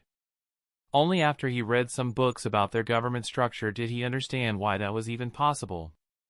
Suna was established by the Sabaku clan. And it all revolves around them. Having Tamari as a hostage was akin to having a royal hostage from a foreign nation. One who could inherit the throne in the future. And while that comparison was not exact, it was still a big deal. Gaara too, but he was also a Jinchuriki, and that triumphed his identity as Raza's child. Suna was most definitely going to want these two back, unharmed and healthy. And if Konoha were to have any chance of re-establishing the alliance, these two were a necessity that could give Konoha a major advantage to dictate the terms. Let me guess. You found her in the same ditch as the boy, didn't you? Hiruzen mirthfully asked. It was a bountiful ditch, Rin nonchalantly answered. Hinata, who was watching their talk from slightly behind Rin, furrowed her eyebrows and looked at the unconscious blonde girl. She remembered the explanation Rin gave her and Ino before the invasion. He had made a silly drawing with 4 dots signifying the villages and a circle in the middle, signifying the land of rain. The dot in the upper left corner was Iwa. The lower left corner was Suna. The upper right corner was Kumo. And the lower right corner was Konoha. It wasn't a precise depiction of where these villages were located, but it made ado for Rin to drive home his point. The first thing he had done was to draw a diagonal arrow from the Iwa dot to Konoha's, straight through the circle in the middle. He said it portrayed Iwa's first possible direction of attack. The Land of Rain was historically always the battlefield where the villages fought among themselves. But because of some recent developments, that would no longer be the case, according to Rin. Any army walking in there will not be walking out. And even if the villages were not yet aware of this Akatsuki organization that Rin warned them about, this left only 2 directions of attack for Iwa. Hinata remembered that Rin then drew a line from Iwa toward Kumo, curving it downward in front of the Kumo, and leading it down toward the Konoha. Hinata inwardly grimaced. Rin informed her that this was why Konoha so fervently desired the alliance with Kumo before the whole Hyuga incident. They wanted Kumo to be their northern shield from Iwa's attacks. The problem was, the hostility between Kumo and Suna was nowhere near enough to make Kumo consider taking Konoha as their southern shield from Tsunagekyu's offensive. And Mizu was going to attack them through the sea, making Konoha's position obsolete. Hence why there was no alliance between the two villages ever since their founding. It simply didn't bring many benefits to Kumo. Even the most even alliance would be heavily skewed in Konoha's favor simply because it would make Kumo into Konoha's vanguard against Iwa during a war. Kumo was not going to accept that because they knew that Konoha and Iwa were bitter enemies, and they were going to eventually clash, dragging them into their conflicts, while they would have to shield Konoha. The problem here was that Kumo and Iwa were ready for another war. And they were the only ones. Their forces were replenished and ready to go. Mizugakure came out of the civil war and focused on its own affairs, ignoring foreign matters. And now that Suna and Konoha were feuding? Boy, the opportunity for Kumo and Iwa to smack Konoha from its pedestal, something they had always wanted to do, was probably almost irresistible. This invasion could evolve into a full-blown Fourth Ninja World War if the aftermath was not handled properly. Konoha needed the alliance with Suna way more than Suna needed them. That's why having the Kazekage's children as prisoners was big for Konoha. The power balance among the villages needed to be quickly restored to stave off the potential for the war to break out. There was not much Konoha could do about the trajectory of the attack from the north. If Iwa and Kumo allied, the northern borders would be the battlefield. Konoha's higher-ups knew that. And the northern border was properly fortified. It's where everybody expected the next major conflict to ensue. The last line Rin drew was from Iwa toward Suna, curving it again in front of Suna's and leading it toward Konoha, where Rin gave it a tip, making it into an arrow. And that was what this whole situation was about. Suna was Konoha's shield against Iwa's offensive from that direction. Theoretically, sure, Iwa could go around the southern borders of the Land of Rain and attack from there, avoiding Tsunagekyur. But that was simpleton thinking. War needed supply lines. It required paths and direction where an army could retreat and maneuver. Any strategist with an average IQ could tell you that letting the back of your army exposed to a potentially hostile force was foolish. Suna hated Iwa with passion. They fought in every single ninja war against each other. The only alliance they had with each other during the Second Ninja War ended up in betrayal and bitter tears for both villages. Iwa leaders were not going to try a stunt like that, revealing the flank or the back of their armies to Suna forces. Even if Suna was not allied to Konoha, there was a big chance they would decide to attack IWA forces from the back the moment they clashed with Konoha forces in this direction. They would cut off their path of retreat and massacre all the fleeing ninjas as they could. This was why IWA would never try to sneak past Suna to attack Konoha directly from the west unless they had an ironclad alliance with Suna and a common cause against Konoha. Something that was very likely to happen as a consequence of this invasion. It's why the Land of Rain was the predominant battlefield for any IWA Konoha conflict in every war. There was simply no better alternative. Neither village liked it. Hanzo the Salamander was known for a toxic mist that could decimate armies of ninja. Fighting in the Land of Rain was a hazard. But it was the best option both villages had. Not that it would matter for the next war. Hanzo was dead, and the Akatsuki would most likely be far more ruthless to any army invading their country. Hinata wryly sighed. Rin seemed almost amused when he wondered which village was going to bite the kunai and try to invade the Land of Rain first. He called dibs on IWA. Then Ino called dibs on IWA. And yeah. Then Hinata too called dibs on IWA. Because, well, duh. Rin then explained that there was also the little unpleasant fact that the Land of Rivers, the one directly between Konoha and Suna, was not a good battlefield for Konoha forces. The last time the Konoha forces fought there was during the Second War. The Suna ninjas dug in, fortifying it to such a degree that Tsunade managed to get a renown and reputation as the best healer in the world. Reputation so strong that even 2 decades after she had left Konoha, she is still revered by its ninja and could be considered for the Hokage position. And the woman is a rogue ninja in all but name.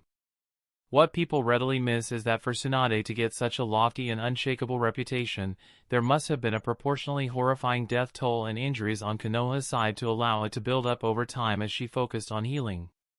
No. Konoha really does not want another army threatening their western borders. IWA allying with Suna would be the absolutely worst-case scenario that simply could not be allowed to happen. Hence, Konoha needed the alliance with Suna desperately. And they also needed Suna to be strong enough to be somewhat of a threat to IWA. Even Ino and Hinata had to begrudgingly admit that it made some amount of sense to spare as many Suna ninja once Rin explained the whole geopolitical situation between the villages. There was still a death toll in the hundreds among the invading Suna forces.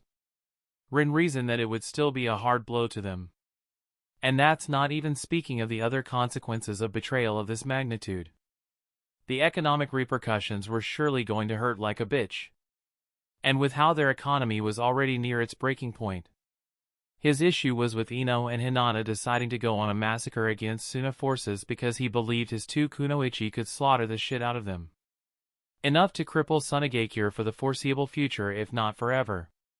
And that was a big no-no if he wanted to avoid the next war erupting. A war where Konoha would be at a decisive disadvantage. The whole situation was a convoluted mess. Both Hinata and Ino had eventually agreed that it was for the best to follow his plan. But that didn't mean they had to like it.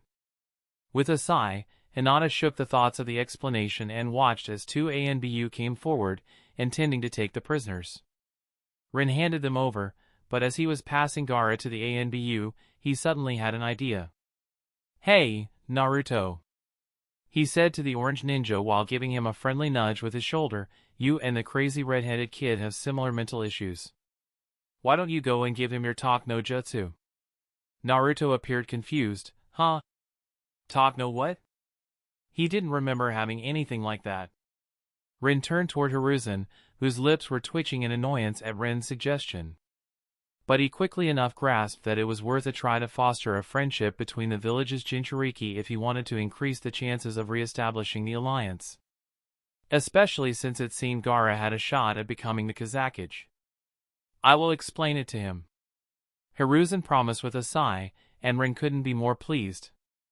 He intended to visit Gaara and give him his own brand of talk no jutsu, but he wasn't sure if it would have any effect. It was better to send in an expert. Chapter 195, Shop and Exploits of Others. Rin stood in front of the entrance to his store, the skin around his eyes involuntarily tightening as he glanced over the half-demolished door and the broken sign announcing, Yotsuba Seals. Stifling an angry curse, he vindictively kicked the corpse of a Suna ninja in front of him. That one obviously died to one of his earliest anti-burglary traps in his store, so the dipshit deserved it. Balling his fists and taking a deep breath to calm himself, Rin walked into the store, only to groan when he noticed that it was absolutely ransacked inside. The shelves were broken. The counter in splinters.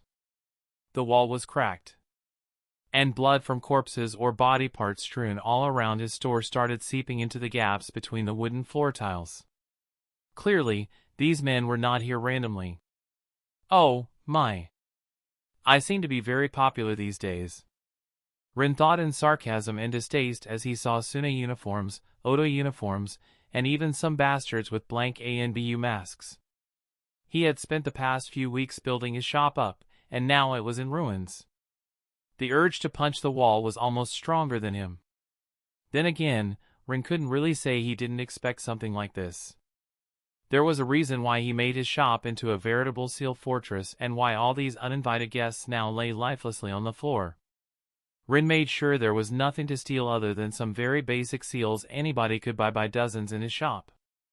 After all, knowing there was going to be an invasion and keeping precious seals on the shelves would be dumb. Still, Rin hoped his shop would have been spared. Alas, it was not to be. Sighing, Rin crouched down and grabbed a torn part of a nearby shelf before he sullenly walked toward the destroyed counter and put it on a small, still intact part as he sat down at a surprisingly undamaged stool behind it. Wild! Rin uttered as he stared once again at the devastation in front of him. And while he tried to sound nonchalant, the helplessness in his tone was unmistakable.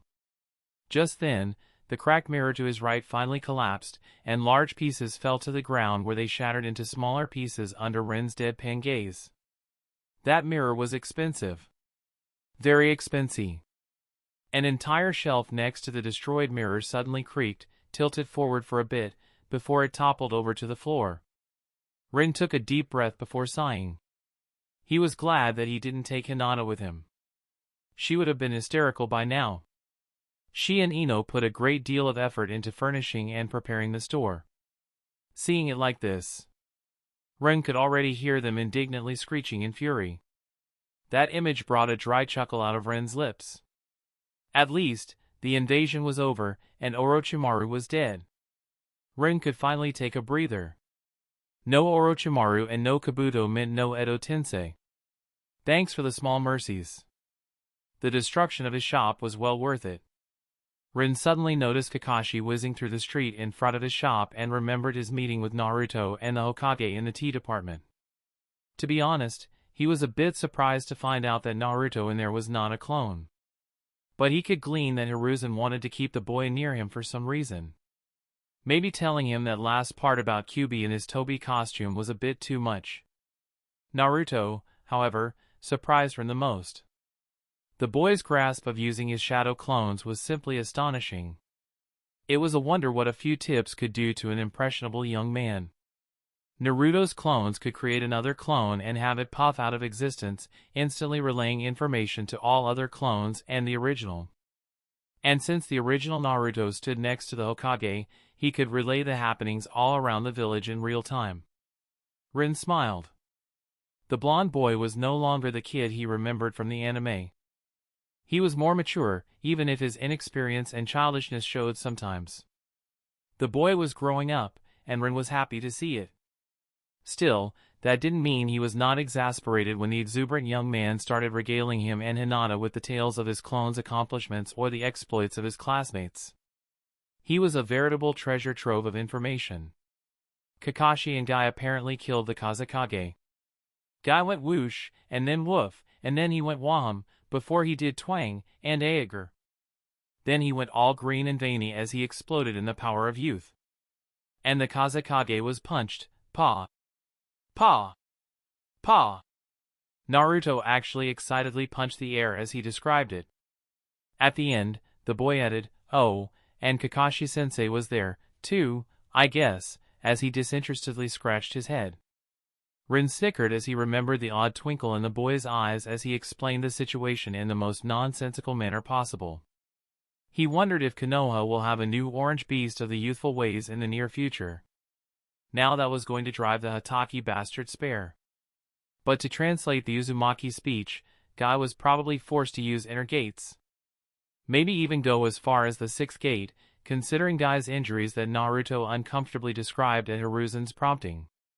Kakashi most likely played the assassin role in the combat to Guy's berserker, which was why Naruto didn't notice him too much. It was honestly impressive. Both that Raza resisted and forced Guy into the sixth gate despite being highly disadvantaged, and the fact that two Jonin managed to deal with the Kazekage. As much as Rin disliked Kakashi, he had to give it to the man. He deserved some level of praise for his contributions during the fight. If Rin were the Hokage, he would buy the man ramen. That should be a fitting reward. Even Naruto would agree. But enough about Guy and Kakashi. Naruto shared info about others as well. Sakura, well, Naruto went all gaga, amazing, all when describing her exploits, but Rin managed to translate it into, yeah, the pinkette was mostly useless. Naruto was just lucky Karen was not nearby, or he would have gained a bump or two from the resulting punch to the head. While Rin doubted the boy had some remaining romantic inclinations toward the pink-haired girl, he still considered her his dear friend. But to each their own. That sounded like a Naruto problem to Rin. He decided not to meddle in it. Sasuke, on the other hand, apparently tore through several teams of enemy ninja with the viciousness of a spurned wife in a midlife crisis. The boy was not happy that he had missed his Chunin exam match. And he took his anger out on the enemies. Even Hiruzen was impressed when he heard how many enemies Sasuke felled. Only Naruto was pouting as he shouted, "Bastard this, bastard that," while giving more information. His clones and Sasuke teamed up halfway through the combat, and together, they turned out to be even more effective at helping to push the enemy ninjas back and out of Konoha. It was obvious that Hiruzen was truly proud. Only Naruto hadn't noticed because he was too engrossed in his tales. Shikamaru was next, and Rin half expected the boy to sleep through the invasion. But that, surprisingly, turned out to be incorrect.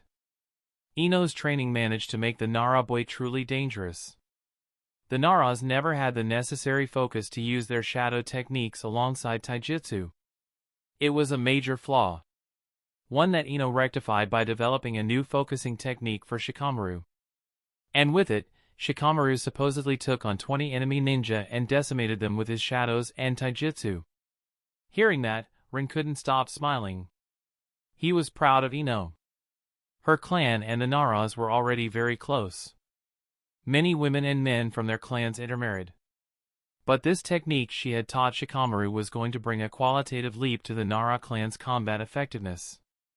She had practically cemented the already ironclad alliance between their clans to a massive degree. Rin put a small note in his mind to reward her for it. Having stronger clans was going to come in handy in the Fourth Ninja War. He was very pleased. He sent a burst of affection to Ino through the telepathy seal, and his smile widened when it was returned. Tintin, Kiba, Shino, Niji, Choji, they all had their own tales and exploits, but Rin kinda spaced out as Naruto told them. He was too busy mentally interacting with his blonde girl. Only hearing that even Lee, bandaged enough to resemble a mummy, managed to beat an attacker in the hospital into submission with his crutches pulled Rin out of his mind as he gave Naruto a bewildered look. Now that, he would have loved to see. In the end, Hinata decided to go help at the hospital as they parted from Naruto and the Hokage, while Rin went to check on his store, and now, here he was. Rin's smile stretched into a small grimace as he was reminded of the decimation in the room, and he sighed again. I guess that is enough stalling. Time to start cleaning. He reluctantly muttered as he stood up. He reckoned the following days were going to be very troublesome. Chapter 196, Chapter 196 Kinslayer. When the exhausted Hinata returned home in the evening after a long shift in the hospital, she was honestly a bit surprised that she was not greeted by a full gathering of angry and prissy elders trying to stare her down for killing one of their own. She was half of the mind that their pride was going to override their common sense in this situation. Instead, everything looked normal.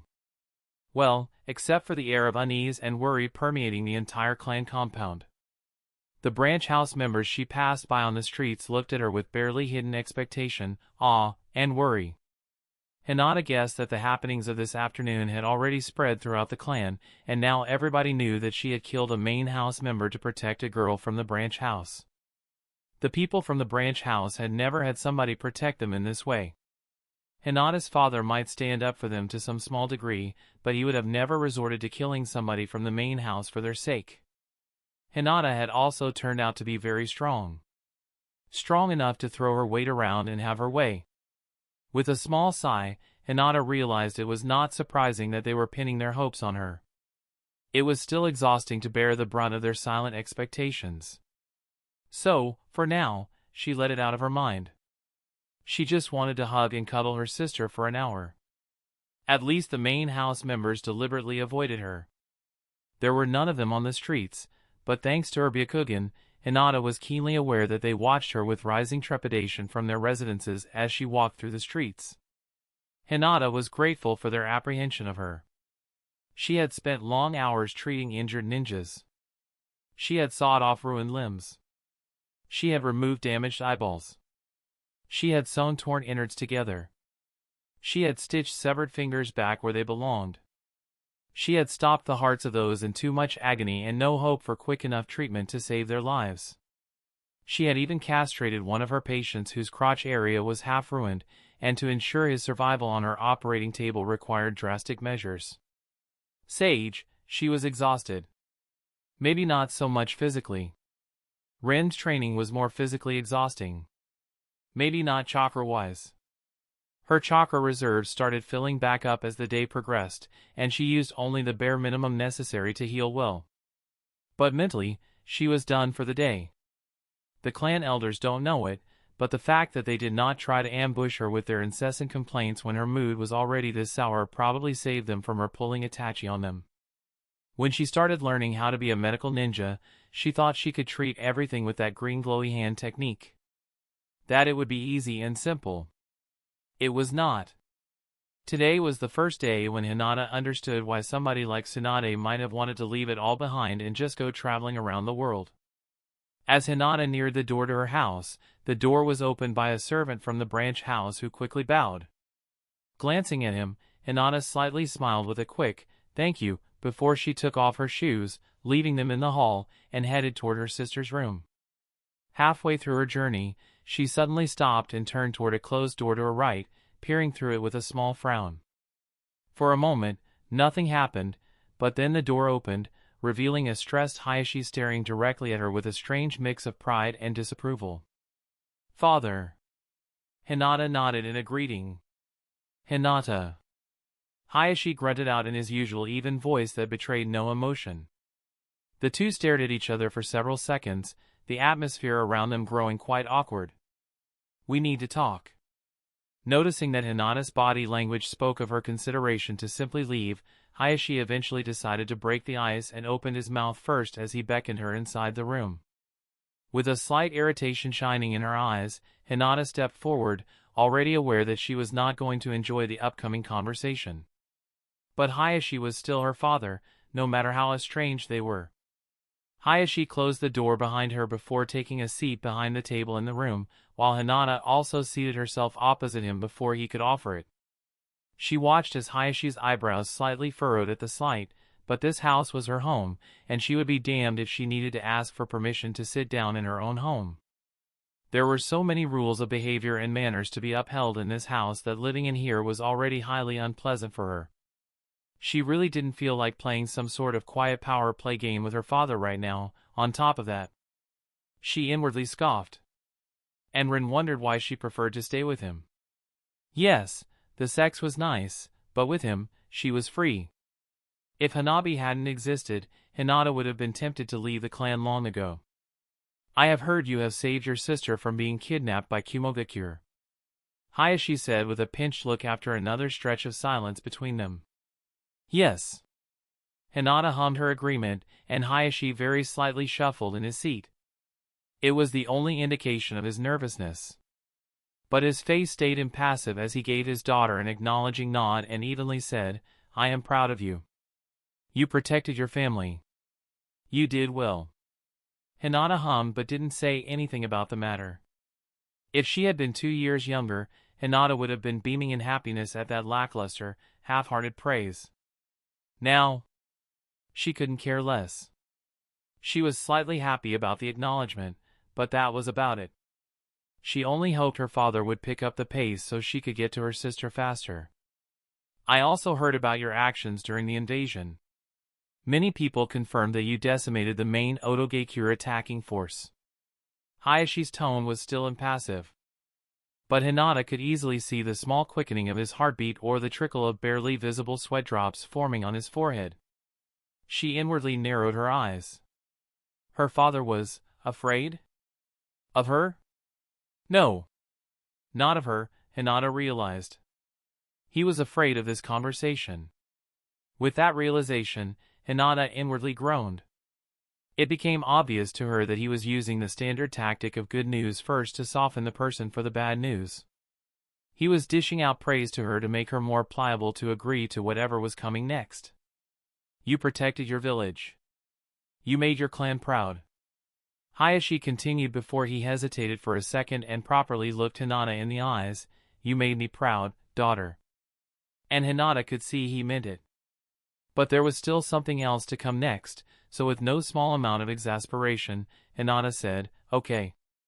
The easy acceptance of his praise left Hayashi speechless and floundering for a moment, much to Hinata's hidden amusement. He wanted a stronger reaction to know how to proceed with the conversation, but Hinata was not going to give him that. The corner of her lips turned up into a small smirk, something Hayashi noticed, if the twitch of his right eye was any indication. Suppressing a vexed sigh, Hayashi gathered his composure and impassively spoke, "And I also have heard of the incident in the Hyuga compound earlier today." Despite the lack of emotion, his words somehow still conveyed that he thought the situation grave. When Hinata said nothing in her defense, Hayashi continued. "You shall apologize to Hitomi Hyuga's family. Sincerely. The invasion had barely ended, and you made a mistake born out of an emotional outburst. They will understand that." Hayashi said that with the finality of an order, but contrary to his expectations, Hinata just chuckled and easily said, "No. I will not," with a shrug. Hayashi raised his head from the document on the table and blinked in a silent shock. Hinata was unruly, but she never refused a direct order from him. Even after the debacle with the clan elders, Hayashi still thought he had enough influence over her as her father to make her listen. Finding out that it was not the case felt like a gut punch to him, and for a moment, he could only stare, utterly flabbergasted at his daughter's audacity. He finally spoke once he got out of his funk, only to be cut off by Hinata. "If I apologize now, the clan elders will lose all respect they have for me, and they will not respect me again unless I show I am willing to slaughter half of their numbers," she said, her defiant stare just daring Hayashi to say she was wrong. "It will show I can be managed. You must have a good relationship with the elders and the main house. You are going to be the future clan head. Surely, you can't mean to rule the clan through fear." Hayashi tried to reason with his daughter. The elders were necessary. They managed a large part of the clan's activities. They kept it going. And a clan head needed them. Hinata had to be on reasonable terms with them. Showing her power and making them respect her was fine. Making them understand that she is the person in charge was fine. But murdering somebody from the main house was a step too far. The elders were not going to let this go lying down. The main house was not going to let this go. Hitomi's family was not going to forget, and one day, they would have a chance at revenge. Hayashi was not naive enough to think that they would restrain themselves for the clan. In his mind, it was highly important that Hinata mend these bridges before they could completely collapse. For the sake of the clan and its future. Hayashi even considered a betrothal between Hinata and Hitomi's brother to appease her family, but he knew his daughter would not easily agree, so he didn't bring that up. "And why wouldn't I rule through fear?" Hinata amusedly asked, giving her father a weird look. "What is so bad about it? Didn't Uchiha Madara rule his clan through fear?" Hayashi froze at that, but despite that, his mouth opened in protest. But Hinata was faster, didn't Hashirama? As lovable as people like to say he was, his fluffy personality was not why he managed to unite so many different clans. Hayashi closed his mouth, having a hard time finding a proper rebuke for Hinata's words because his daughter didn't give him even a second to gather his thoughts. Didn't Tobirama do the same, too? Don't you and grandfather also rule through fear? Hayashi snapped to attention upon hearing that last remark, and he instantly started protesting, "No! I dash. Oh, stop with the bullshit, father. The branch house is kept in line through the fear of the caged bird seal. You have no right to lecture me about ruling through fear." Hinata scoffed and rolled her eyes at the floored Hayashi. The difference between them in this argument was that Hinata had spent countless restless nights thinking about all these problems and some non-existent solution that would please everybody in her clan. Her father? He barely considered it an issue. It was only normal that she had prepared arguments while he was left speechless to defend his position. And when somebody can't win through reason, they can always get angry. You are a kinslayer, Hinata. Having had enough of his daughter's stubbornness, Hayashi smacked his fist against the table, his impassive face giving way to an angry expression. You may think you will be able to scare everybody into behaving, but that is far from the truth. You killed somebody of your blood. How many Hyuga do you wish to kill to accomplish your goals? Will it be worth it? To weaken our clan for your childish aspirations. Hayashi breathed hard as he finished his rant, staring at Hinata with hurt and anger written all over his face. Of all the things he expected his daughter to do, kinslaying was not one of them. He truly regretted letting her apprentice under that blasted Chunin. It was the biggest mistake of his life. How is this any different from all the bastards who used the seal to kill somebody from the branch house, saying that their hands slipped? Hinata quietly asked, but her tone was firm. And when Hayashi didn't volunteer a proper answer after a few seconds, Hinata let out a small scoff. Well, my hand also slipped. My bad. I am sure Hitomi's family will understand. Hayashi's face darkened. You think this is a game? Only to suddenly find a senbon stuck deeply in his shoulder. His instincts flared, but he found out he could not move an inch. His body locked up and refused to listen to him. Maybe. Hinata lowered her hand back into her lap, looking straight into her father's surprised, wide eyes. She could feel several chakra signatures flaring all around the clan compound, aware that the elders were keenly observing this conversation. But they were going to do nothing. She might have gotten her father via an ambush, but with her speed, he wouldn't be able to react even if he knew it was coming. And the elders were all experienced ninja who were going to realize this. They knew they had no chance against her. They knew she was willing to respond to dissent with force. They were not going to do anything. In this clan, the main house members treat the branch house members badly. You spout that we are family, but the truth is, most of them are treated as nothing more than our servants. Hinata calmly said and smiled, if this is a game, I am just playing by this clan's rules, father. I am the first S-class ninja this clan has produced since the founding of Konoha. Hinata spoke as if she were describing the weather, and since the elders alongside the people from the main house are incapable of listening to reason, desiring to keep things as they are while using tradition as their shield, then I am just going to act according to their example. If the branch house is below the main house, then I, as an S-rank ninja, am above the main house. I dare anybody to disagree. I will deal with them in the same manner as the main house deals with any disagreeing voice from the branch house. If Hayashi could, he would have taken a shuddering breath upon hearing that. Instead, he only grew very pale, and horror found its way into his eyes. Hinata reached out and took a photo from the table, looking at it. Her eyes softened as they fell on the image of her mother. I learned that kindness is insufficient to change the clan. She resignedly said. The only thing the elders are going to listen to is power. She raised her eyes and looked at her immobilized father. She knew this stunt was most likely going to cost her his love. But it wasn't as if she felt there was much love between them. If he loved her, he had a weird way of showing it. No. Hinata couldn't bring herself to care. She was always going to ensure her father survived and had a content, if not happy, life. He was her father. But she wasn't going to be swayed from her path by him. Foolish as Ren had called it, this was the path she had chosen. Having said her piece, Hinata no longer needed her father restrained. With a flick of her finger, she yanked the senbon from her father's shoulder with a chakra string and watched him tense for a moment, preparing for an attack. But that was just an instinctual response. He relaxed quickly enough, and with a defeated face, he sourly muttered, "The elders are not going to like this." Hinata shook her head and gave him a sad smile. "And what are they gonna do? Scold me?" Hayashi opened his mouth, only to close it as his shoulders slumped. He wanted peace. But now, that was no longer an option. Not with Hinata set on this path. But in the end, she was his daughter. And that decided his course of action for him. His eyes glanced at the photo of his late wife in Hinata's hands, and his heart clenched. Hinata thought that power was all that mattered, but Hayashi knew otherwise. The elders were going to strike back. Eventually. And they will make sure it won't be a question of power.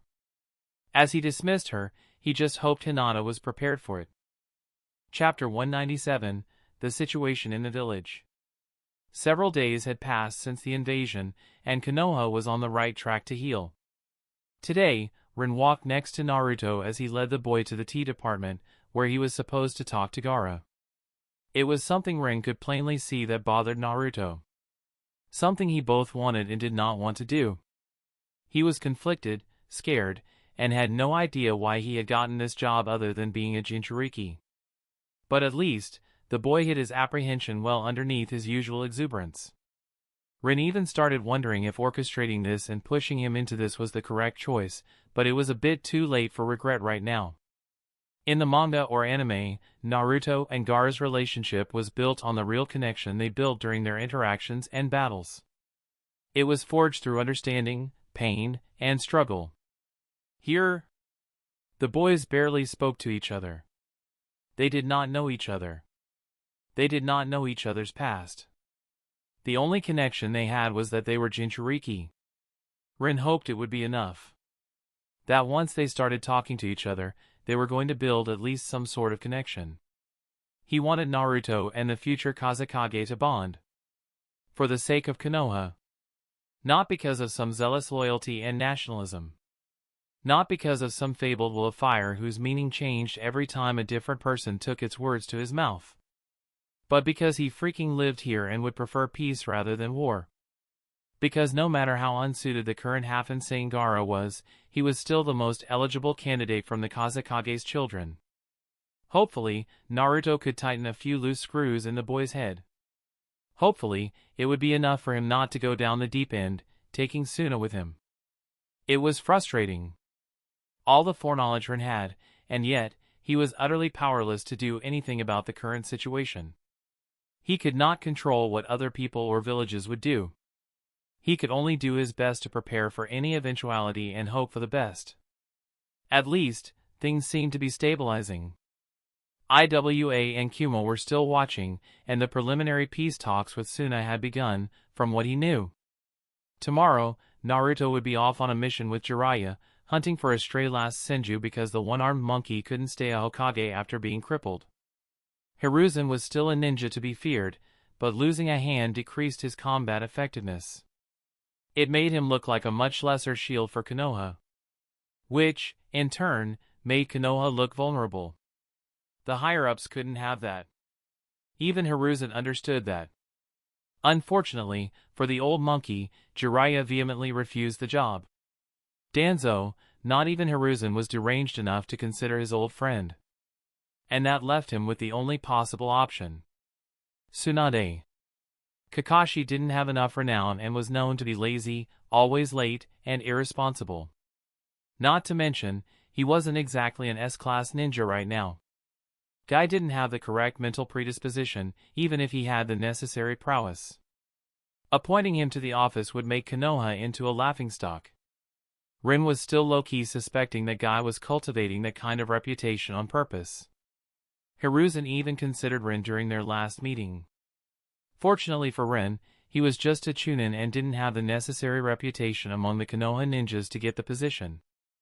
Hinata and Ino were strong enough for it, but they had the same problem, with the addition of being clan heirs. That brought some other political issues into play. Issues that could have been resolved with some compromises if Hiruzen had the time to navigate them, but he didn't have that luxury right now. Hiruzen was pretty much fucked no matter which direction he turned when deciding on his successor. Tsunade, the drunk gambler who was widely known as the best sucker far and wide, was simply the best of several very bad options. Rin didn't envy him, but at the same time, the old man had only himself to blame. Hokage candidates needed to be cultivated for years. They were not something that popped up out of nowhere whenever the village needed it. Hiruzen was clearly trying to set up his son, Asuma, as his successor. But that plan was in its initial stages. Hiruzen had most likely thought he could last for 3 to 5 years more. That he could give Asuma the needed time to become an S-rank ninja. And to give credit where it was due, Asuma had the talent to reach it.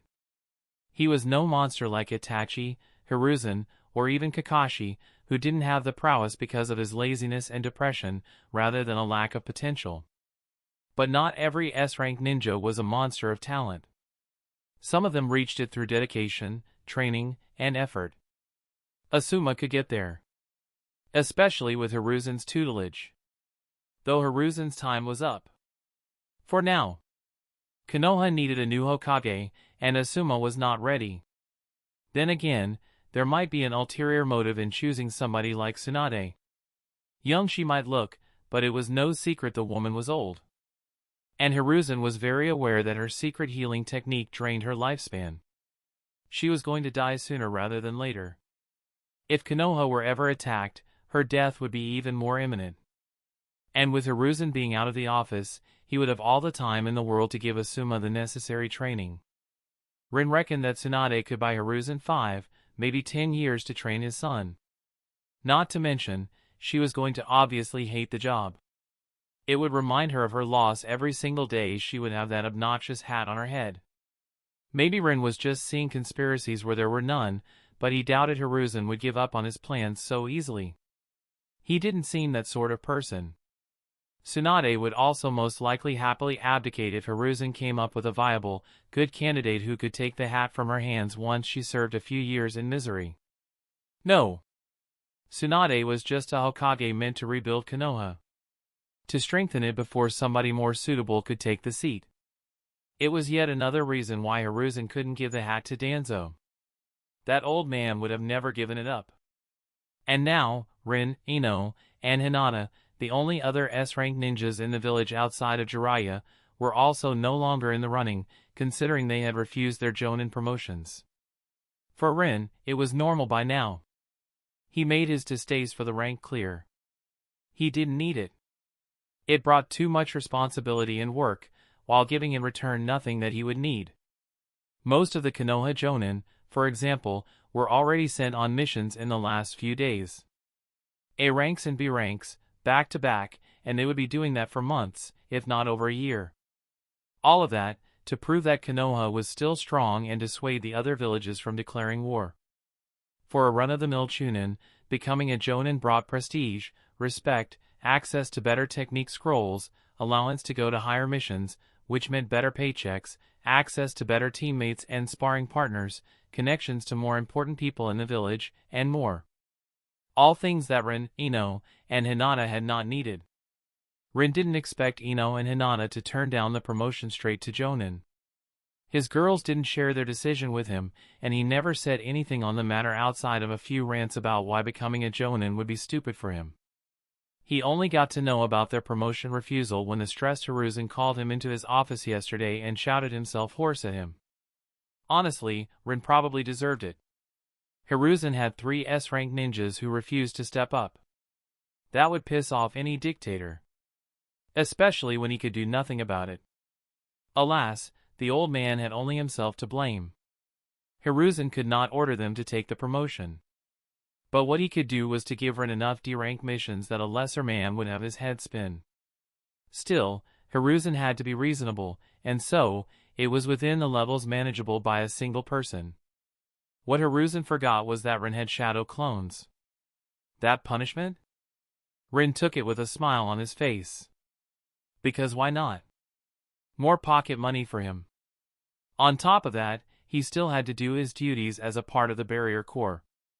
They were ordered to restore the damaged barriers and seals around the village. It was extensive work. It took a long time every day. But at least, they were not sent out of the village. And again, Rin had his shadow clones. Joining the barrier corps was the one thing Rin had never, ever regretted. As much as other, more combat-oriented, ninjas might look down on his division, it was a very cozy and comfortable job with a lot of free time. What was there not to like? Even during an emergency like this, his division still had the best and easiest work with minimal risk and a great paycheck. Fuck all the stupid adrenaline and battle junkies. The barrier corps was the best. Because Hiruzen was alive, the promotions of Genin from the Chunin exams were not postponed.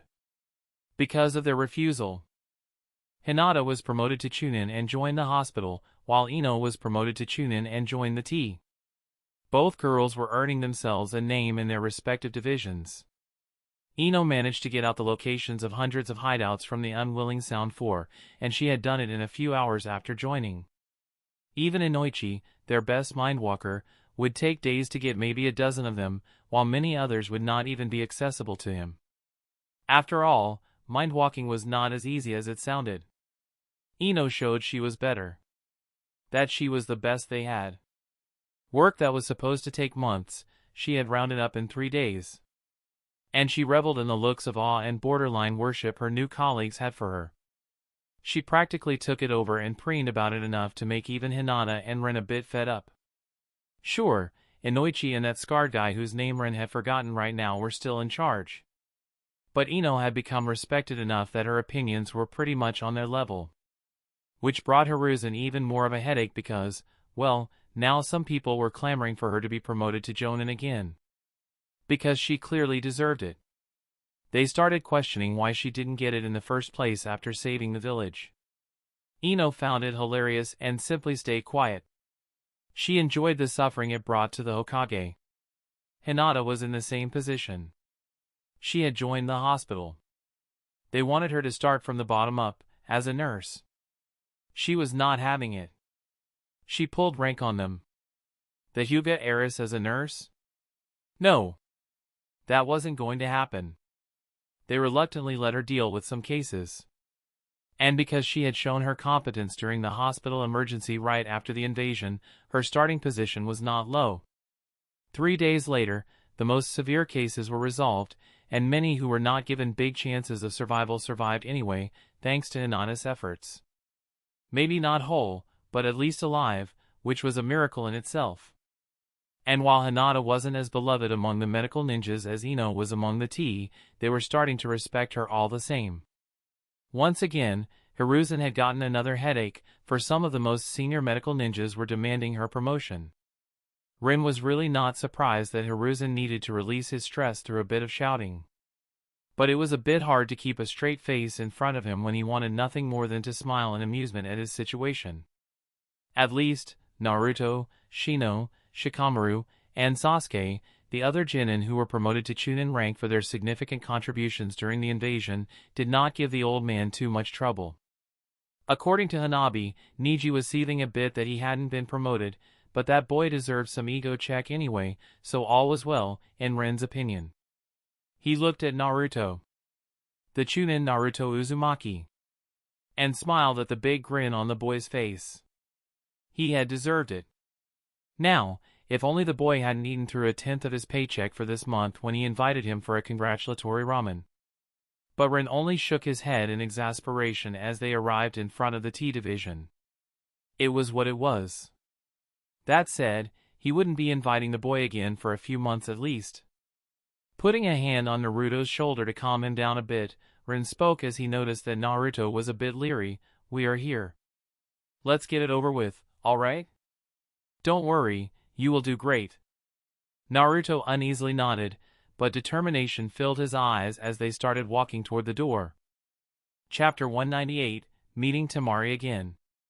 Rin led Naruto through the corridors of the tea department as they followed their guide, who was escorting them to the area with more VIP cells. As they walked, they passed a procession of 10 chained and manacled Otogakure ninja, looking downtrodden and resigned, which garnered Naruto's curiosity. But as the boy was about to open his mouth to ask, Rin suddenly put his hands on his shoulders and whispered, "Ninja Protocol." Naruto's eyebrows furrowed, but then he brightened up as he remembered that particular academy lesson. He realized that Rin was alluding to the part of the extensive ninja rules that described the need for secrecy in their profession and why they wouldn't have all the information available to them. Naruto happily nodded as he threw one last look at the backs of the Oto ninjas before turning back and deciding to focus on his current task. Watching him, Rin inwardly sighed. He didn't have the heart to inform the happy-go-lucky guy with such a naive and fervent belief that Konoha is tantamount to justice in the world that the higher-ups have decided to proceed with the mass executions of Otogakure prisoners. Ino's efficient work at ferreting out their secrets only hastened their demise as they became useless to the village. And as feeding them cost money, it was decided to simply get it over with and get rid of them. Rin tried to argue during his last meeting with the Hokage that most of these ninjas were nothing but civilians press-ganged into torturous training before being forcefully conscripted for Orochimaru's ninja village. Orochimaru loved to kidnap people, throw them into a fighting pit while telling them that only a certain number of them were going to leave the arena alive. He loved to experiment on his prisoners and then use the fights to judge the effectiveness of his experiments. Most of the Otogakure forces were made up of those who survived. Sure, there were some clans who joined Orochimaru willingly, recruits that were loyal to him and who he recruited mostly normally, and even your everyday scum who were paid in totally in their element in the service of such a sadistic boss. But those were a minority made up mostly of the leaders who were giving orders. Konoha could have easily figured out who was fighting willingly and who was literally tortured into fearful loyalty to Orochimaru and given a horror-inducing level of training and experimentation to be at least somewhat useful fodder for his forces. Konoha could have separated those people, given them an offer to serve the village now that Orochimaru was dead. Rin reckoned many of them simply wished for a way out. But the higher-ups wanted their pound of flesh. And so, they simply didn't care. Kill them all, was the final decision. And when Rin tried to reason with Hiruzen, who was still butthurt that he had rejected the promotion, Hiruzen simply told him with a deadpan look that the matters of the village's leadership have nothing to do with an ordinary chunin. Rin wasn't proud of it, but he had to admit he left the office quite speechless. As frustrating as it was, Hiruzen wasn't wrong. Then again, even if Rin was a jonin, the matters of the village's leadership would still have nothing to do with him, so it was a moot point. But he had recognized that only later on, when he was already outside the Hokage building. The decision was made, and Rin could not do anything about it unless he wanted to go against the village. What he could do was to spare Naruto the knowledge that Konoha wasn't such a paragon of virtue as the idealistic boy thought for a little bit longer. They entered the VIP cells, and their guide boredly gestured at 2 cells at the back of the room. Number 17 and 16. I'll stay near the door. Call if you need something.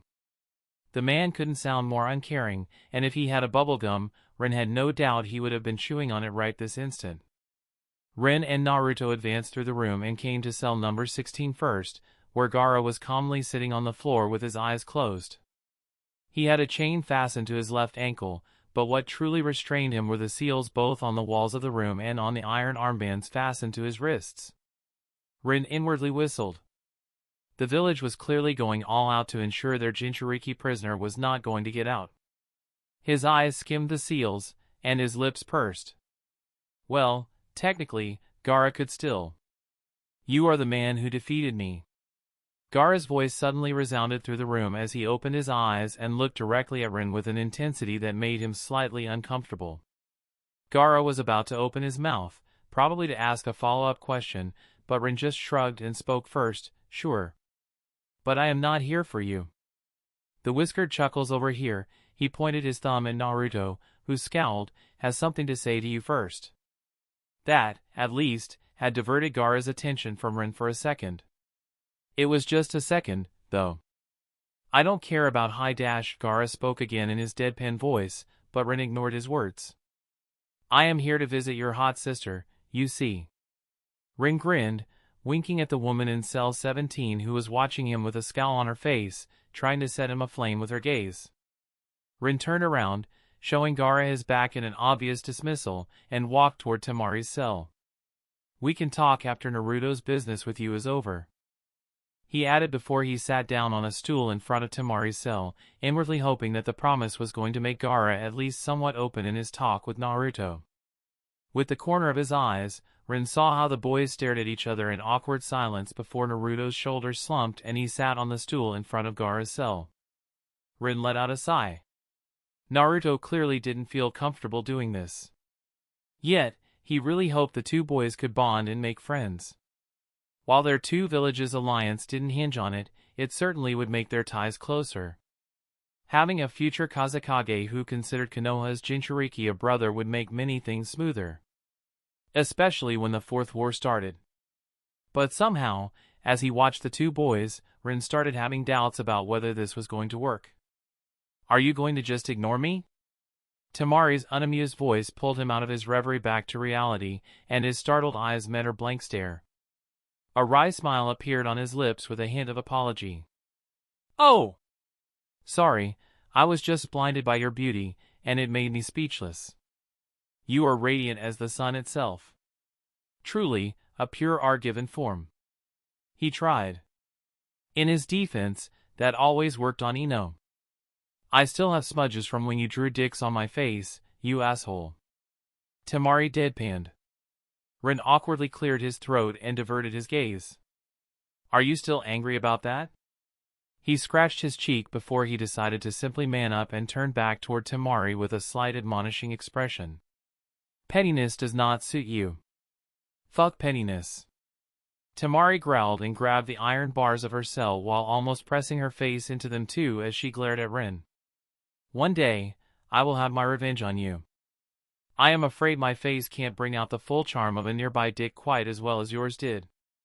Rin smiled, and he noticed that Tamari's lips quirked up. Just for a moment, before it was gone, it turned into an exasperated groan as she let herself collapse back into a cross-legged seat on the floor behind the iron bars. Sex joke? Really? You can't do better? Here I am, jailed for days, and that is the entertainment you bring me? The sarcasm was almost oozing out of her. Can't you at least tell me where Kankuro is? Her voice might have been dismissive as she had asked, but Rin noticed the subtle signs that betrayed her interest. Surprisingly, even Gaara in the cell next door slightly stiffened. He decided to assuage their worries. Your brother was not among the casualties nor among the prisoners. He most likely made it back to Suna. Oh, thank the sage. Tamari almost completely deflated in relief, and a small smile appeared on her face. But then she went rigid, and she gave Rin a suspicious look. Why? Why tell me that? It does not matter. Rin said, the preliminary peace talks with Suna are over, and you two will be going home soon. I reckon you will meet your brother in a few days anyway. It's not some sort of major secret. Truly? Tamari's face lit up. Yes, yes. Rin rolled his eyes, but nevertheless confirmed the news again. And you are not lying? Tamari doubtfully asked, making Rin chuckle. Why would I lie? Because you are a dick-obsessed asshole? Between the two of us, I am not the one who constantly mentions dicks. He gave her a look that made her scowl. Don't you dare say I am thirstash. You are thirsty, girl. They practically said at the same time, and Rin grinned while Tamari put her face into her hands with a groan. Ugh. I can't wait until I get out of here so I will never have to see you again. Tamari huffed, but her eyes showed a bit of amusement. Why are you even here, bothering me? Rin smiled. She said she wanted to get away from him, yet she instantly asked a follow-up question, intent on continuing their talk. That's Tsundere. But he could guess how boring being in a cell must have been for her. He shrugged. Sorry to disappoint you, but I am here as an escort for Naruto. Seeing you is just a nice bonus. And I gotta say. Rin paused a bit as his eyes roamed Tamari's figure. Girl, you need a shower. Tamari snorted and rolled her eyes. Yes. Hotel Konoha honestly sucks. Maybe you could speak with the management here? She dryly suggested. I am just a humble and simple chunin. Sad to say, I don't have those kinds of connections. Rin replied in mock sadness. Chunin, my ass. Tamari murmured, just as both hers and Rin's ears perked up at attention when the boys next to them finally started speaking. Their eyes met, and a silent truce was formed. For now, they were going to cut the chit-chat as they both seemed to be more interested in the talk starting near them. Chapter 199, Gaara and Naruto. Well, this is awkward. Naruto said as he stared at the silent Gaara, who was patiently looking at him with a blank face full of clear disinterest while he sat on the ground in his cell. Unfortunately, Naruto did not receive any answer. He was at a loss. He usually didn't have trouble talking to people. He could deal with disinterest. It was one of the better alternatives he normally got from people during his childhood. The problem was that the old man Hokage expected these talks to go well and wanted him to make friends with Gaara. That was what made Naruto uncomfortable.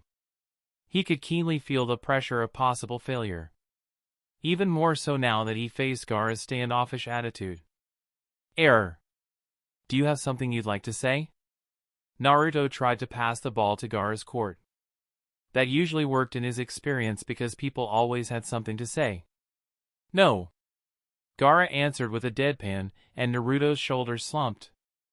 As Gaara watched Naruto's dejected expression, he wondered what kind of interrogation technique this was supposed to be. So far, he was very much not impressed. Right. Naruto scratched the back of his head.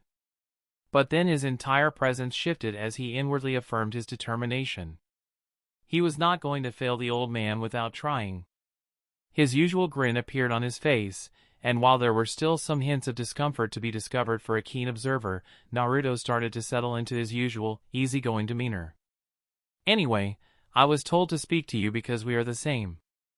The same as me?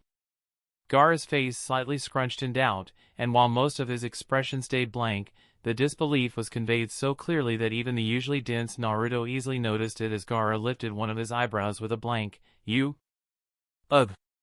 Naruto choked a bit at that. What I meant to say is that we both have an, inside of us. Naruto trailed off, skimming around the topic as he tried to push away the resurging discomfort. Gaara gave him a blank look. You two have a mother? What? No! Naruto blurted out, horrified at the insinuation of considering Kyubi his mother. But then he realized that he denied having a mother, and that made him indignant because parents were something he always desired. I mean, yes. Obviously, I also have a mother. Naruto took a deep breath before he expressively started to wave his arms around while trying to defend his point. No. Not like that. Ag. Not inside of me. Since I am here, I had to have a mother but dash. Gaara's lips slightly quirked. Just a millimeter.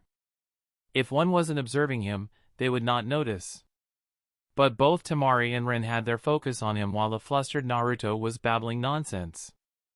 They exchanged an amused look, wondering if they saw it right, and Gaara indeed quipped a joke. Honestly, Rin was a bit impressed at Naruto's charisma. Seeing it at work was something else. I mean that we both are Jinchuriki.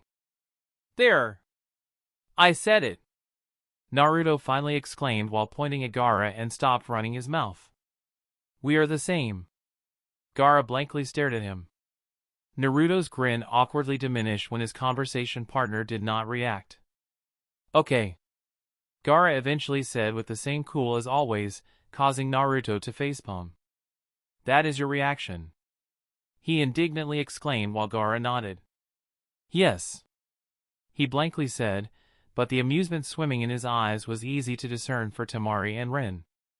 As Rin watched the awkward conversation between the boys start turning less strained, the more Gaara started to participate, he ruefully realized that the tight bond these two had in the canon was highly unlikely to happen.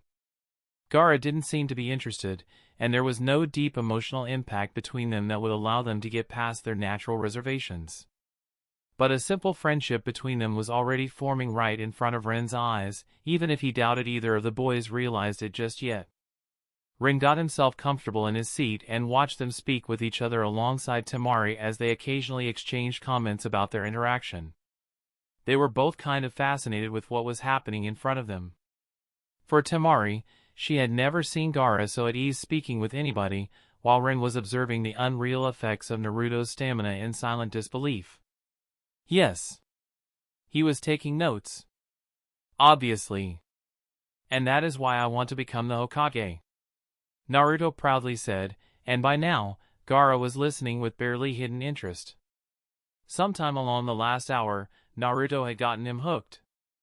The people will finally acknowledge and respect me. He widely grinned and rubbed his hands together at that mental image, looking like a sly fox. You wish to prove your existence. Gaara seriously nodded in understanding. I never thought that anything other than killing could do it, but now. Gaara glanced at Tamari. It lasted barely a split second before his eyes were back on Naruto. I think I understand. A little bit. He quietly murmured. What about you? Naruto, not hearing Gaara's murmur, was fully immersed in his pace and boisterously asked while almost vibrating from happiness in his seat with a silly grin. He found out he started to quite enjoy talking to the quiet and reserved boy. They had a lot in common, even if their personalities were the exact opposite. Me? Gaara asked, slightly startled. Yeah. Do you have any goals? No. How come? That's not good. You should get some. It will make life more fun. Fun? Gaara looked at Naruto as if he had a mental defect or two. Well, yeah. Then a sly glint entered his eyes as he remembered that Gaara seemed to have some basic respect for Ren. Ren always told me I should find stuff I enjoy and do them. It's why I never stopped pranking despite becoming a ninja. Near the cell next to them, Tamari gave Ren a deadpan look, but he just gave her an unrepentant grin back. He regretted nothing. Is pranking fun? Gaara asked, and the intensity of the look Tamari was shooting at Ren suddenly quadrupled. Ren suppressed a small shiver. If looks could set him on fire, he would probably be a charred corpse by now. You look hot when you are angry.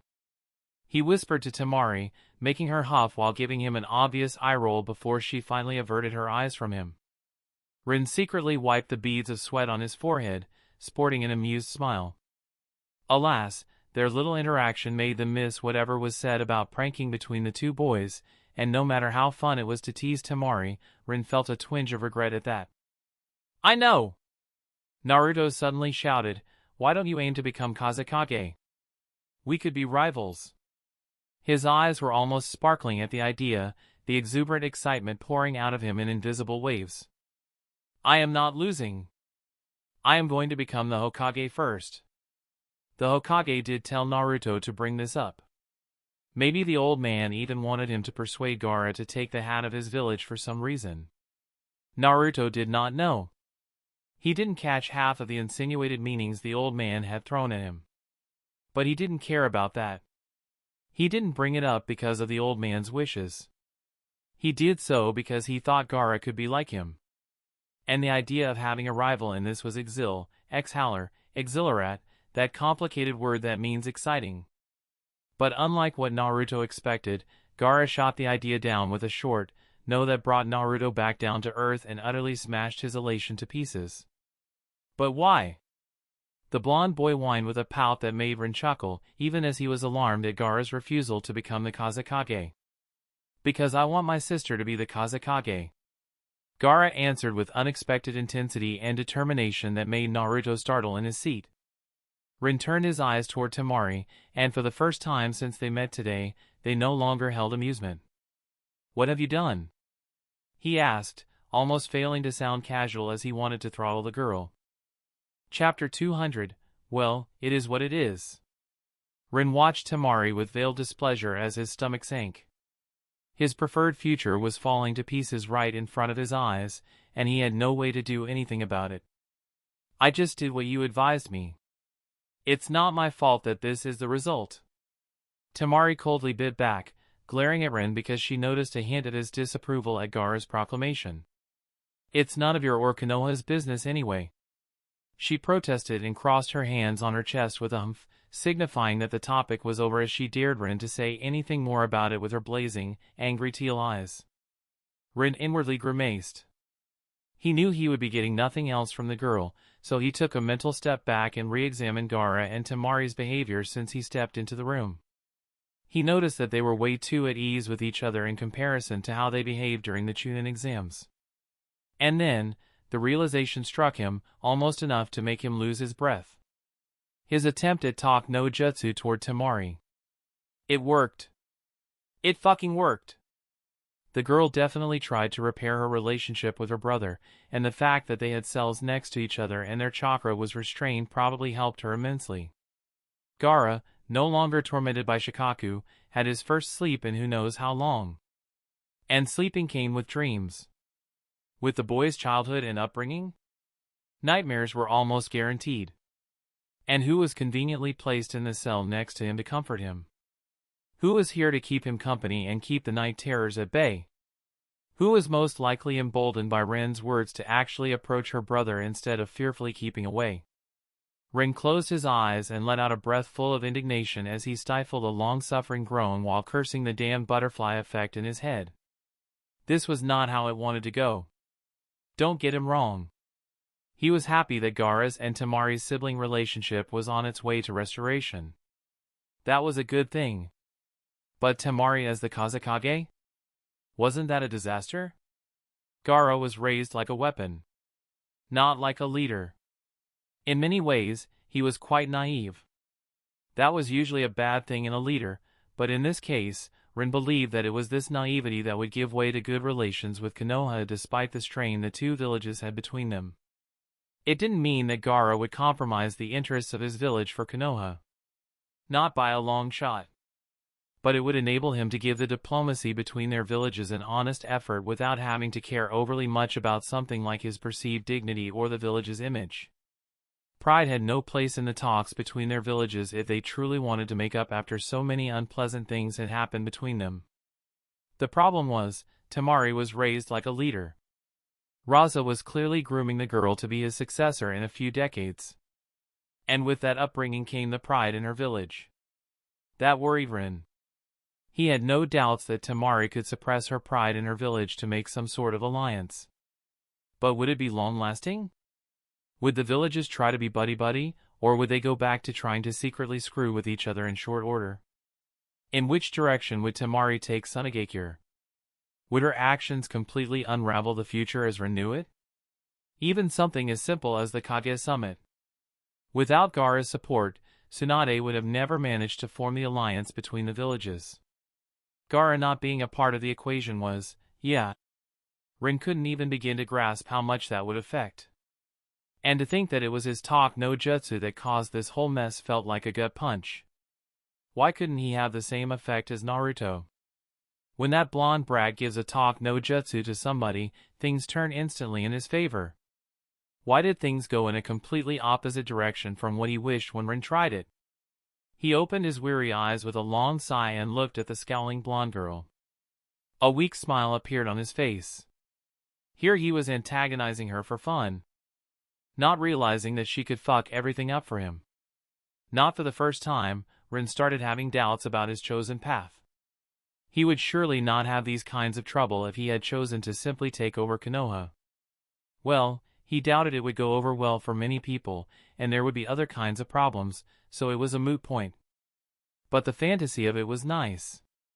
Noticing a few subtle hints from Tamari's body language now that he was paying her attention, Rin frowned. She didn't seem as elated as she should be upon hearing that her brother, the most likely candidate for the position of the ultimate leader of their village, was going to support her instead. This becoming Kazekage, that's not your idea, is it? Rin unsurely asked, getting a snort in return from the girl. No. She shrugged. Not that it matters. We are still prisoners of Konoha. Talking about who would become a Kazekage is useless. For all we know, the village higher-ups might decide to support Kankuro. She gave Rin a stink eye. Or even appoint their own candidate and try some fucky-wucky with the whole line of succession, was what she had not said, but Rin heard the unstated concern anyway. Yeah. Taking them prisoner probably did nothing good for their chances at garnering support among the high-ranking people in their village. And Kankuro as the Kazekage? Rin inwardly groaned. He would take Tamari over him every time. Kankuro was hot-headed and easily riled up. He was the kind of man who needed supervision rather than being one who was supposed to give it. Just how much did I screw up with my actions? Rin exasperatedly thought as his shoulders slumped. The worst part was that he just knew he was not seeing the whole picture.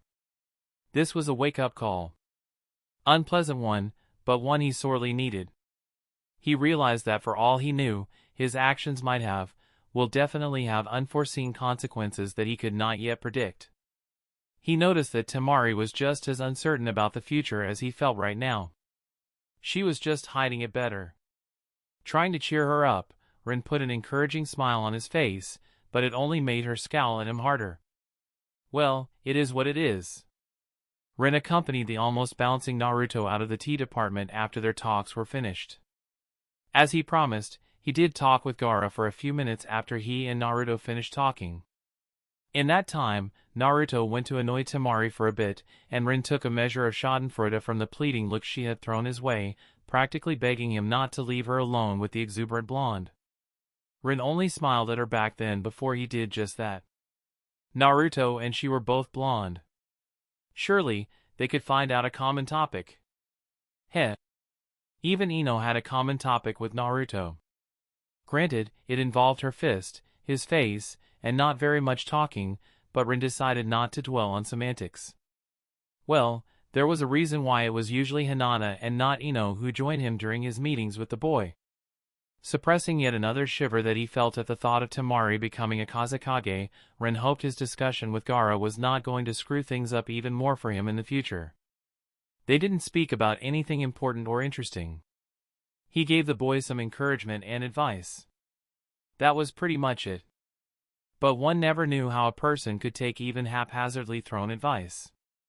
He learned his lesson. The future could not be controlled. Not even by somebody with foreknowledge. But hell, if he wouldn't at least try. The future he knew about was already shit. It couldn't really get worse, now, could it? Could it? No. Right?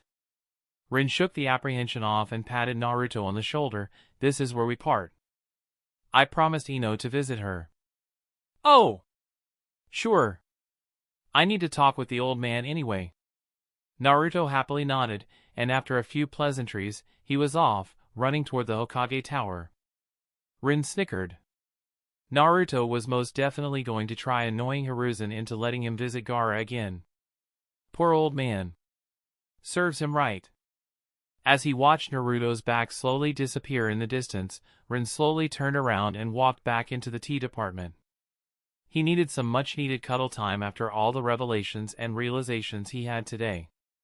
The future foreknowledge was most likely fucked beyond repair even more than he initially thought, but right now, that was a problem for the future Rin. That's the end of this tale for now. Thank you for watching and I'll see you in part 9.